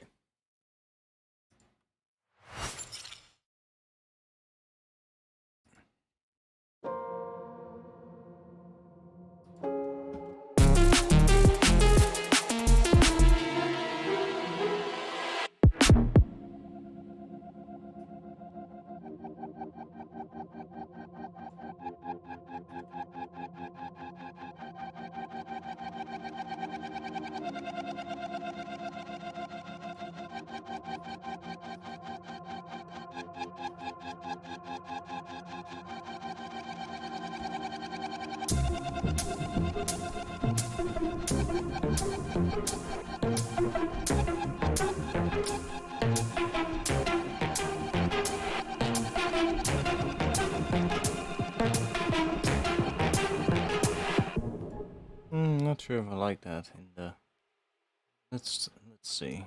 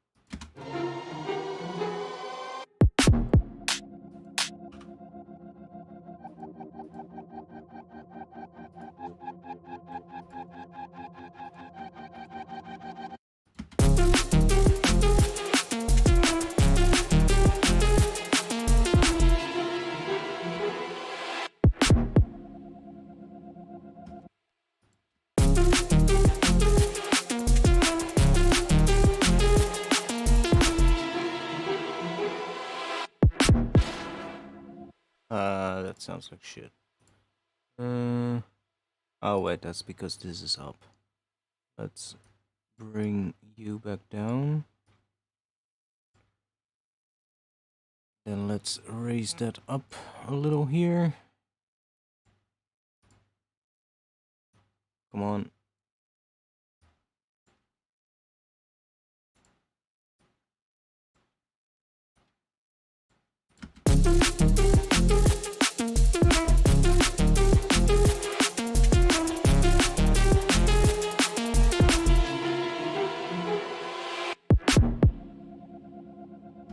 That's not doing anything. Oh, I'm doing the wrong one. I need this one right here. Might not sound good. I might need a different one because this one has a lot of noise. Let's see.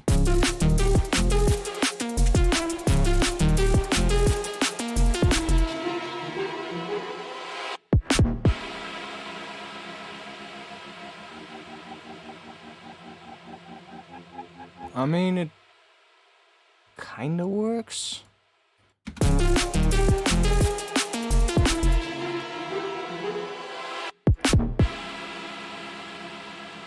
It's this one right here. What if I put a filter on that and roll off some of the highs?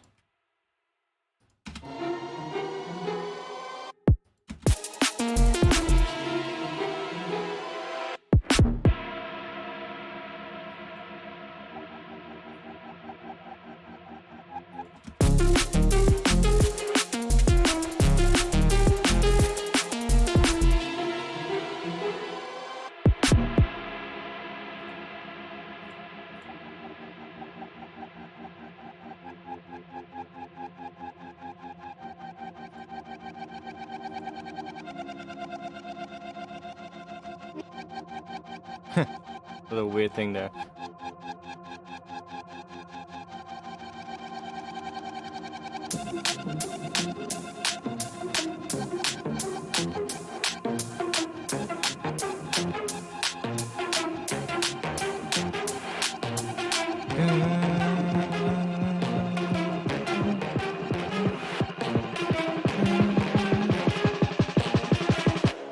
And here I'm just gonna let it extend on that last one.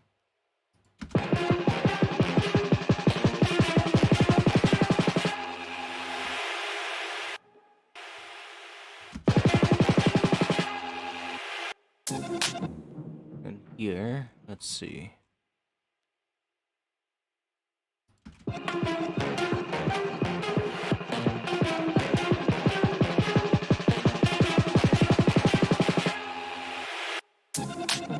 Okay, so let's take this one.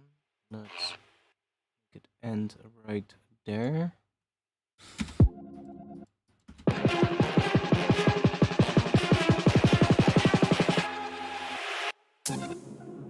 Let's remove that.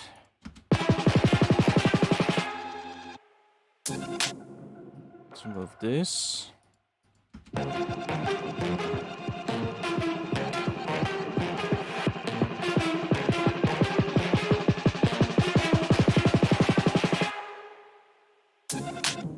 And then let's think. So the drop is probably going to feature that really distorted version of the ARP lead kind of thing. This one. Let's lock the automation. Let's move that over.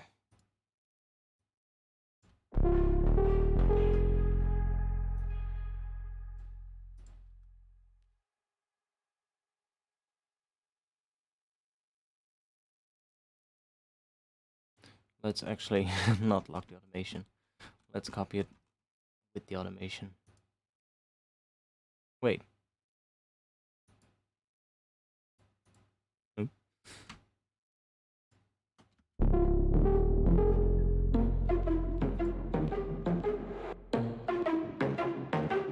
Oh yeah. And then let's have a little look. So this one, that's the auto filter. Let's just do this.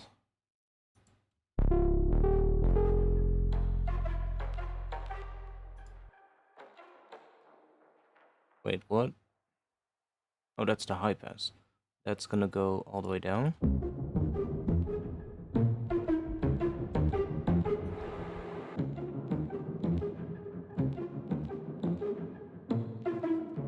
Probably around there. Let's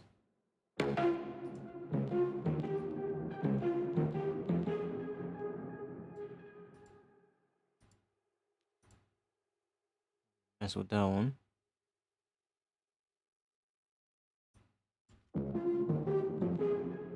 Okay, so where's there's more automation somewhere. Not seeing. I think. Yeah.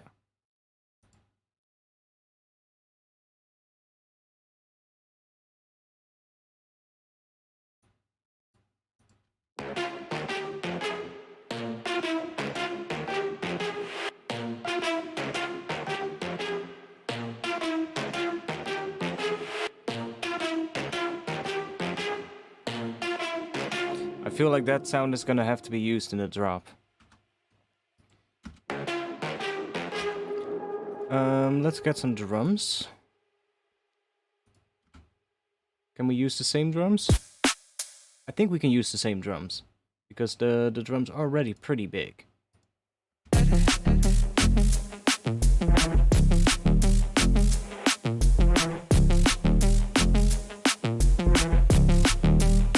Might need a little bit of an extra layer, but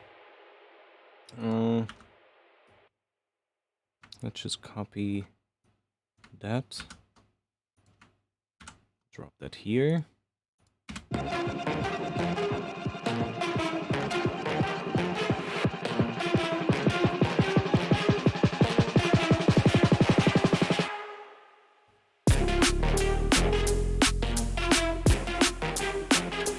Okay. And then we're gonna have to do something for the bass underneath it. And we don't have to do this. We can do something that just plays the regular bass notes. But let's just do this for now. What is it?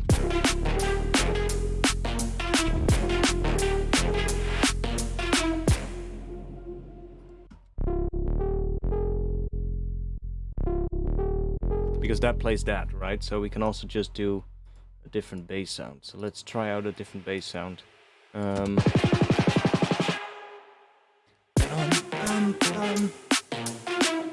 It needs to follow the same bass notes, of course, but what kind of a bass sound can we do? What would sound interesting?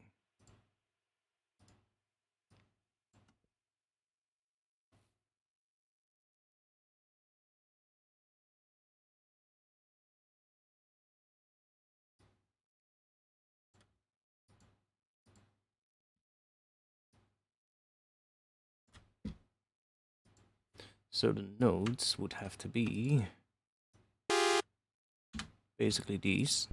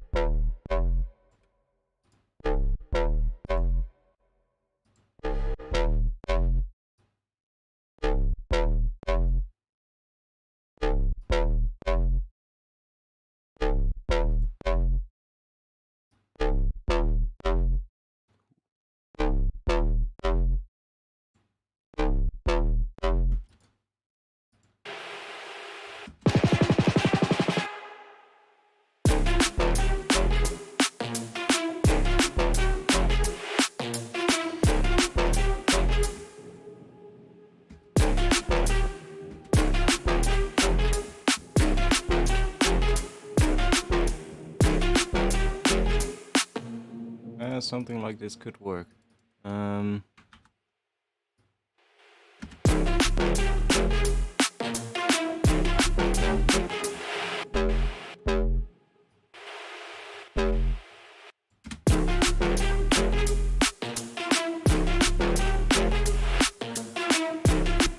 Like, not exactly this, but we have to get those to sound right together, which is probably going to be a little bit of a challenge, but I might get too distorted, but let's try this out. I'm going to give this a shot. Let's save. And let's move the ARP into the bass group. Let's see what happens if we group these two together. And I'm gonna probably make this patch quite subby. So just like something like this probably, so it's more like a sub.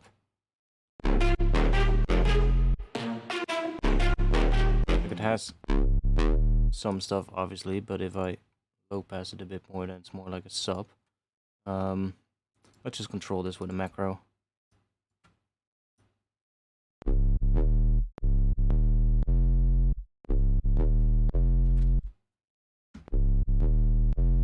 And I'm going to give this a little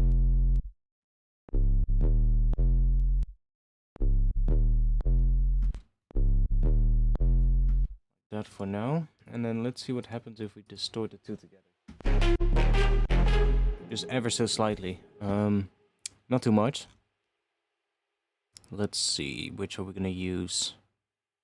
I mean, we can use maybe Serum Effects.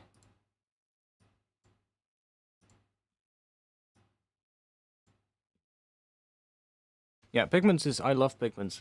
I've been using it a lot recently, and the more I use it, the more I like it. Let's try some tape saturation maybe. Just a very subtle. It's obviously getting quieter, but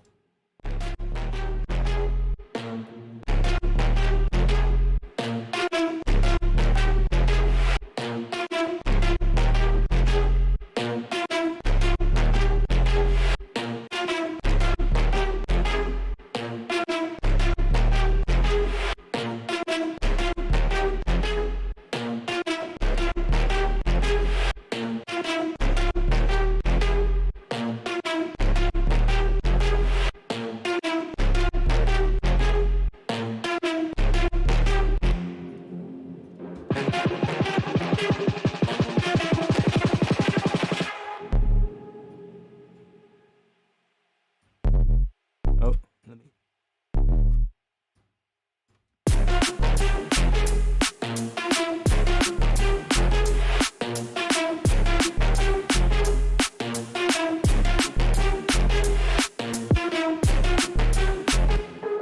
Yeah, it kind of needs a bass there.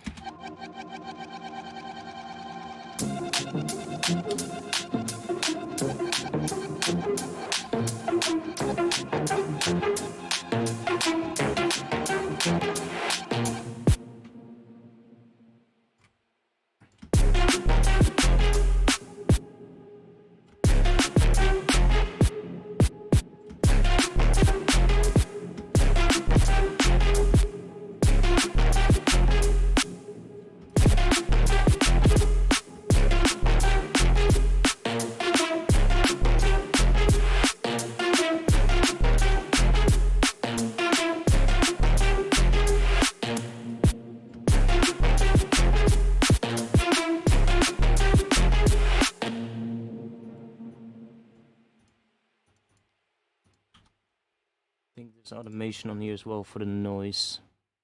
Yeah, this one. Let's just do... Come on. Like that.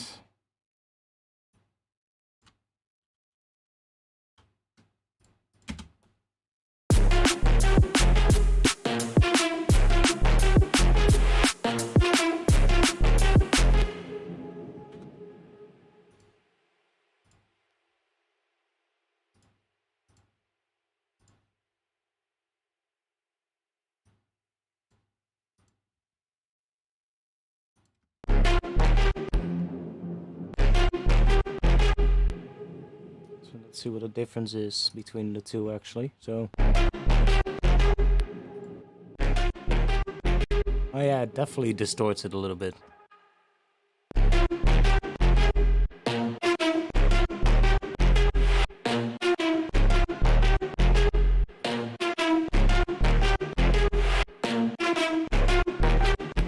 Do like it. Let's see.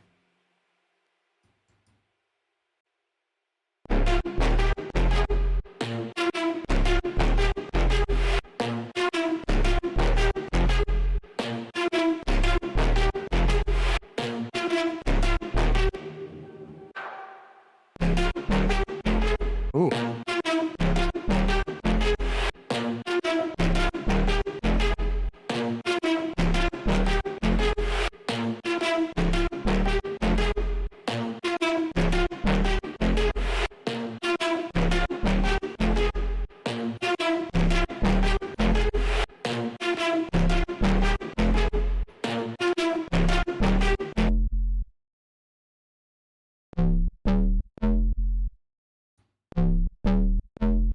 Creates a nice sound. Let's see.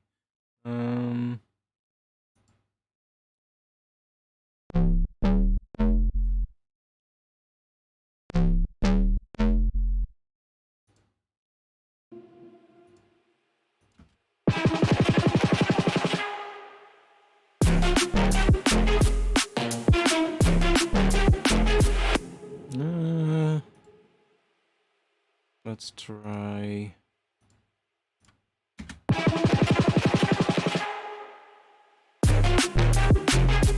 That one sounds worse. Let's go back to that one.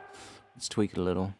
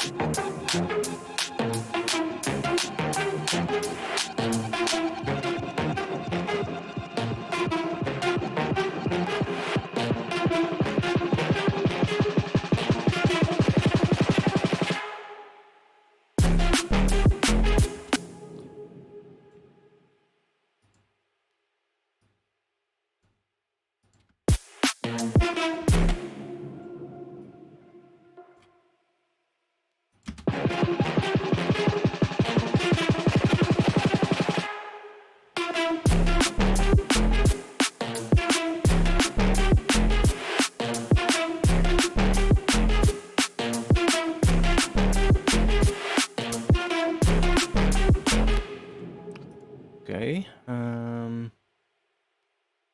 God damn it! I clicked somewhere and now it's freezing. Please don't crash. Thank God. Save. We wanna have this hats. Also have 8-note hats here. Let's take those. Let's grab this here. Drop you there.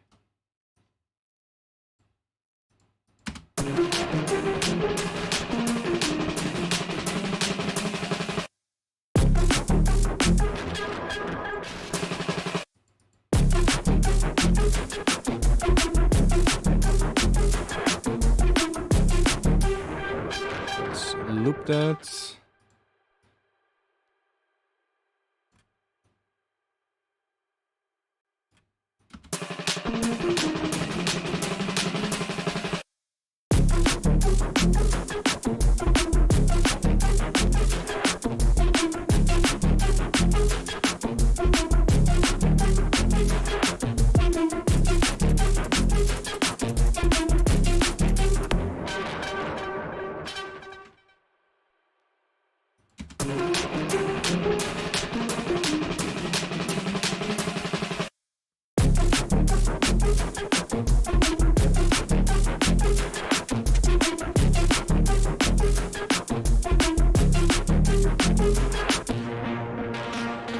Oh, my bad. We're getting two basses now. Wait, what? Oh, I'm playing in the wrong part. What am I doing? We're here. I was like, I was confused. This is the old section.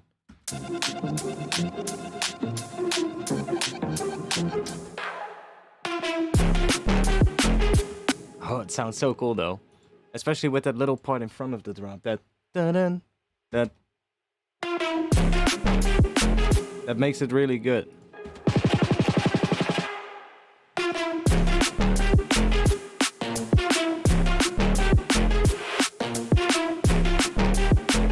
Still a bit messy, but it's getting there.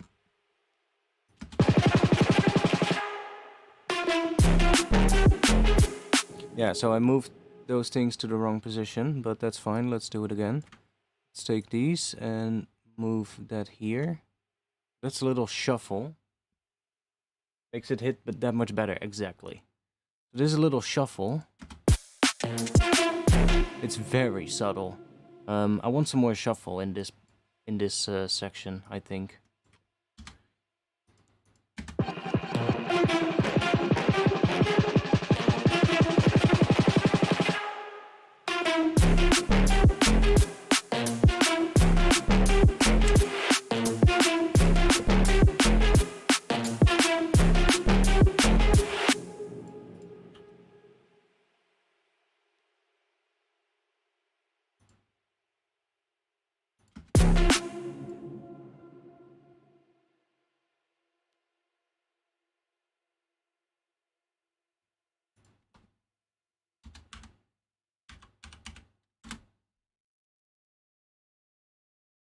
Yo, 0.341. That's also 0.341. Why is that line moving down? Why is it not exactly straight? That's weird. 0.341. See? It moved. It's the same value. Weird.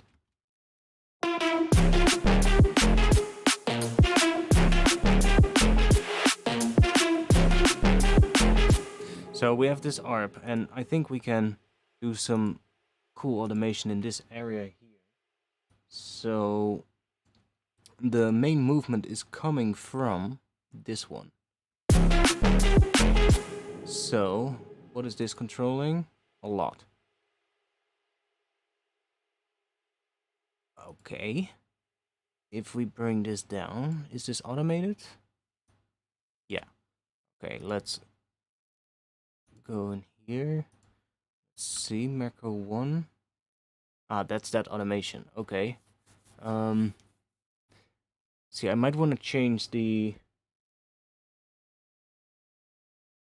how it's hooked up to the macro, but because I think it's controlling too many things for what I wanted to do here. Let's see. It's controlling. Oh wait, that's the wrong patch. That's the wrong patch. Where is it? Main ARP. No, it's the right patch. Envelope. It's only controlling the filter. Wait, what? Macro 1? It's also controlling the filter. Yeah, see, so I probably want to get that separated. Because this is... It's bringing the attack down. When I bring this up, and the decay up, release up. And it's also moving the filter cutoff. So let's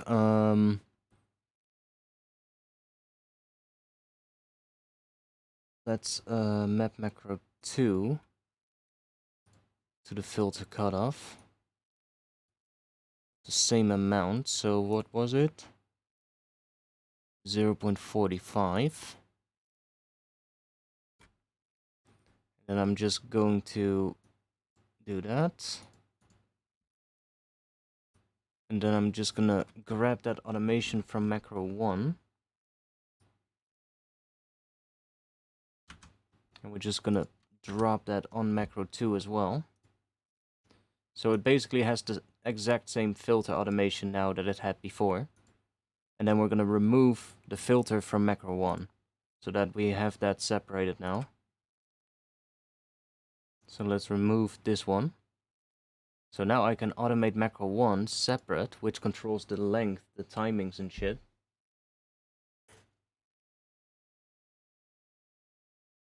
And I should be able to like affect how long certain parts are. So now we can get rid of this automation. I'm gonna get rid of this entire thing that's here as well, because we're not gonna use that anymore anyway.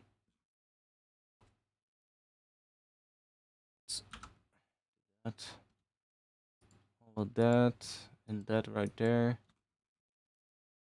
I'll leave that. No, I can remove that as well. We have it all here. So let's remove everything here. Everything. Be gone. There we go. So now all my automation is flat at the end. Nice. So I can just move stuff around. Where were we? Where were we? Did I remove too much? No, I didn't. There we go. Right here. It's so much automation, but it's getting a bit much. But that's what makes the tune sound cool, you know? It's whatever. Let's remove that. So now we can start messing with this. And if I bring it down, for instance,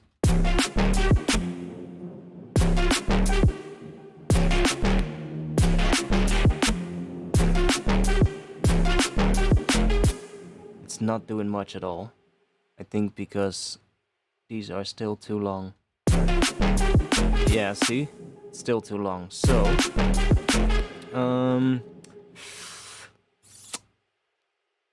I'm going to redo this these things. So let's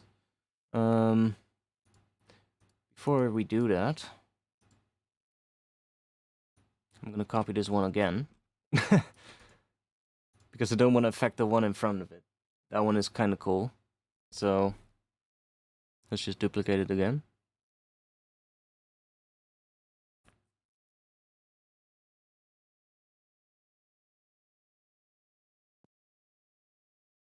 And then we're gonna remove that clip and remove this clip.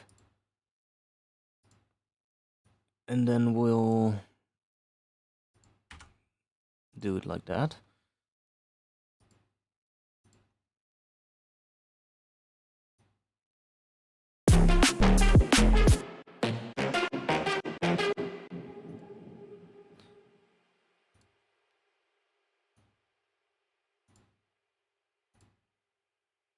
Okay, so now let's go in here. We have this one is the filter, so let's move it up a little maybe. Oh wait, that one is automated, so let's leave that. That one is already automated.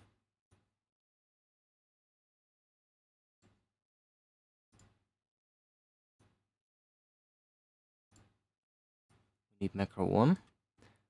So on the shortest part, and we're hearing the sidechain as well. Let me turn that one off for now so we can hear it's in its full glory. With the macro all the way down, I want this attack to be quite short.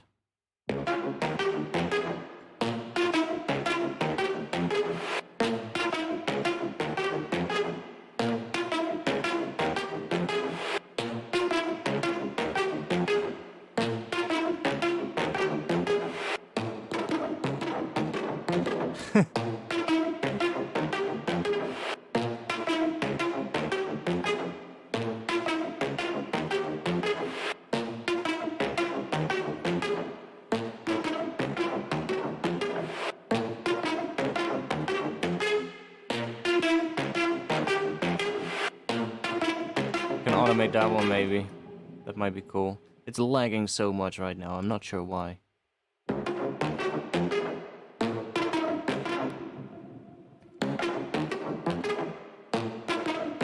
Okay, so macro 1 is controlling a bunch of things. Let's just... what is FXA mod 1? Which one is that? Oh, that's the drive. Okay.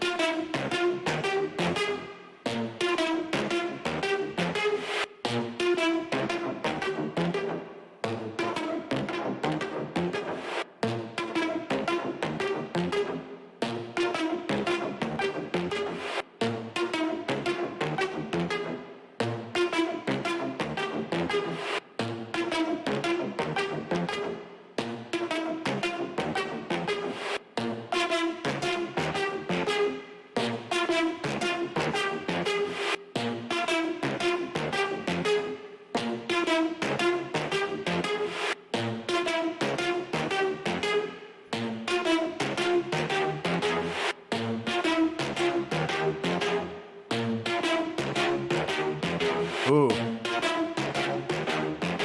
Gets really mean when we do that.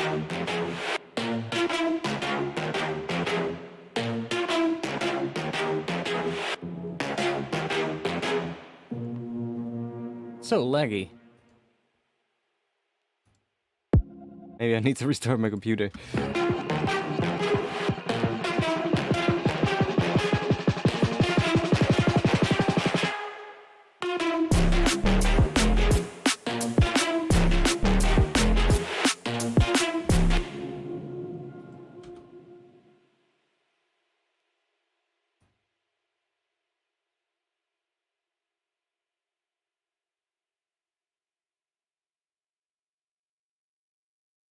Wait, did I change the right one? Or did I change the wrong one?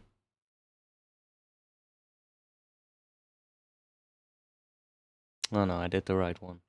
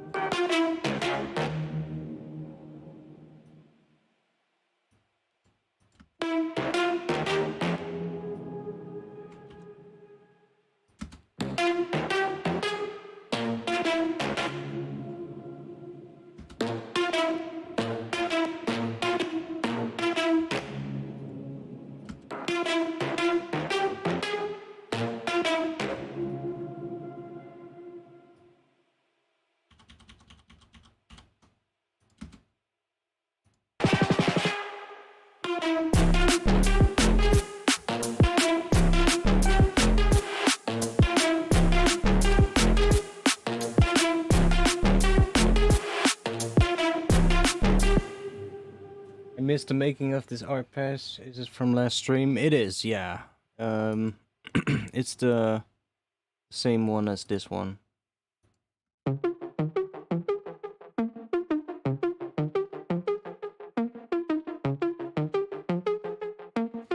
think it's last stream. Was the stream before that? I think it was stream before that.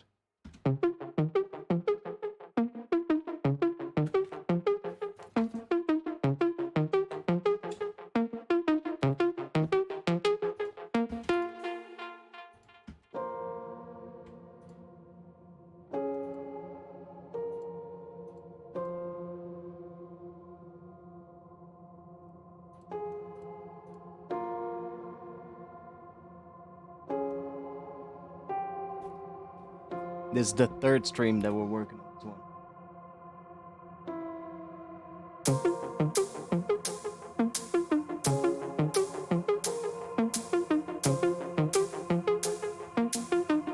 Shitty vocal incoming.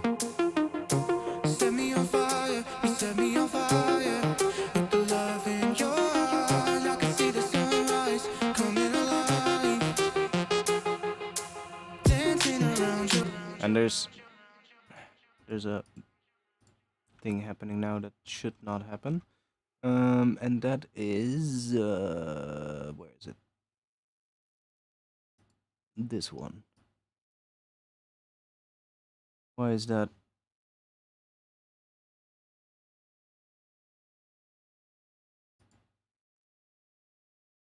You need to be at 0. Don't need you right now. Come on. I saw 0. There we go.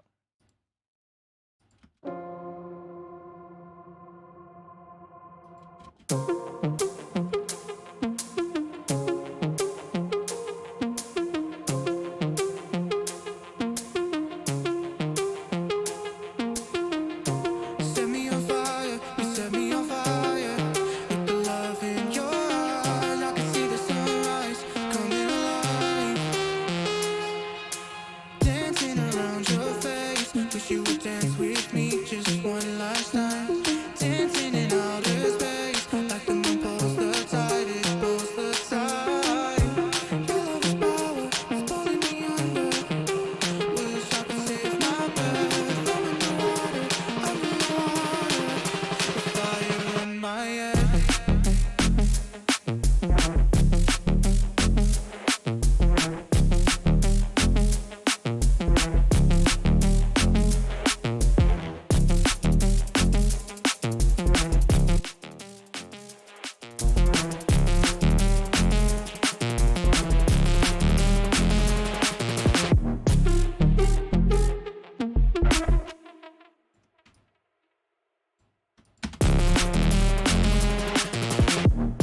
Set me on fire, you set me on fire. With the love in your eyes, I can see the sunrise. Yeah, we're gonna need some kind of vocal at some point that is good, but I'll figure that one out.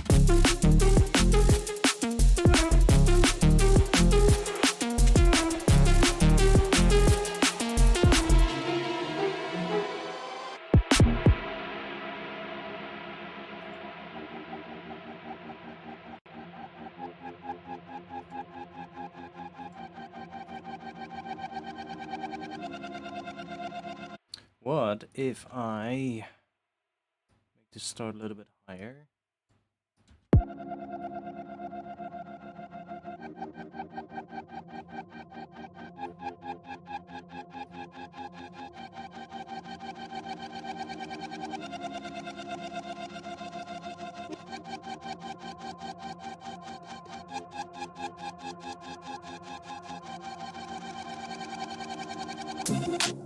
And let's grab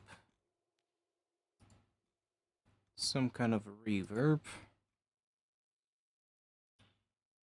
Let's grab a vintage verb.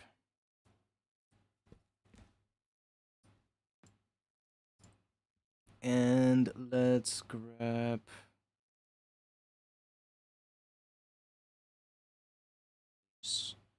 start with that one.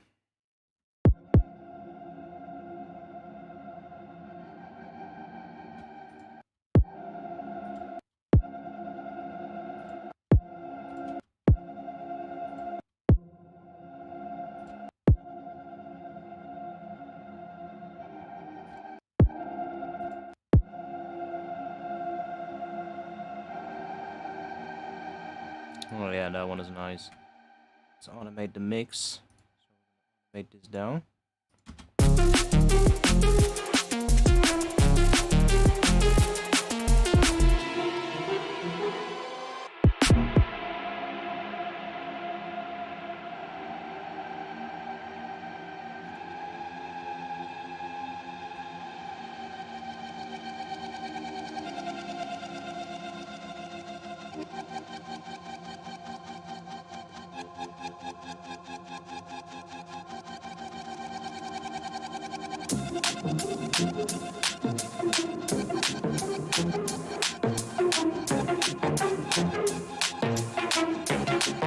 Now, that ARP is getting pretty loud here, so what I'm gonna do is I'm gonna move this bad boy back in here, so it's not running through the saturation that the bass and this ARP in the drop, in the second drop, are gonna be running through.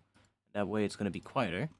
And if let me just put it at the same volume as that other one, see if it sits better then.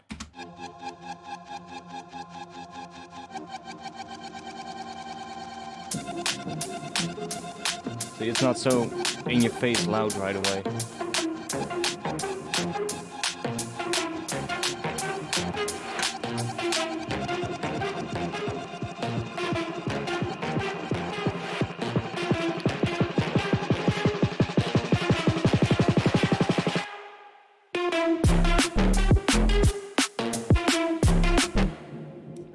Might even be able to just go in here, but then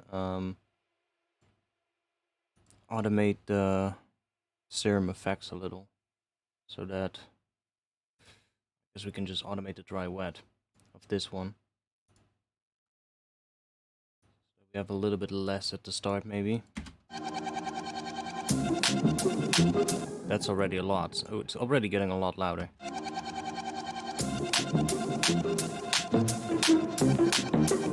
We might have to automate the level. Yeah, we need to automate the level, so let's take the distortion wet, bring that up.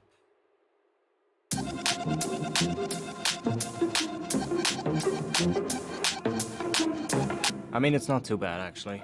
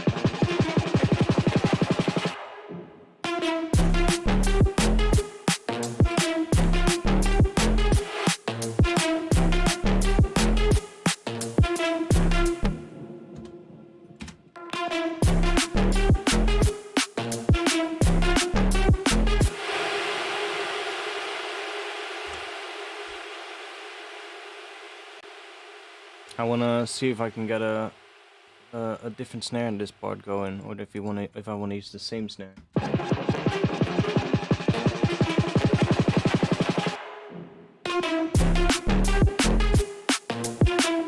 mean, this one works, but I wanna try seeing if I can do a slightly different one. So let's copy that and let's see. So this is C4.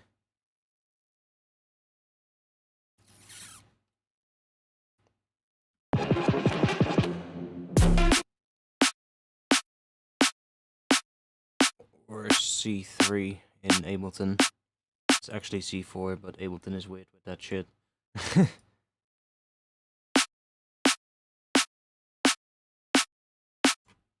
That's where F is, so let's see if what happens if we put... That sounds like shit.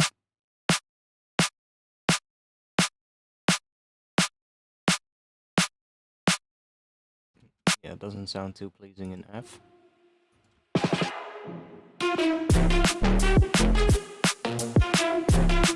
I mean, it's not bad.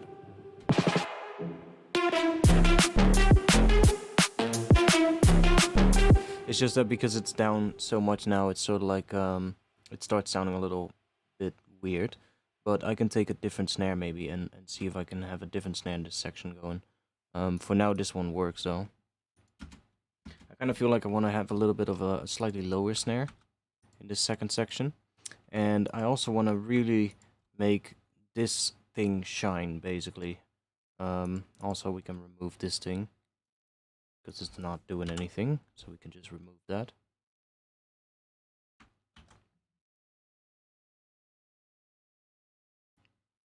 But like, I really want to make this thing shine, and I guess the first part it can actually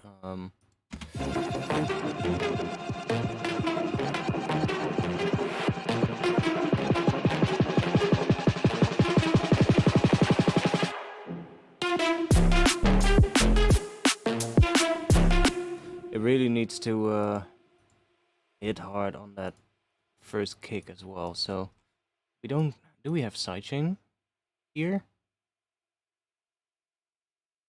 I think we do. Yeah, we do. So that's also why it sounds a little bit weird here, because it's sidechaining to that kick. So if I do that, do we still get the sidechain here?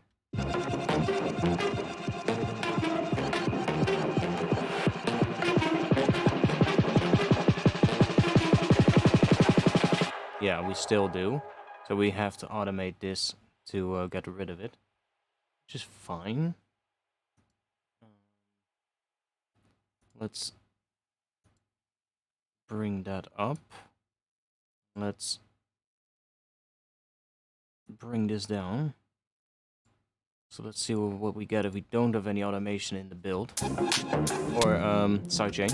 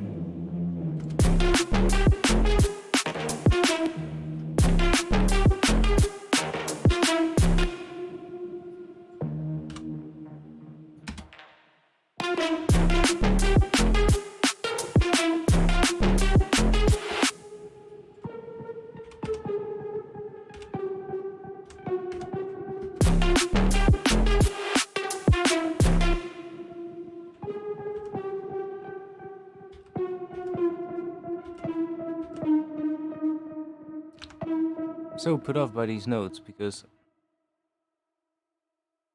D sharp, yeah. Why is that F there? Or wait, why is that E there?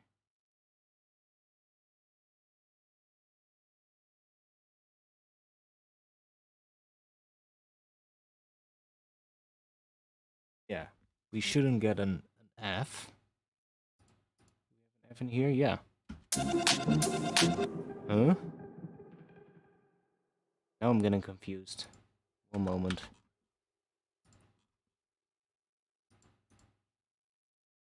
Ah. Interesting.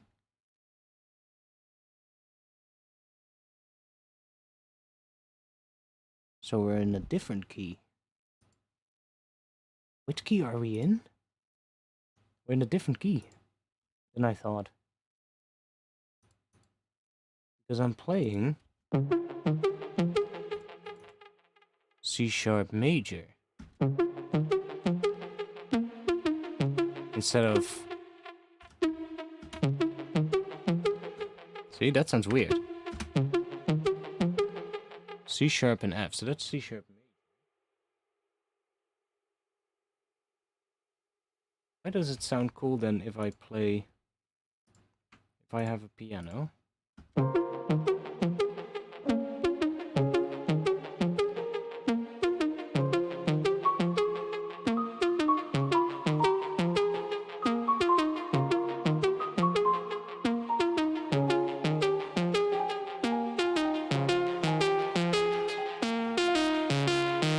Oh yeah, we're in a completely different key.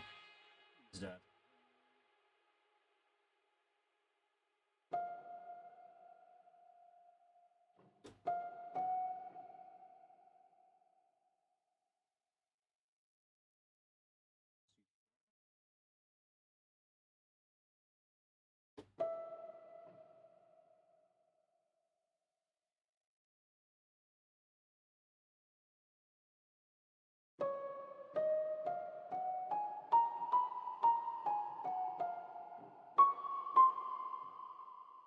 What key are we in?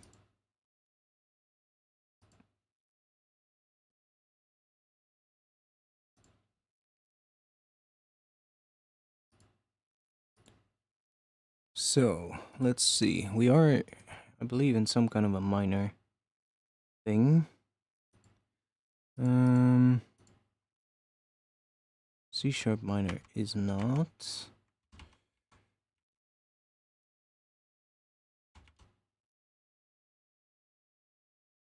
That's close, but one note is not in it. So what is that? That is D sharp minor. So it's not D sharp minor.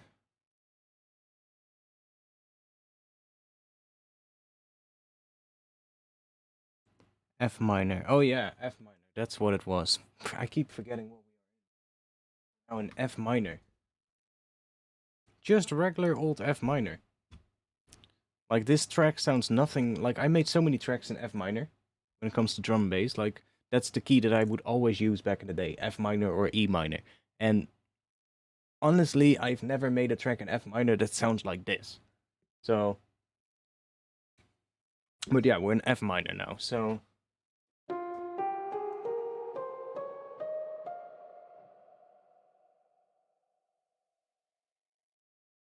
then it makes a lot more sense now here. Let's see. So if we have F minor,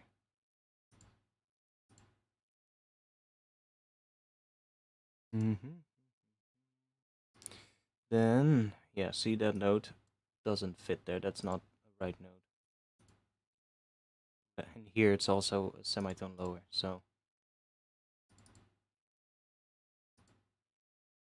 here it switches. See? It suddenly switches for some reason. So this needs to go down. I hope I don't fucking destroy the tune by doing this, but it's easy to move back, so it's not that big of a deal.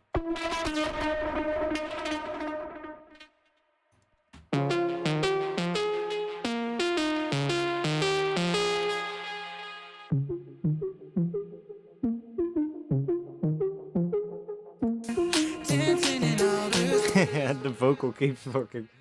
Oh, it's so goddamn cheesy. Oh, you're so cheesy. You're gonna go down an octave. Set me on fire, you set me.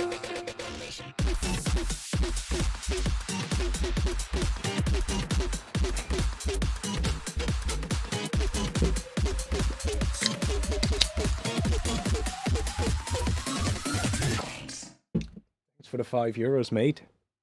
Budagadu. Thanks a lot. Set me on fire, you set me on fire.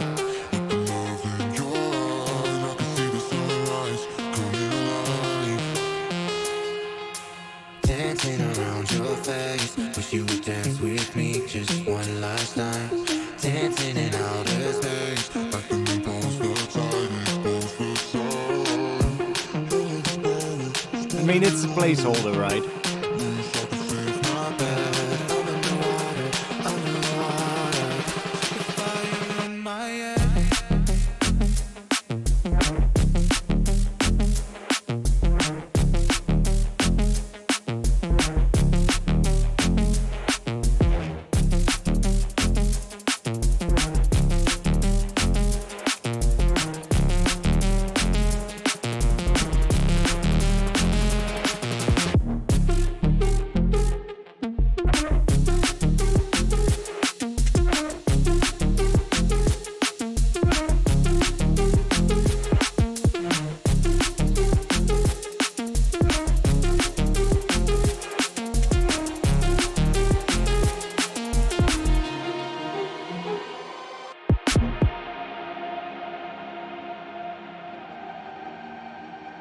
No, it's Pigments. By Arturia. It's the analog engine in Pigments. Has a pitch drift setting, which is kind of cool. It does that. Because it is kind of drifting in pitch. Like it automatically offsets the pitch of all the notes. And also the phase, I believe.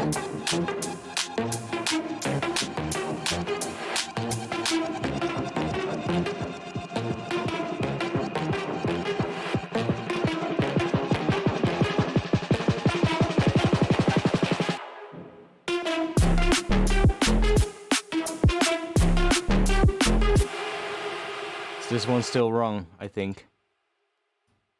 Yeah, it's still wrong.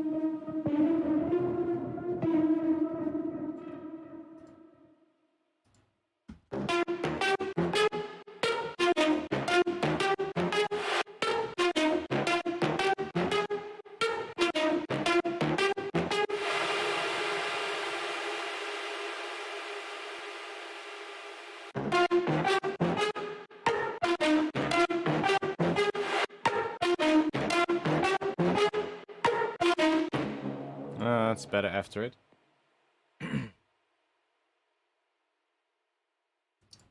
One moment, that witch boy. I'll give you the link. Pop up in the chat. So I feel like this sound, it's cool in the drop. That it's a little bit fucked, but I might wanna. That's playing a B flat, which this also does, but higher. Just go down.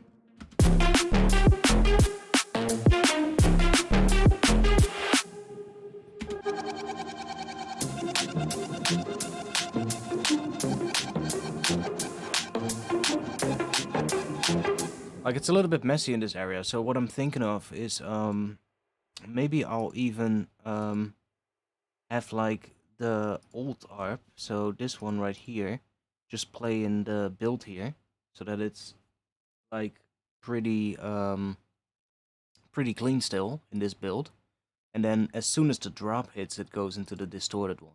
That could also be cool. So then we would get that.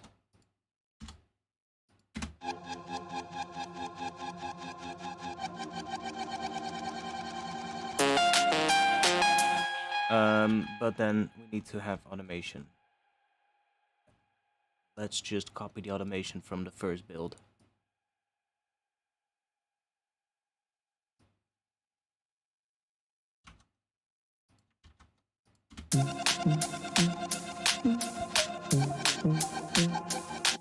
Oh, it's also really high pitched compared to the first build, so let's see, are all the notes higher? It's so hard to see with all the automation. No, only the top notes are higher.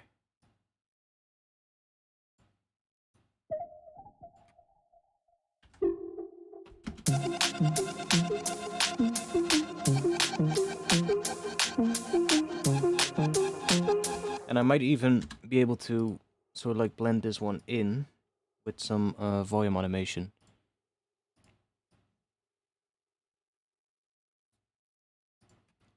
So like do some volume automation on this one.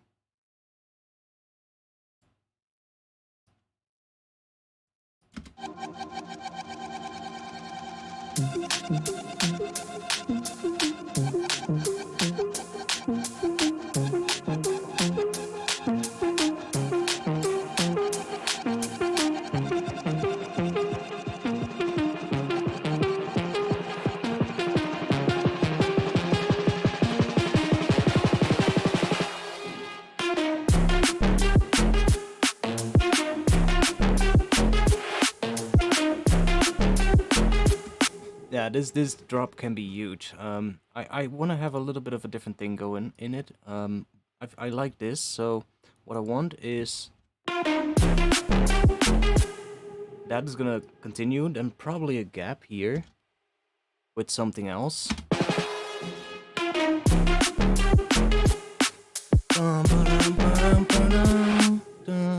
And then I might bring this back at some point, like, but probably have like a call and response going.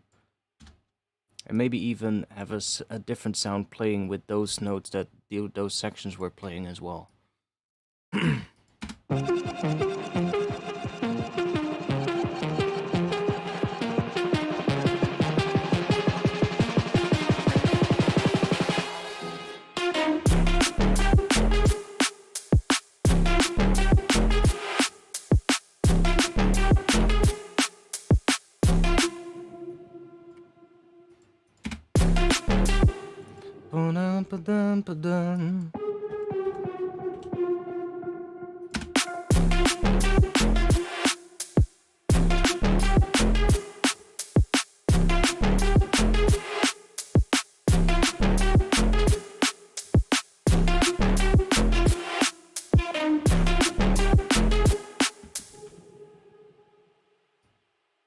That one needs... Why do I have so much automation? It's making my life so hard right now, but... I mean...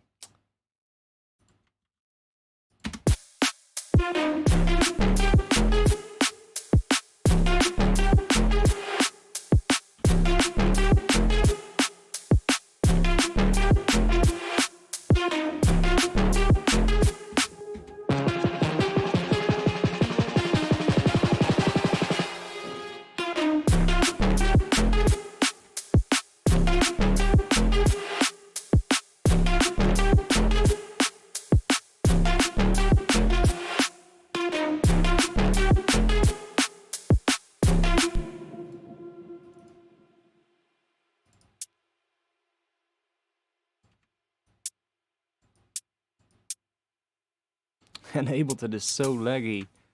This project is also getting really big, so maybe that's why.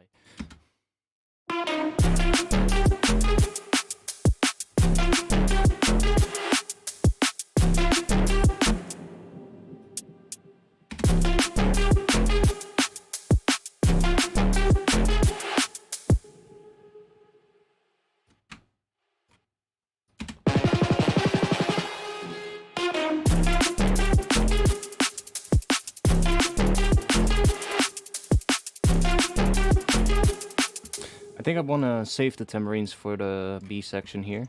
I think the A section I really want to... Let's see. I almost want to copy that. And then I almost want to literally take all the heads out as well. So we just get...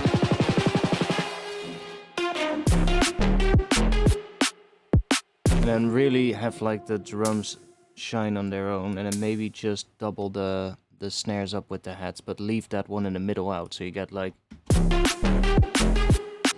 that little... Yeah, that might be good. So let's copy this, remove all of these, and then take that one out.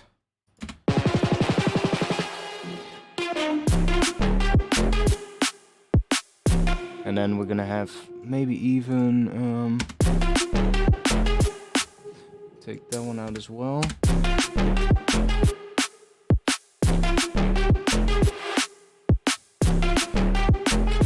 And then what are we gonna do as a response? I think I'm gonna stop streaming though, because it's getting really late. It's like 2:12 a.m. And my ears are getting tired as fuck. But we are getting somewhere. Where's my granular?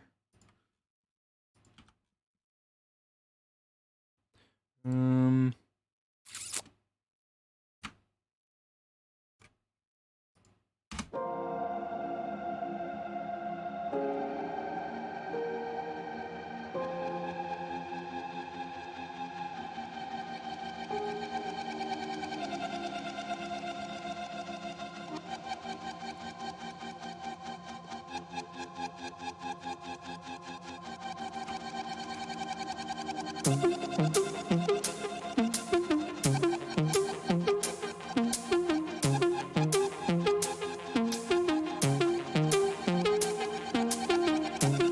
me on fire, you set me on fire.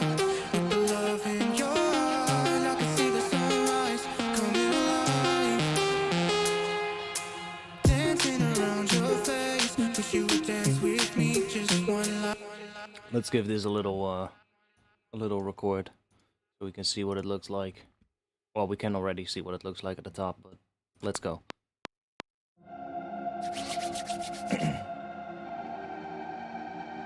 Just purchase millimeters. Hey, good job, mate. No, like it's just really good. Like, I'm not gonna sit here and tell you about something that I personally don't like.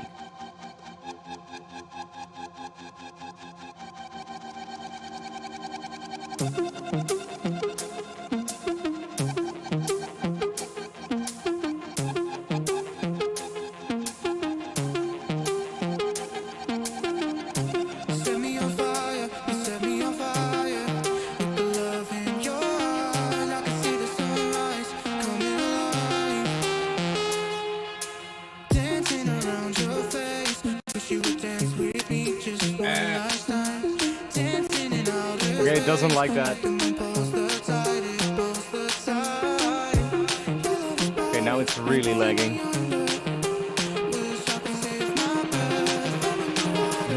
Let's make that one go away. Fire in my head.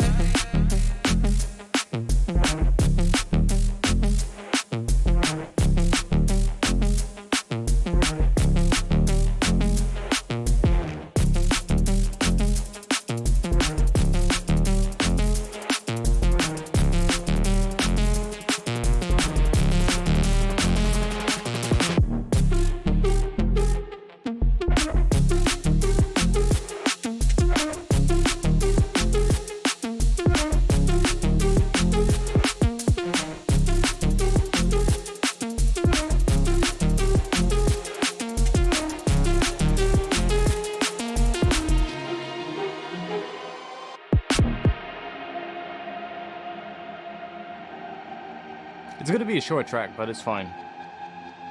It's gonna be 2 drops, 32 bars per drop, not too long. But this track doesn't need to be that long. People can play it again if they want to hear the second drop again, I guess.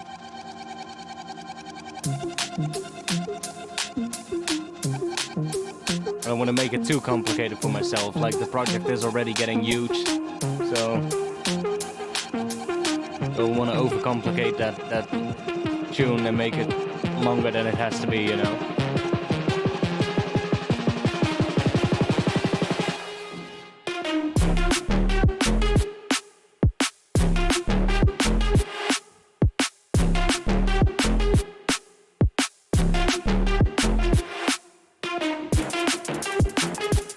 Okay, this section needs a bit more high end, from what I hear. Like, it needs a bit more crunch on that lead. It's already distorted as fuck, but it just needs to be a little bit more crunchy on the high end. It's taken off a little bit because I'm low passing it, because there's some nasty distortion happening in the really high frequencies that I don't want to get. So I might just want to, you know, do some multi-band stuff on it to get some more of the high end out. Or just add some noise on top of it to kind of make it a little bit more crunchy in a way. But it is going in the right direction. So I'm happier with what this sounds like than what the old version sounds like, which was this. It had the same idea. Like, I'm still using that same sound with the same distortion, but that version was just way too messy. And this one is getting a bit cleaner now. It's still very distorted, of course, but it's cleaner than what it was. And it's definitely a bit more usable now. So I'm gonna have to figure out the response here. But as soon as I have that, I think we're basically gonna have the track. Then it's just a matter of making the intro and the outro as good as possible. But yeah, I like it. I like where it's going. So that's gonna be it. Thanks for being here. I'm upgrading Pigments tomorrow when I get my new SSD. Yeah, Pigments is pretty nice. Like honestly, I use it so much recently. I mean, I'm working on a pack for Pigments, so that's kind of why. But like it's just while I was making the pack, I also kind of learned a lot about Pigments and like learned a lot of new things that I hadn't really used a lot in the previous pack that I made, and I just like it a lot. So it's a really nice synth, and just it has a lot of features, so it's really easy to get interesting things out of it. A little bit easier, I feel like, than with for instance, Serum, which is still quite limited in a way. Um, and Pigments has so many different options, like the different engines that it has and all the different things. Um, like yeah, that lead is coming from the analog engine, and it's literally the most of the sound of it. Oh wait, that's that's an LFO tool. Most of the sound of that is literally just coming from that pitch drift that is in the analog oscillator right here. So that pitch drift and then a slight bit of FM coming from white noise, from just some noise. So the noise is doing a slight amount of pitch wobble, or it's like creating a bit of FM, but it's very subtle, like it's 0.002 on the FM knob, so it's just a tiny bit, and because it's noise, it gives it a little bit of wobble, of a little bit of sort of like almost makes it a slight amount of unstable in a way, and then that combined with the pitch drift here, just makes that ARP lead kind of sound. It just makes it so much more interesting. Because suddenly it kind of sounds a little bit more analog because of it. It's obviously isn't, but it's a good way to kind of emulate it, I guess.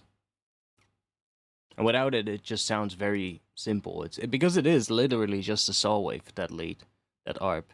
It's just a saw wave running through a bunch of processing. And this is one of the patches that will be included in the pack, by the way. So if you want to have this patch, then in just a bit this will be available as well. But yeah, it's nice. It's nice. Thanks. I'm gonna be back next week on Friday. How many presets do you got so far in the pack?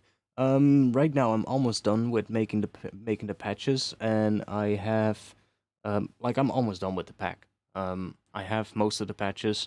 Right now I'm making the final few patches, which is just a couple of ones, because I made a whole bunch of custom samples as well. Not too many, but just like I would say maybe 10 custom samples or something for the pack. And I want to make a preset with every one of those samples, so that when you import the pack into Pigments, all of the samples are going to be imported as well. Because if you don't use one of those samples, it won't be imported. So to make those samples all be part of the pack, I need to make sure that there's at least one preset using the sample. So I just need to make a couple more for that. Mostly did all the bass stuff right now, and there's a lot of bass patches. So the final pack will be 128 patches total. So it's gonna be 128 patches. I'm almost done making the audio demo for it right now. So still got a couple of patches to go through and finish setting up all the macro knobs and all that kind of stuff. But other than that, all the patches are made. But yeah, it's gonna be a pretty big pack, honestly. It's twice as big as the preset amount of presets that I did for the pack for Arturia.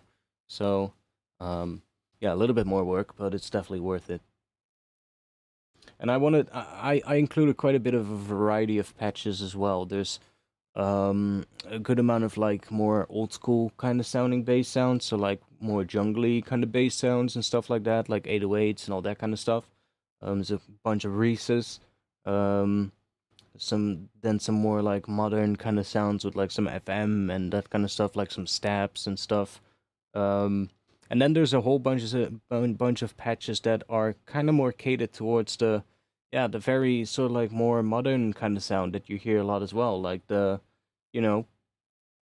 stuff by Bunshin, Caracal Project, Imanu, Noisia, all the guys from Vision. and sort of like the sound that they've been pushing. There's a couple of other ones as well that are kind of going with that sound now, and it's just nice, you know. It's a whole good variety of patches in the pack. Bunch of atmosphere, bunch of drums. There's like a patch to make kicks, think, and I think I made a snare as well. Um, there's some weird percussion kind of things. There's patches for risers, which are going to be pretty nice because you can just chuck your own sample in it and you have a new riser because it's made with the sample engine and Granular. So you can just load that one up and it's literally just a template to make your own risers. All you have to do is just replace the sample. So there you go. And what else did I make for it? Some ARPs, a couple of one using the built-in sequencer as well, and the arpeggiator from Pigments, and some pads, obviously. So there's a whole bunch of stuff. There's also some granular patches with like the more like rhythmic granular stuff, which definitely goes more into like what Imanu does a lot. He does a lot of that stuff with Quanda. And then I think he just resamples the hell out of it and just bounces it to audio and then just does it in audio, just chops the bits up that he likes.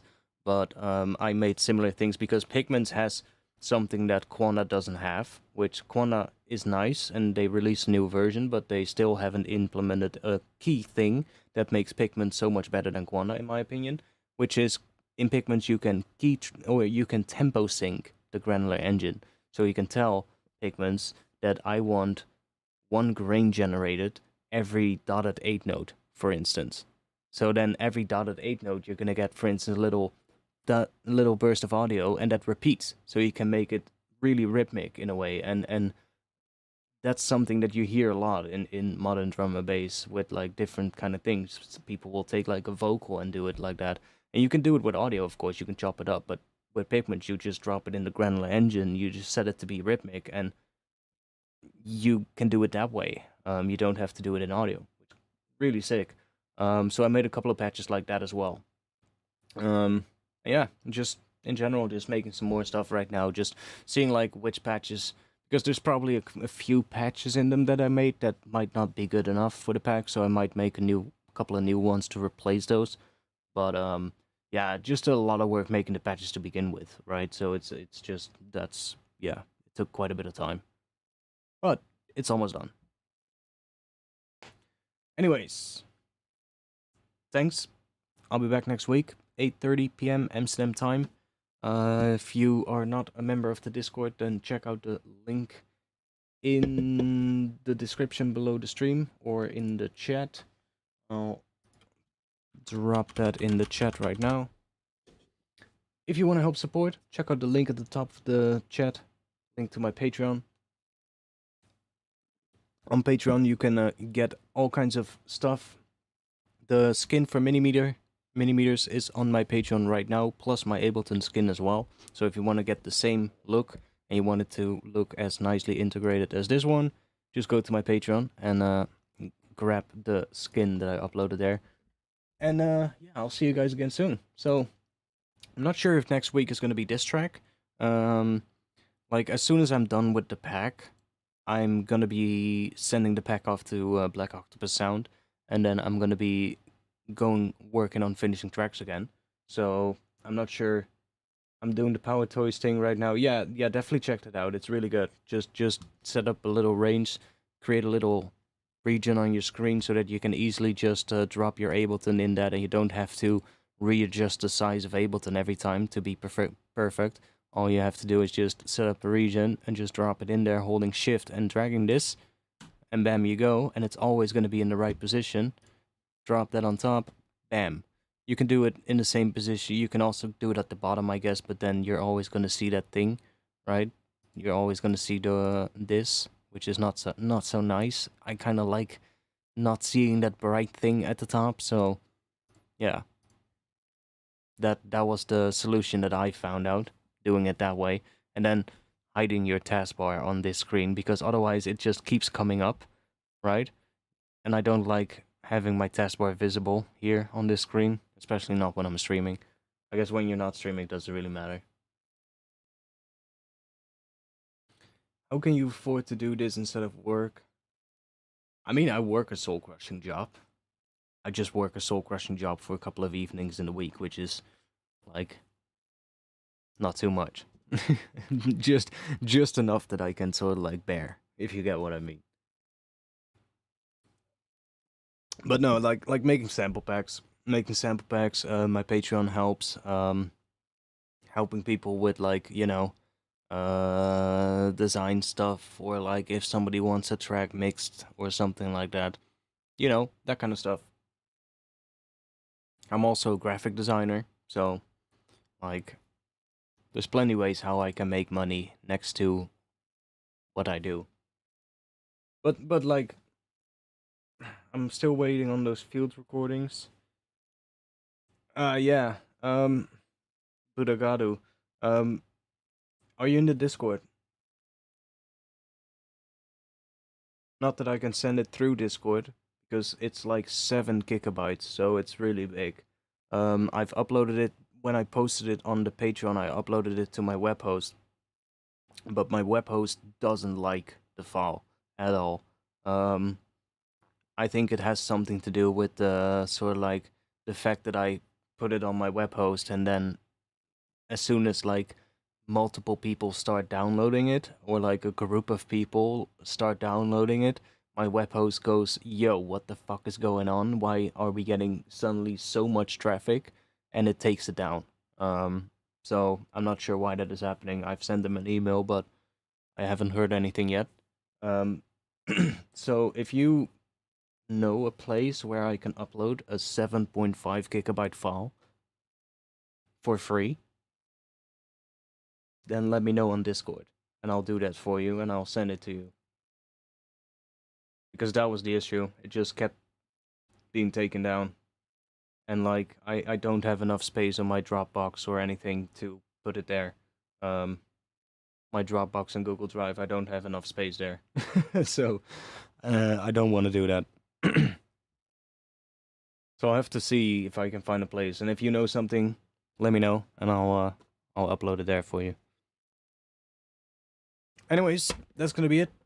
I'll play this during the end of the stream. So, thanks. See you all next week. I'm gonna be in the Discord afterwards. So if you want to have a little chat there, come join. And that's gonna be it. Thanks for being here. Thanks for the donations as well, by the way. And I'll see you guys next week. Peace.